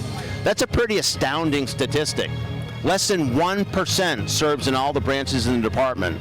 So we have that 1% volunteering to serve and protect the rest of our nation. And quite frankly, they don't realize it when they raise their right hand, but soon after that, they realize it's a once-in-a-lifetime opportunity and privilege. General, you have flown the F-15, the F-22, the B-1B, the B-2, and probably a bunch of other stuff, which is an unbelievable accomplishment. General Harensack, same type of stuff. I'm going to ask both of you guys, what was your favorite and why? and hopefully that doesn't put you in a bad spot. But so many people, you know, they see all these planes, but what was the most favorite plane that you drove or that you flew? All right, I'll start. Okay. Okay. All right. Hey, they're all great. Okay. And alumni groups are going to be very upset. But I got to tell you, my favorite airplane is the B-1. It's just back in the day we used to fly 500 feet above the ground in the middle at night. We did not have night vision goggles available to us at the time, and we would fly very low, very fast at speeds faster than a 45 bullet. And so it's just an incredible airplane. People saw it up there. All airplanes, everything I flew was an honor and a privilege. Of course, the B-2 is just, it's got a Romulan cloaking device on it. You just hit a button and it's totally invisible. There are so many great things about all the aircraft to fly. But you asked, I told you, my all-time favorite is the B-1. Sir. So I have no favorites. I love all my children. I love all my children. So the first aircraft I flew out of pilot training was the T-38, where I had the privilege of teaching our new aviators how to fly. That was a very unique and distinct opportunity and privilege, is to teach new people how to fly Air Force aircraft. Then I had the opportunity to go fly the F-15C air-to-air fighter and go to combat several times in that platform. Again, a unique opportunity to go and do that with the warriors that fly that platform. Then I had the opportunity to get the B-2 stealth bomber and go fly that for many, many years, a little over a decade and a half. Again, very exquisite weapon system that can go anywhere on the planet and hold at risk whatever the nation directs us to hold at risk. And had the opportunity to fly combat in that platform a couple times. And then I had the opportunity to go fly General Harensack's favorite airplane, the B-1 bomber. And I will tell you, to his point, low and fast doesn't get boring. And then out of nowhere, I had the opportunity to go fly the F-22 Raptor. Again, opportunity. When people ask me, how did you do that? it's because the Air Force let me have the opportunity and I grabbed it. And that's the message I want to send to all the listeners, is the opportunities in the Air Force and the Department of Defense are unbounded. The only thing that bounds people's imagination, they can do anything they want in the department. All right, she's not going to want to do it, but you have to order her to do it.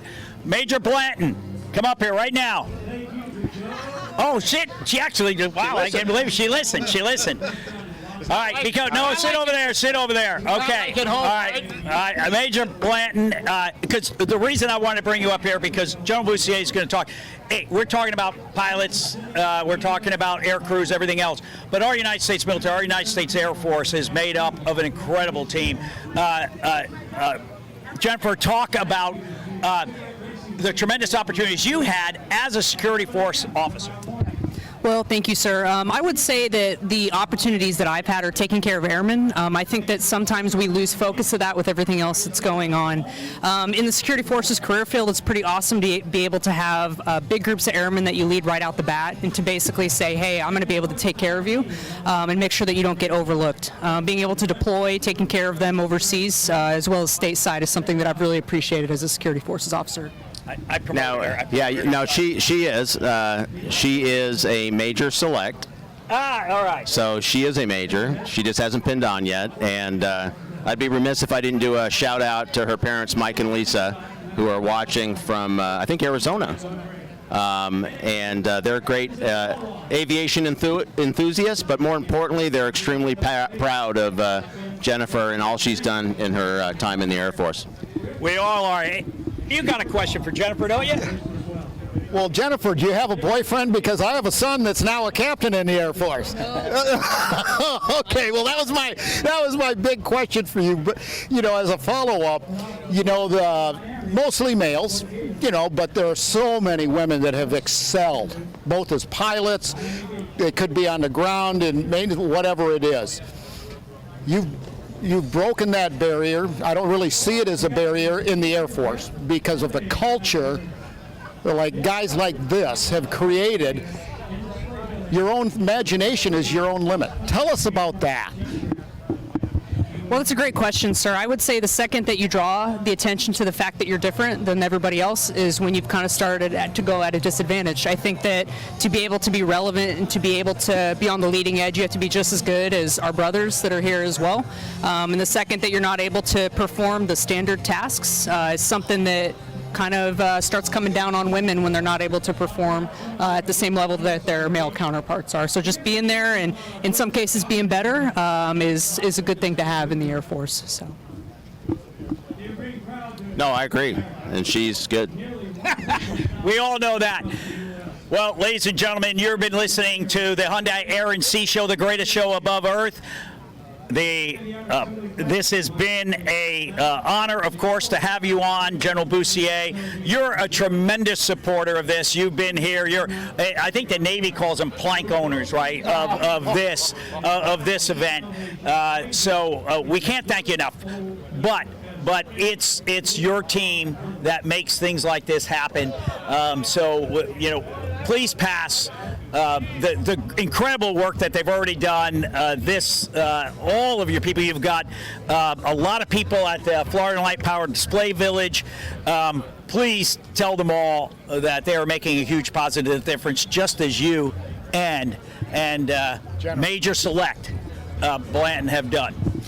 All right, gentlemen, I rarely, if ever, never get a chance to ask two generals a serious question, but I'm going to. Memorial Day to you. General Boussier, I know that you had a relative, a family member that was lost in Iraq, so that's an easy answer. But for you, Memorial Day is more than just your current position. It's more than just protecting America. It's very personal.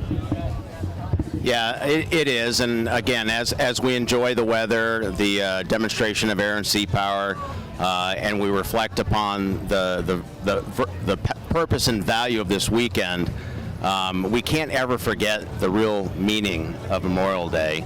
And every single person I would offer to you in the Department of Defense, and a lot of our communities around the nation, knows someone, either a friend, a colleague, or a family member that has given the ultimate sacrifice for our nation.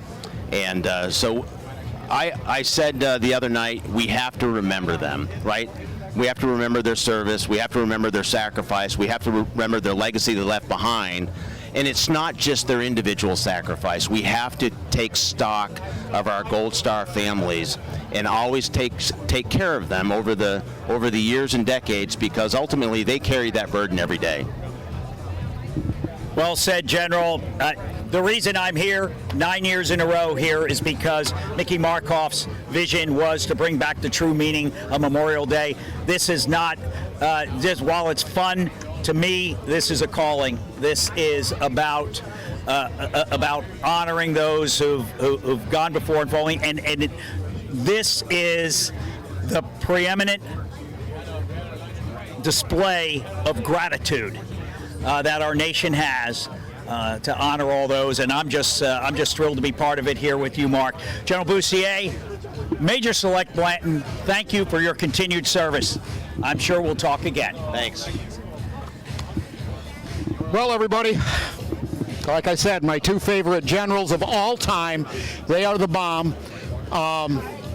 It's why the U.S. military is the best in the entire planet.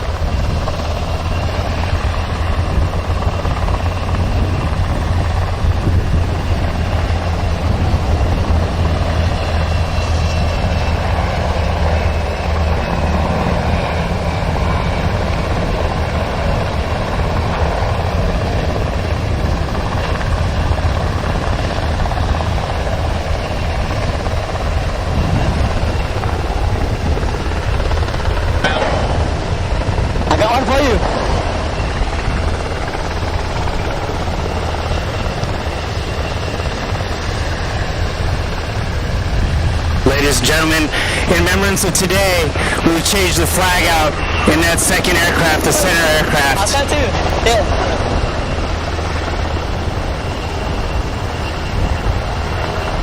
On behalf of the 8th of the 229th Assault Helicopter Battalion and the Flying Tigers, above the best.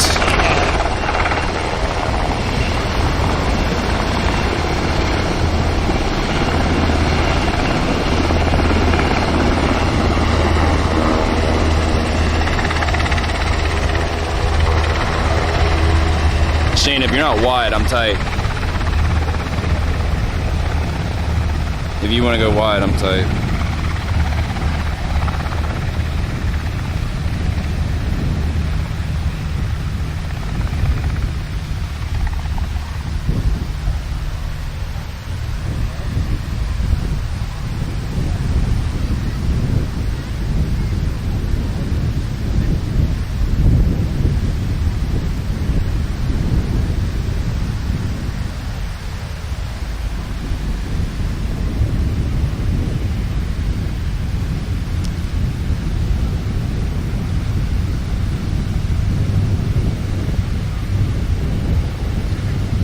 we'd like to take that entire team. I was very impressed by what's going on, but that crossover at Air Show Center really got my attention. That is great timing. Thanks to the man providing the narration, CW3, Christopher Herndon from Fort Knox, Kentucky.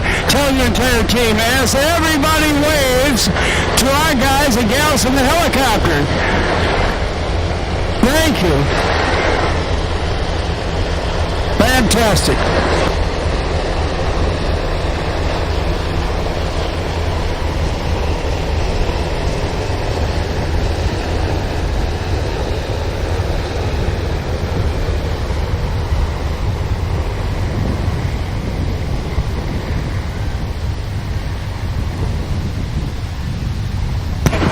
Sponsoring our live stream all this weekend on the World Wide Web, usasalute.com. Our buddies and pals from the great Northrop Grumman Company.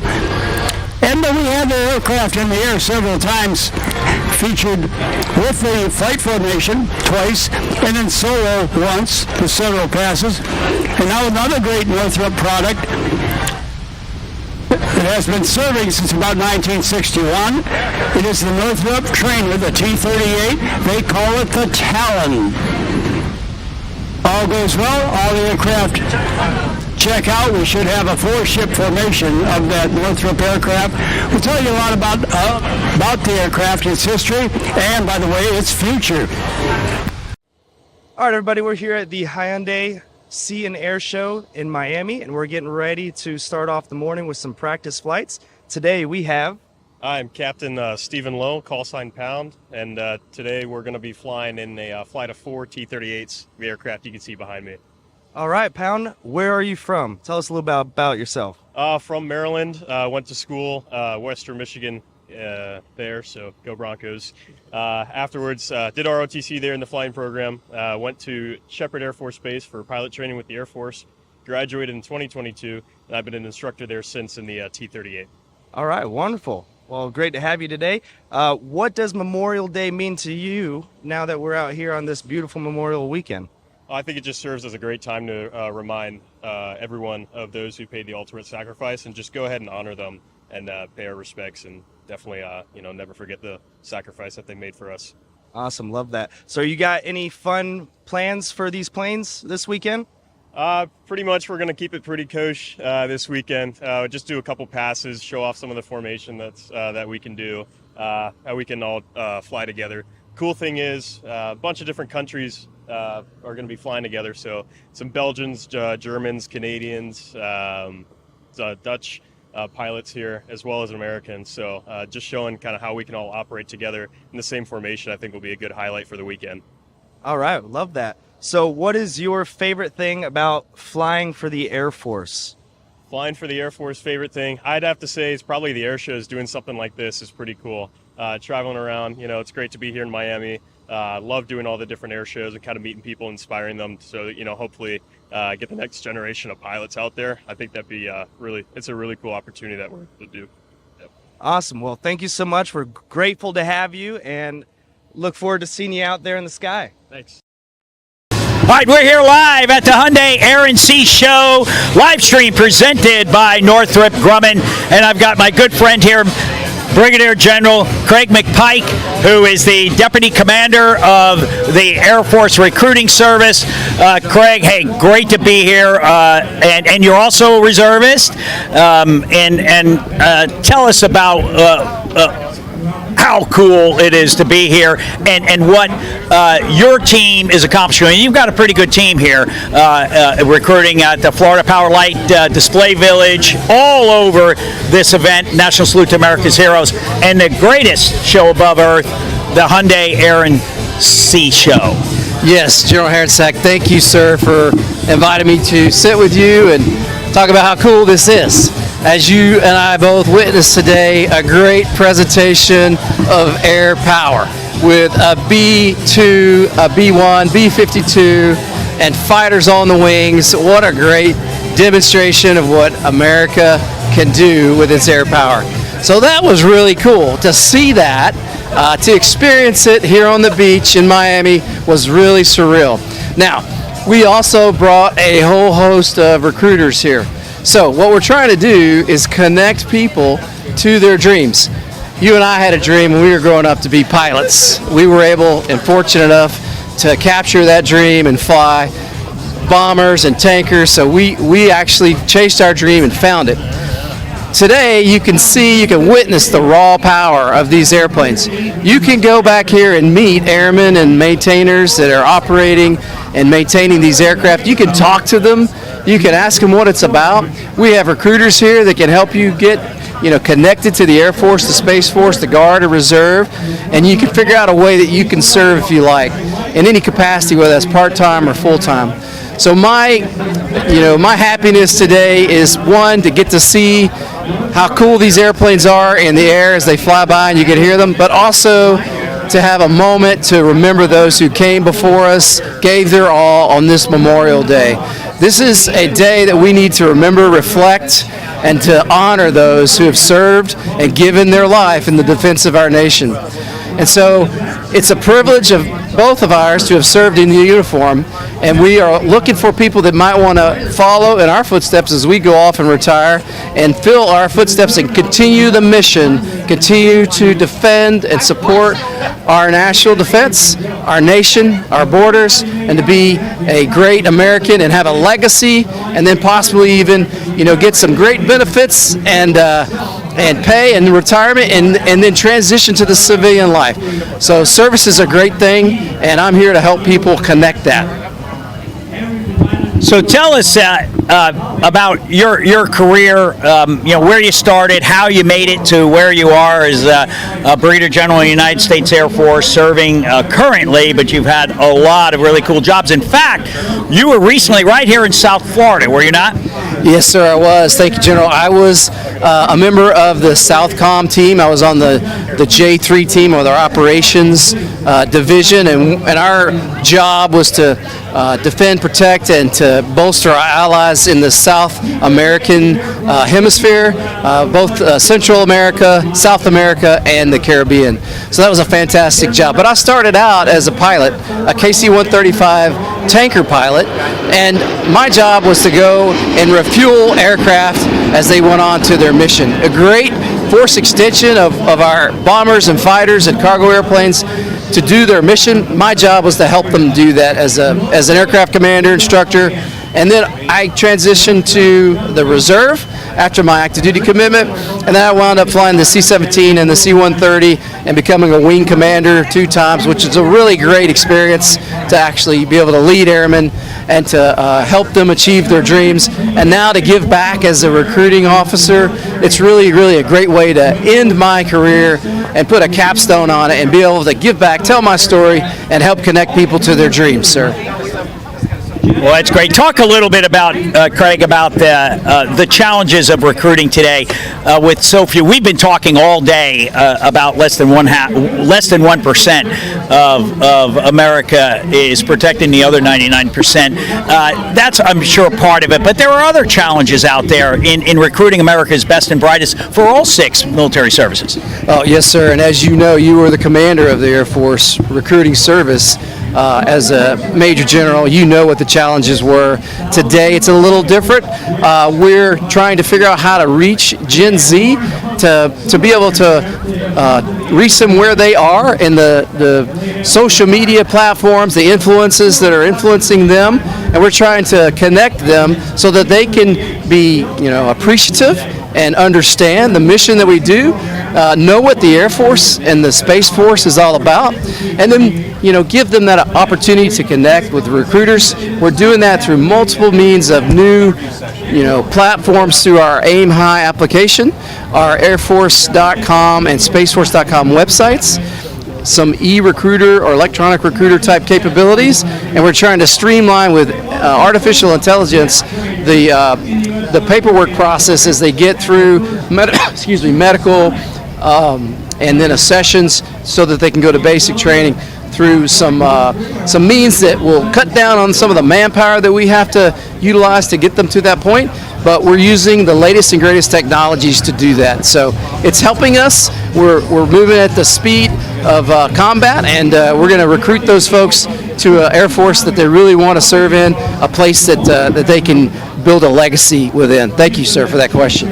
Well, thank you, and thank you for your service, Craig, over the decades, and your continued service to the United States Air Force and our nation. It's been an honor to have you here today, but also an honor to serve with you. Yes, sir, General Heronsek. I really appreciate you and all you've done for us. God bless you. Thanks, Gary. Thank you very much. All right, you're listening to the Hyundai Air and Sea Show, the greatest show above the earth. Live stream brought to you by Northrop Grumman.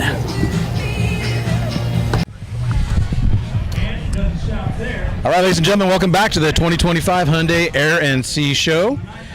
We just got done watching the Army Special Forces demo with their UH-60s, and we just aired that T-38 interview. That's where it all starts. It's in pilot training. That's where we all got our start. All of us got to, if we were lucky enough, got to fly the T-38, which I tell you, how many, I have to look at the report, but there they are. They've trained generations of pilots, that airplane have.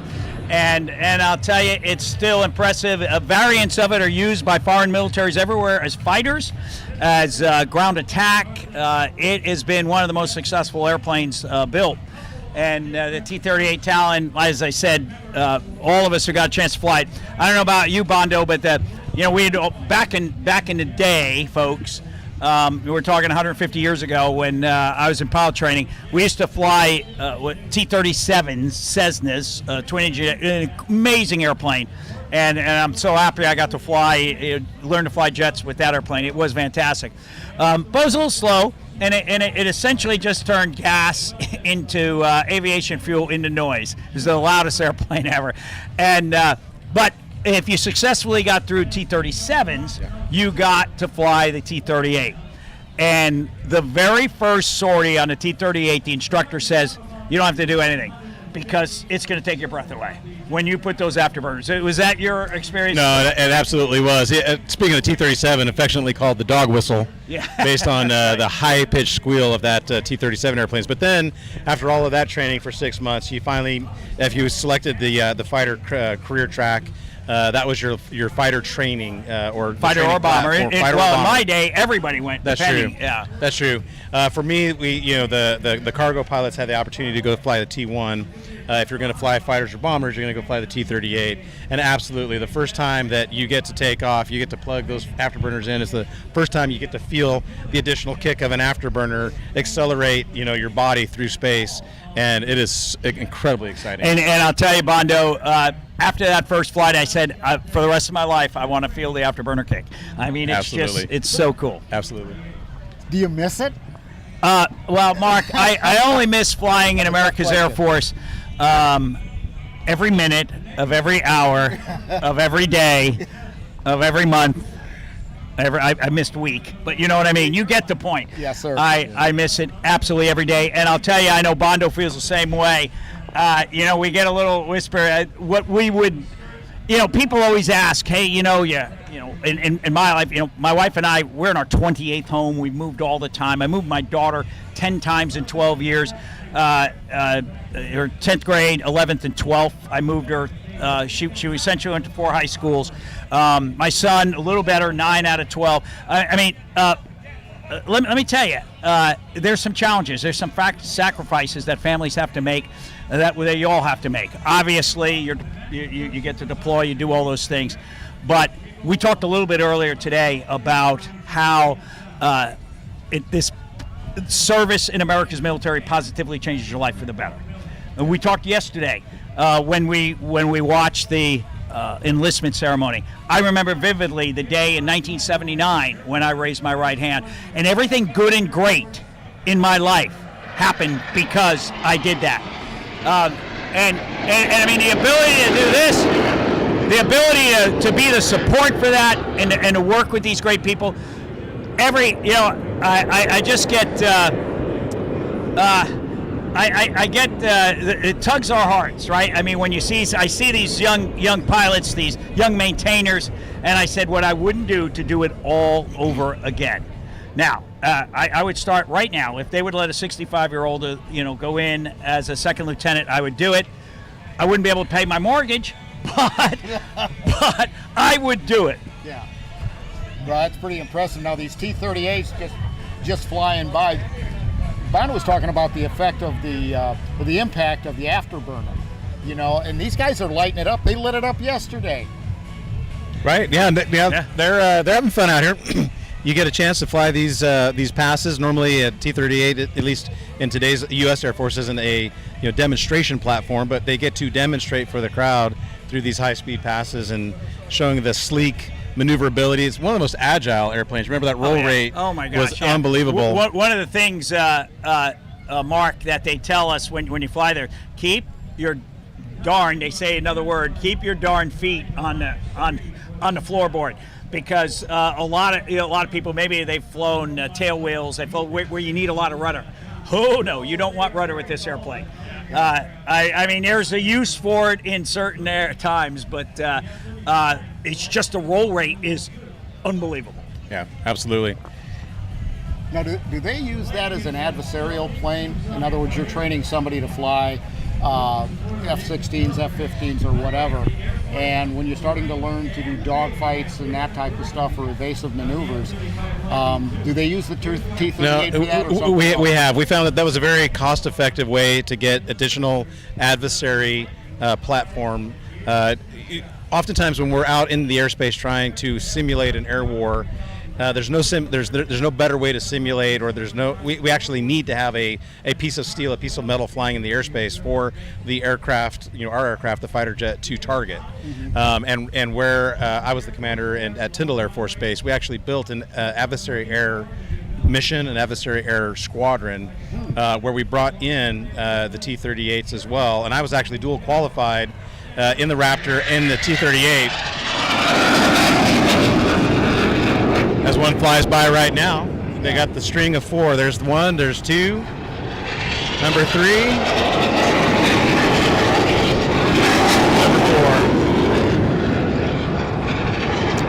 4. So these airplanes wound up being a very cost-effective way to get that training that we needed to get those pieces of steel out there in this airspace for the F-22 to actually target. And it was a blast to be able to fly the world's most advanced airplane in the morning and turn to the Air Force's oldest, fighter replica airplane in the afternoon. It was a lot of fun to be able to jump back and forth between both cockpits in one day. And besides pilot training, B-2 pilots use the T-38 as a companion trainer, simply because we only built 20 Northrop Grumman B-2s, 21. I'm sorry. One was lost in a crash, so it's just and they're deployed a lot. You have to have some going back and forth to depot, so there aren't a lot of airframes to fly. So to keep the pilot's proficiency up, they still fly the T-38, every day or so, just to keep their proficiency up. So besides just pilot training, it's used in other weapon systems as what's called a companion trainer. Okay. Yep. We know that NASA flies them as well. NASA, the astronauts flying yep. skills for the same purpose. It really keeps your skills sharp. Yeah. I mean, you just absolutely, and the other reason is it's fun as hell.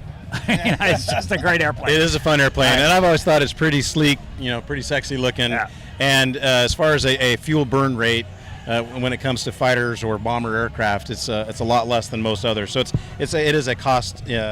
It's an economical. It's a cost savings, an economical way to get that training in, that proficiency. Bono, I want to jump to the F-22 for a second, sure, because I'm just overwhelmed with that one. A couple of times when I was watching it today, and I have never noticed this before, but from the rear it appears to be really a flat plane. Is that just my imagination, or maybe the angle I had? Just like with all stealth platforms, there is a reason, a method for the madness, and a reason that it was designed. Every single angle was designed. The reason, the way it was supposed to be, the thickness of it. Even I was talking to Laz, our F-22 demo pilot, today, when he was in that freedom flyover formation where the B-2's leading it. He said even in formation right off of its wing with the B-1 between him and the B-2, he couldn't see the B-2. It was so flat. It was actually hard, even in visual formation, to see see that airplane. And the same thing's true with the F-22. You want to minimize what's called your radar cross section, and that's what makes you stealth. So yeah, every dimension of that airplane was meticulously designed for a purpose. Well, there's a switch. What is that, a C-17? Yes, and I'll tell you, what an incredibly consequential aircraft used by Air Mobility Command to bring quickly people, supplies. It is an incredible platform. Yesterday we had General Healy on. He was head of reserves, Lieutenant General John Healy. He was one of the very first C-17 Globemaster pilots. And I'll tell you, it's made a huge positive difference. And it's been, talking about cost effectiveness, you know, when you could move men and women and material, whatever resource you need quickly, like this airplane is. This airplane, you know, it's a 4-engine jet. It could land on very short runways. It could land on unimproved runways. You know, we saw a C-130 yesterday. That's probably one of the most versatile airplanes ever built, right? The difference is it doesn't quite have the payload and range as a C-17. Okay. So it is made a big difference maker for Air Mobility Command in the United States Air Force and the United States military. Yeah, absolutely, Mark. You can't project power if you can't get the people, parts, equipment to the AOR, to the area of responsibility, to the wartime theater, and you can't sustain that power if you can't continue to keep that flow of moving. So the logistical flow that airplane is able to move, and not just for the Air Force. I mean, it moves Army, it moves Marine Corps, it moves a tank. You know, it can take an amazing amount of payload and put that and project that power and then sustain that power. Once you've inserted it someplace thousands of miles away from home, you need to be able to keep it there. Yeah. So now, as we're talking about that airplane, we're starting to see, again, some of its unique capabilities where it can not only fly at higher speeds, but fly very slow speeds with a heavy amount of cargo. Looks like a building flying through the air. Yes, it does.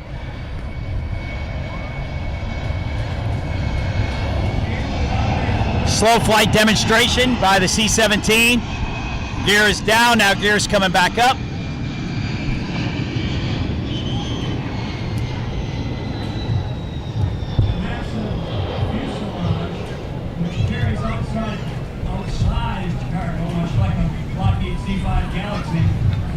Loaded and unloaded by one loadmaster through automation,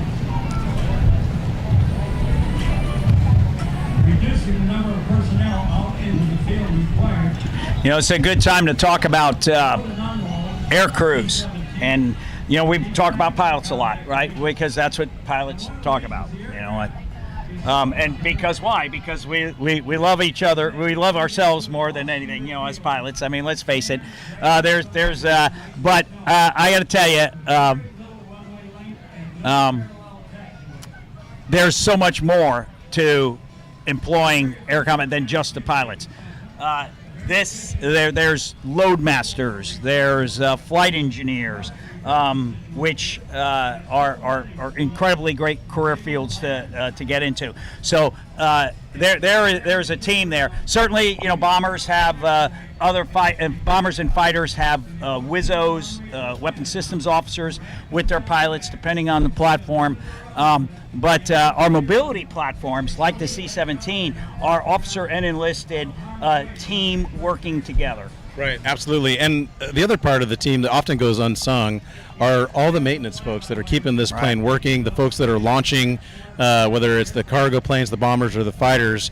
You know, even for this air show, we have a bunch of folks out at Opelika and down at Homestead, and they work very, very diligently in long hours and a lot of heat just to get this air show to be able to put it on.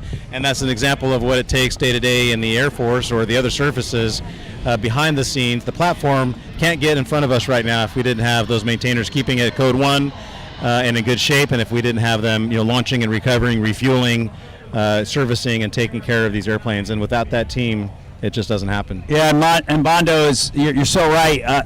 when we pilots, the air crews, the WIZOs, the load masters, the flight engineers arrive, they typically arrive a couple hours before takeoff to get all their briefings, to get all their equipment, to do all checks, file flight plans, all that stuff. But for every time that I showed up at 4 in the morning, there was a group of maintainers that started working on that airplane at 6 the night before or earlier. I mean, they're getting that plane ready to go and getting that aircraft ready to launch. So, I mean, they are just so incredibly talented, but also maintainers truly are the backbone of the United States military. And that's true if you're a tank maintainer too. It's not just, I'm not just talking Air Force here. Yeah. I'm talking about the people that maintain howitzers, helicopters, artillery. But we all have certain gifts, God-given gifts. Yeah. And you use those gifts in the best way you can. And that's a full life. Yep. And I think it creates that, you're talking about that camaraderie and those type of things. We're going to get back to that in just a second. But we do have really, really interesting interview coming up next. Cassandra Fink, current Miss Florida. We'll be back right after this. You've been listening to the Hyundai Air and Sea Show's live cast, brought to you by Northrop Grumman. This is Cassandra Fink, Miss Florida 2024, and I am here with Commissioner Alex Fernandez. How are you doing today? So excited to be here and to be with you, Miss Florida, right here in Miami Beach. I am honored to be able to have you for an interview today, and I'm really curious to what brought you out. Are you from the Miami area? Born and raised in South Florida, proud to be a commissioner here in Miami Beach and hosting the largest military exhibition in the country. I mean, the aerial demonstrations are next to none. History happening right here before us with these military aircrafts flying together in demonstration to our residents, to our visitors, and in honor of those who have given their life for our freedoms and for our country, restoring the true meaning of patriotism for Memorial Day in Miami Beach. So well said. So right behind us, we actually have the Golden Knights. And I don't know if you saw that performance, but my jaw was on the floor. Have you ever jumped out of a plane before? I never have, and talk about bravery. But if you were to jump out of a plane, what a better setting to do it at than over the beautiful beaches of Miami Beach against beautiful Art Deco architecture. I mean, if you're going to jump out of a plane, you jump out of a plane in Miami Beach. So, I mean, incredible. I did jump out of a plane to Miami Beach 2 days ago. I have bragged about it many more times than I can count at this point, but I think I will for the rest of my life. And you probably were fabulous when you landed. She probably looked just as fabulous as she looks now. I can promise you I didn't, but it was well worth it. Maybe you can be tandeming next year. Maybe. Hey, you never know. You never know. But it's great to have you here to celebrate Memorial Day. I don't know if people know, Memorial Day used to be very different in Miami Beach. We used to have crime, shootings, stampede, and now we have patriotism. Honor to those who deserve our respect, and really highlighting the greatness of our military recruitment so that we can continue defending our country. Talk about restoring honor to Memorial Day in our city. We are restoring Miami Beach on Memorial Day, and we are ensuring that we are honoring those who have served and given their lives. Thank you so much for your time. Thank you for joining us. Back to the desk. We're back. I guess it's getting better than seeing our front, but that didn't work out. Anyway, hi, I'm Mark Jackson. To my right, Bondo. To my other right, General Harensack. And some insights today you will never hear anywhere else in any air show that you watch. This has been a phenomenal weekend. We have one more special little tribute coming up from the 920th, which is a unit that actually flew a year ago, flew 350 miles out into the Atlantic Ocean to save the life of a youngster who was very ill on a cruise ship, brought him back, had to refuel midair, and this group was responsible for the safety and the life of this young man. So anyway, that is a testament to the, not just what the military does against adversaries, but to help our citizens here in the United States. That was an impressive story. I never forgot it. Well, Mark, you just mentioned refueling, and that's exactly what we're seeing right now. So you're seeing the KC-135 with its boom down and the C5 in a pre-refueling formation position. So that is exactly the stabilized place that you want to put ourselves before we're going to basically go the rest of the way and allow that boom to connect with our aircraft and pass the fuel in the air. And that mid-air refueling capability, again, talking about power projection, we can't get the bombers or the fighters to the theater or sustain them in their combat air patrols on their station times that an entire war plan is built around if we can't pass that fuel and keep those fighters or those bombers airborne and to the target or over, you know, that airspace. And so the role of our refueling fleet is absolutely critical and really a game changer. And very few nations have this capability, and those that do, it's nowhere close to what the United States military can do as we project power. And I'll tell you, there's another example. The boom operator on the refuelers in the United States Air Force and in the other services, that's an enlisted career field. And I'll tell you, when you're running out of gas and you're over the North Atlantic in the middle of the night and there's nowhere else to go, and you're looking and you're thinking, how cold is that water down there? You mean with the ice caps on it? Yeah, with the ones with the ice caps going, I really need this fuel. Pilots, it's a skill that pilots have to get. Air refueling is an experience. You have to learn how to do it, obviously. It doesn't come naturally to get that close, especially in the middle of the night, right up to another airplane, but obviously you have to get the gas. And you do your job, but you're depending on a 19-year-old or a 20-year-old to save your life. That's right. That's right. As a boom operator. And again, that's the type of when we talk about, would I, I'm going to join it. What you could join America's military and make a difference and have a heck of a lot of fun while you're doing it. When it's really windy, it's severe conditions and you definitely need fuel. How do you handle that? I mean, does the backwash from the fueling jet protect you a little bit if you're trying to get fuel? Or, tell us how that works. Two things that I used to always run through my mind, especially when you were really getting nervous about being low on fuel and in a bad situation. We used to say, okay, just breathe through your nose, which meant take it easy, go slow, and fingertip pressure. Only use a couple of fingers on that control stick. Otherwise, you'd have this tendency to just grab that stick and be too aggressive with your control inputs, and now you can't get into position stable enough for that enlisted boom operator to be able to plug the airplane. So it was all about just calming down, even though the stress level is rising, the risk is starting to rise. You have to physically force yourself, mentally force yourself, just relax, really smooth on the controls, and park it right where it needs to be so that boom operator can pass that gas along. And I'll tell you, Mark, all airplanes refuel differently. It's physics, it's aerodynamics.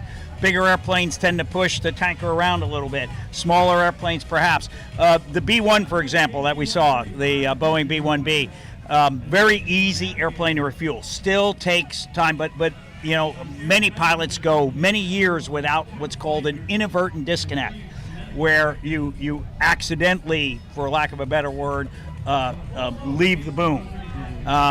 But other airplanes like the B-2, very challenging for a host of reasons. Nobody wants to know all the aerodynamics and all this stuff, but for a host of reasons, it's difficult to refuel. Willard, how was it easy, hard to refuel an A-10? Well, the tankers don't like us because they got to slow down. We're like over the ocean. They're like, look, guys, speed up. We're like, hey, man, we can't refuel any faster. Can we just give you a basket and refuel you like a helicopter? But so it's it's really amazing to think that we can do that. A lot of people don't realize in the general public that we actually even do this. Right. And it's really a skill set, that Bondo was talking about, of being able to get and approach the tanker and maintain that position and keeping the lights and keeping the boom. And, you know, if you get too close to the boom operator where they're kind of like, hi there, you're kind of close, then we got to back up a little bit here. But it is quite an efficient operation and a crucial, vital operation, especially, you know, for our fighter aircraft to extend the ability for time on station. Yeah, and Willard, Zach, I don't know about you guys, but there's been more than one fighter pilot named after a mishap on the boom in refueling. It's definitely a source of tactical call signs in the fighter community. Probably the same in the A-10 and in the bomber world. Well, so far today we have had, and yesterday we have had unprecedented air power demonstrated. I keep going back to the Freedom flyover, which was absolutely phenomenal. But our frontline jets, you know, that F-22, the F-15, this is the best of the best, and we're seeing the best of the best fly these ships, fly these planes. And guys, I think overall it'd be interesting, Willard, to hear. Oh, there we go. To hear your perspective on what did you come away with this weekend from this up close and personal perspective on the 2025 Hyundai Air and Sea Show? Well, number one, I have 3 new friends, the Tres Amigos here in Miami. So that's good. And that we stayed out of trouble here on Miami Beach. So that's all a good thing with us. But no, I was talking to the mayor, actually, Zach, when you brought him over. And it's just been wonderful across the board for all of Florida, and especially this community. You know, most of the air shows in our country are geographically in places where it's at an air base or at an airport, and it doesn't have you know, a couple hundred yards of sand and beach, and people able to make it an entire weekend of activities for a variety of things in this community. So that's what makes it completely unique. And the fact here that there was a swearing in for a list of people going into all branches of the military service, it's heartwarming to all of us. And I think that this message that we've been able to deliver and what we've been able to see is that we will see more people who would like to come forward and be interested, whether or not, you know, there's only a tiny percentage of people that actually meet all the requirements to go flying, but that may want to build airplanes or may want to work on airplanes. Or what we really need so much more now is people who want to control airspace and control airplanes. We've heard a lot of what the FAA is trying to do, and of course we would give them great training in our military services to go on and have that type of government service. So let's hope what we've done here has been able to give an insight to that, and most importantly honor those people always, every single day, who have made the ultimate sacrifice across the country in their service, no matter what branch of service that is. Yeah, Mark, I tell you, it's been we're coming to a close here. It's been an incredible 2 days. But you know what? Last year, I said the same thing. And the year before, I said the same thing. And I said last year and the year before that next year will be bigger and better. And I think we could all agree that this National Salute to America's Heroes and Hyundai Air and Sea Show continues to get bigger and better every single year. No, I completely agree. But, like you, Zach, have been with this from the beginning, about 9 years now. We started it off on year 1, and it was a beautiful vision, a beautiful idea, and we did our best with the resources we had to make it the best show we could. But every year we learn, every year we improve, every year it does grow. Every year we get more and more support, so thanks to our sponsors that help make this happen for the men and women of the armed services and their families, to celebrate them and to, through this air show, and that we get to see that. You know, it's so impressive to me. I'll tell you guys, I don't know why I'm always impressed by this, but I read over the bios and I read them carefully, because even guys I know, and see the level of training, the level of education, and these are the sharpest people. Whoa, now there's Willard's playing. There we go, now. Tell us about what we're seeing.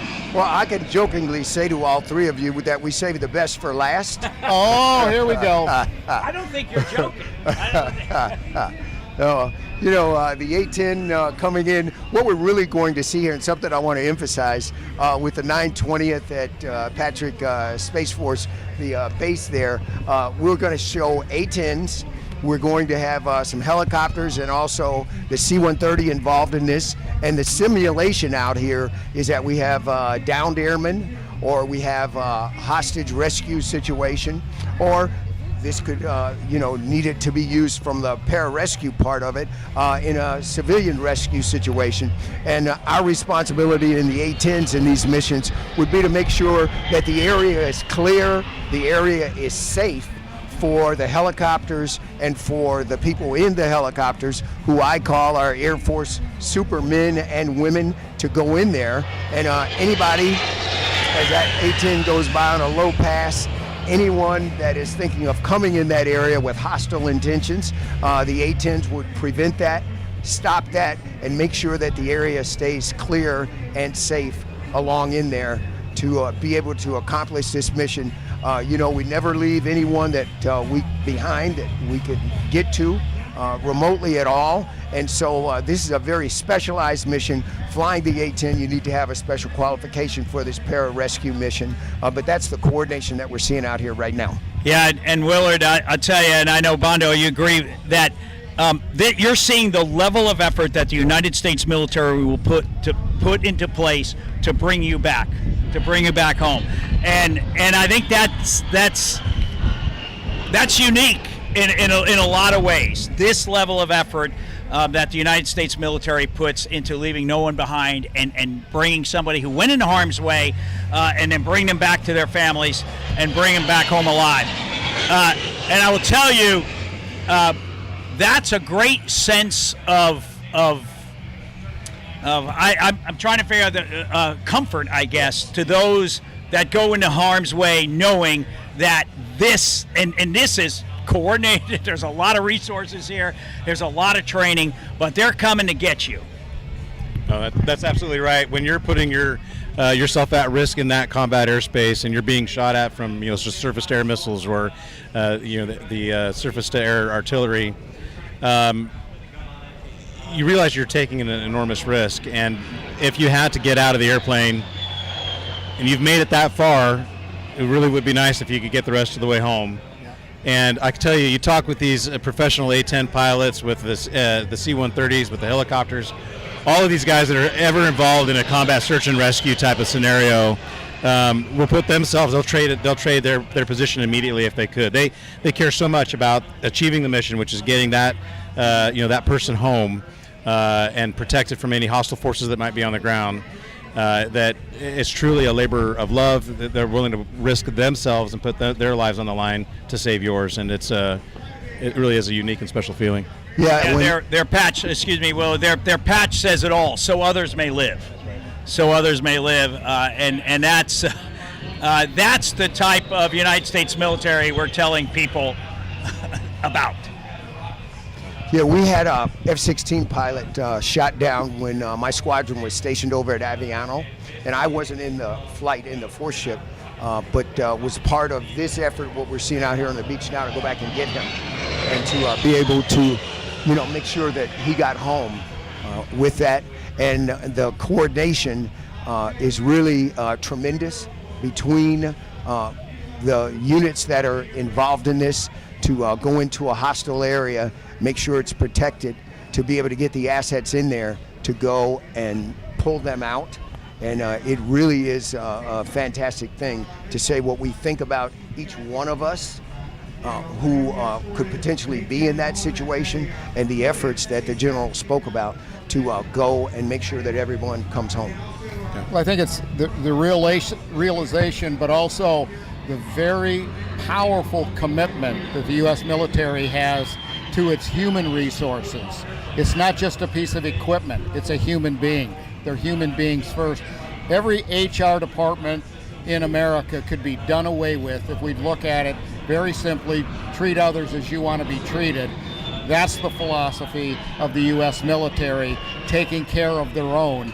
And I think that's an important statement about the philosophy of the U.S. military towards its own, and we take care of our own. Yeah, we're going to see the helicopters come in here. And of course, more people are familiar with the Navy SEALs and also the Army 82nd Airborne and the Rangers. But those of us in the Air Force, you know, we have our own supermen and women, as I like to call them. And about 10% of the people that start our pararescue training actually complete it. Really? The washout rate is extremely high because we're asking them to be swimmers, scuba divers, marksmen and women. We're asking them to jump from airplanes, whatever it is that's necessary. And some of the demonstrations we've seen out here involving some rappelling from helicopters into water, others, because they never know what environment that they're actually going into. So they have to be qualified in all of them. And that's why their washout rate is so high, but it's also a comforting feeling to know that those types of people actually exist and can come to get you. I jokingly, and I said this to you I think yesterday, sir, is that when I meet them and they tell me what their skill set is, I always say to them, it's a pleasure never having met you before. Here we are. Okay. Now, what kind of helicopter are we looking at here, General?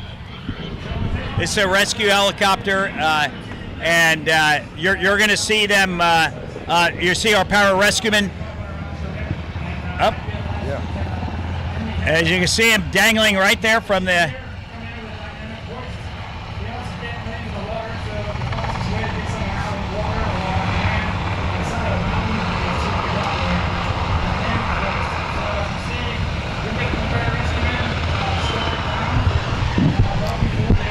These are the HH-60 helicopters that are recovering the simulated downed airmen out of the water while they have that A-10 top cover.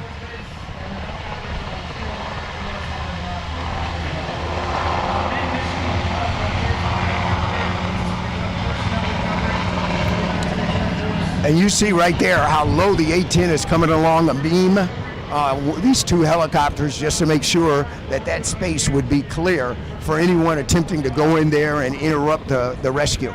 Yeah. In this case, with this demonstration, we were able to see a successful recovery, which is obviously the goal, and oftentimes what that actual outcome is.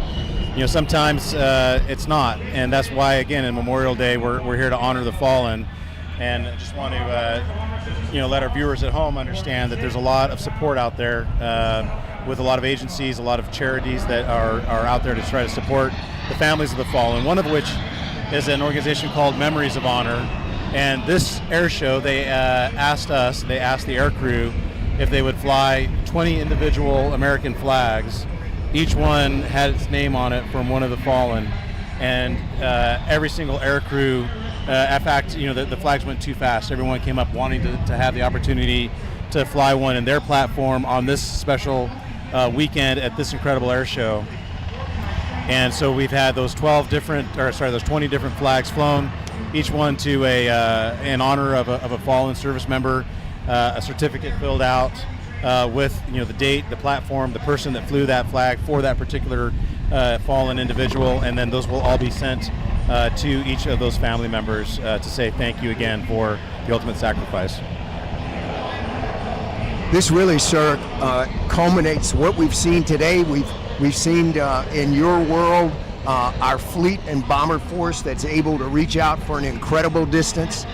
We've seen in Bondo's world the ability to have air superiority and control an area, and now here we're seeing an ability to control the situation on the ground from the air. Yeah, and Willard, you're right. This is an incredibly complicated operation that takes a lot of collaboration and coordination to pull off successfully.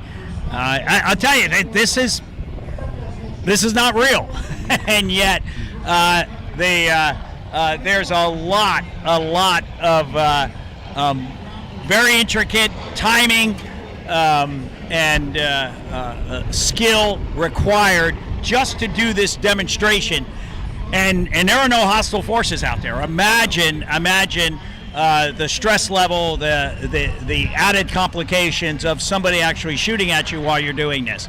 So just a tremendous demonstration. And you're right, Will, it's really a great way to end the Hyundai Air and Sea Show. It really is, because I think it talks to one of our themes, that this is not just about a single pilot or a single crew. What the United States military does to defend our country, to defend our allies, to defend freedom everywhere is a total team effort. And so this is a great way to end the Hyundai Air and Sea Show for another year.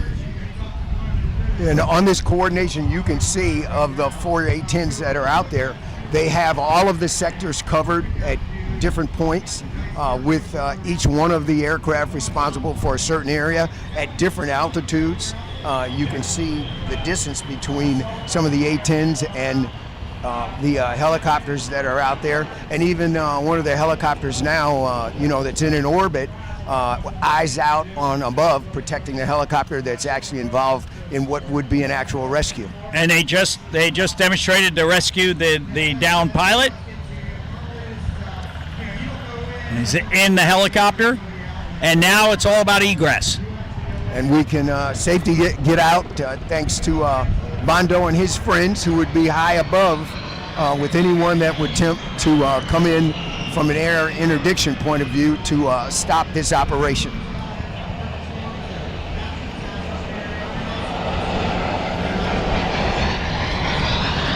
The insights that you guys have provided and putting in layman's terms has been outstanding. I've been extremely impressed. Just the logistics of just doing this out here, but then the logistics, Willard, in real life, in a real battle.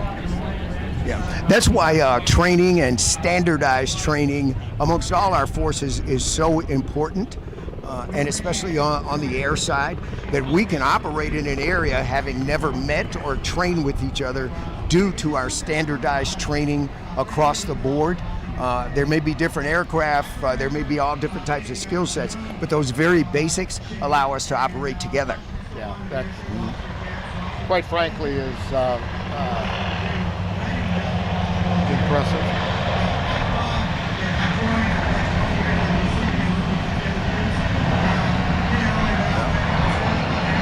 Now we've got to give a big shout out to our on-site announcer too, Danny Clisham, who's done a great job for everybody that's here throughout the weekend. He's still at it, super knowledgeable about what's taking place. But and these aircraft, they're operating at a pretty low level there. The helicopters are maybe 15, 20 feet, and we have our A-10s at a low level as well. And these helicopters have been, updated a long way. Our special operations forces within the Air Force, the ability to operate in almost any type of weather condition at night. All those types of things have been added to this to make sure that this can be done at any hour.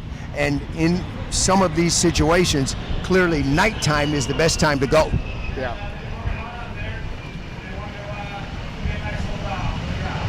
And they're waving to the crowd goodbye. All right, well, this is the 920th Pararescue Demo.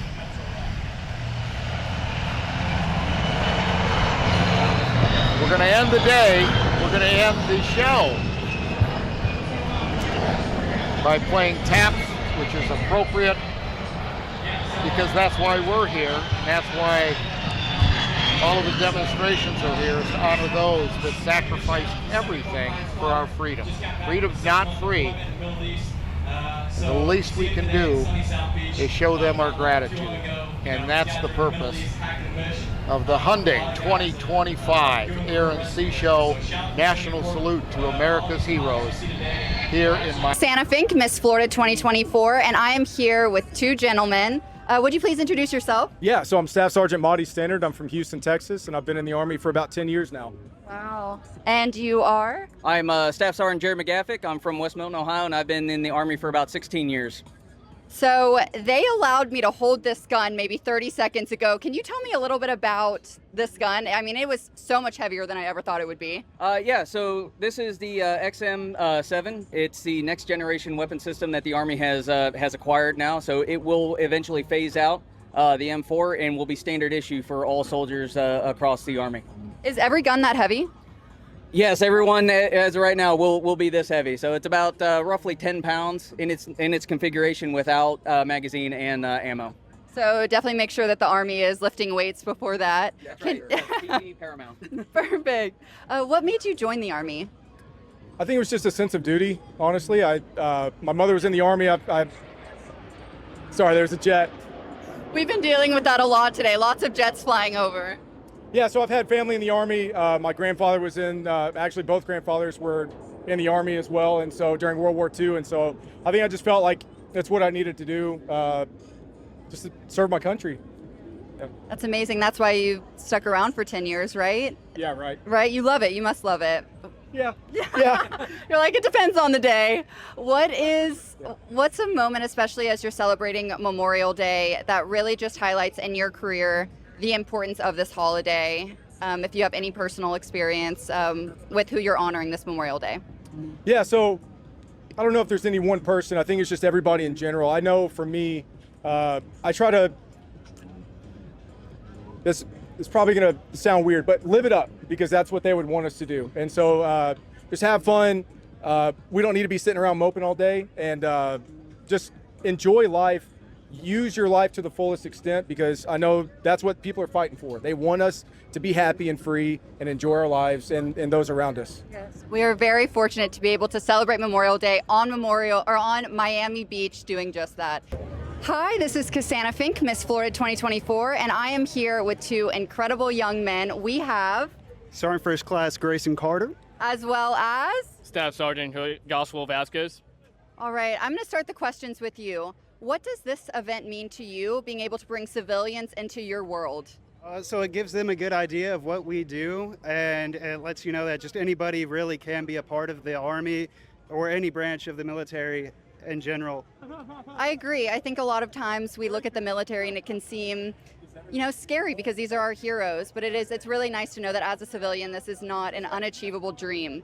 What does Memorial Day mean to you, since this weekend is about celebrating not only individuals who serve, but those who have lost their lives fighting for our freedom? Absolutely. So Memorial Day means to me just remembering what the core values of America are, what we stand for, what brings us together as a country and as people. Absolutely. If you could tell any young person who's interested in considering Army, what would those words be? You can help win America's wars with the Army. Is there a little bit of a rivalry there? Just a little bit. Perfect. Well, thank you all so much for your time. Back to you all at the desk. Well, as we wrap up, Mark and Bondo, Willard, we'd be remiss not to thank Northrop Grumman for their great support of our live cast and all their support for the National Salute to America's Heroes. Hyundai, of course. This is the Hyundai Air and Sea Show, the greatest show above Earth. It's been an honor and a pleasure to work with this dream team with you three guys. I mean, oh my gosh. Thanks for letting me be part of this. I'll tell you what we're going to do. We'll take tomorrow off. But on Tuesday, here we go. We're hey, it's 2026 is coming up fast. It's only 367 days away. Yeah, whatever it is. Whatever it is. So, ladies and gentlemen, if you were in South Florida, if you were visiting, if you live here, and you didn't get a chance or you chose not to come to the Hyundai Air and Sea Show here on the world-famous Miami Beach, you really missed an incredible opportunity. And so, hey, but you could still recover because you could come to the Hyundai Air and Sea Show 2026. You can also catch it online at usasalute.com, or you can simply go to the Hyundai Air and Sea Show, Google it, and it'll bring up the archives. We'll have that up and running for all of you guys. This is Mark Jackson. Colonel Bondo Costello, General Garrett Herensack, Willard Shepard. Thanks so much for joining us, everybody. We sincerely appreciate it. And we're going to see you again, God willing, next year.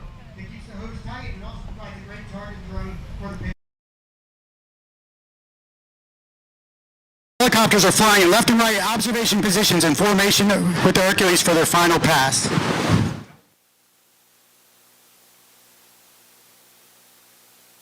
Ladies and gentlemen, before they do a presentation of taps, it's not well known that there are lyrics to taps. It is mostly an instrumental. But here's one of the lyrics that pertain to this day, this weekend, Memorial Day. Go to sleep, peaceful sleep, may the soldier or sailor God keep, on the land or on the deep, safe in sleep.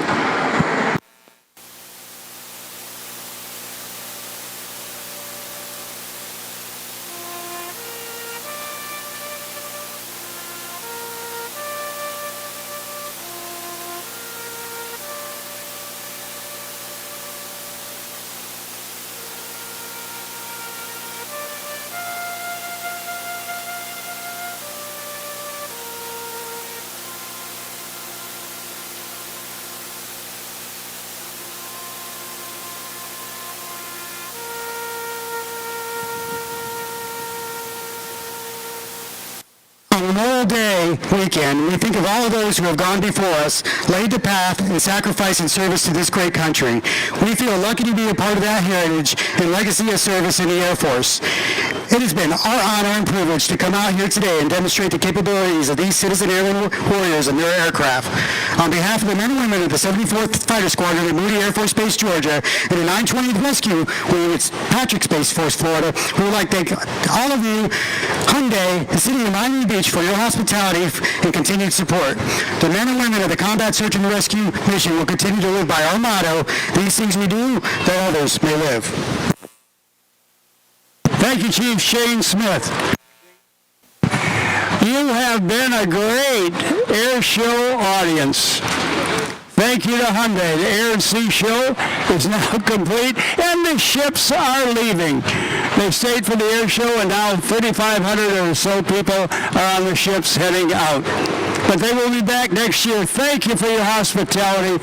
Thank you, City of Miami Beach. Thank you to our presenting sponsor, Hyundai. And thank you to your response and enthusiasm to our performance. This is yours truly, Danny Clishan, the host that loves you most, signing off until next year. And remember this, whatever you do, keep looking up.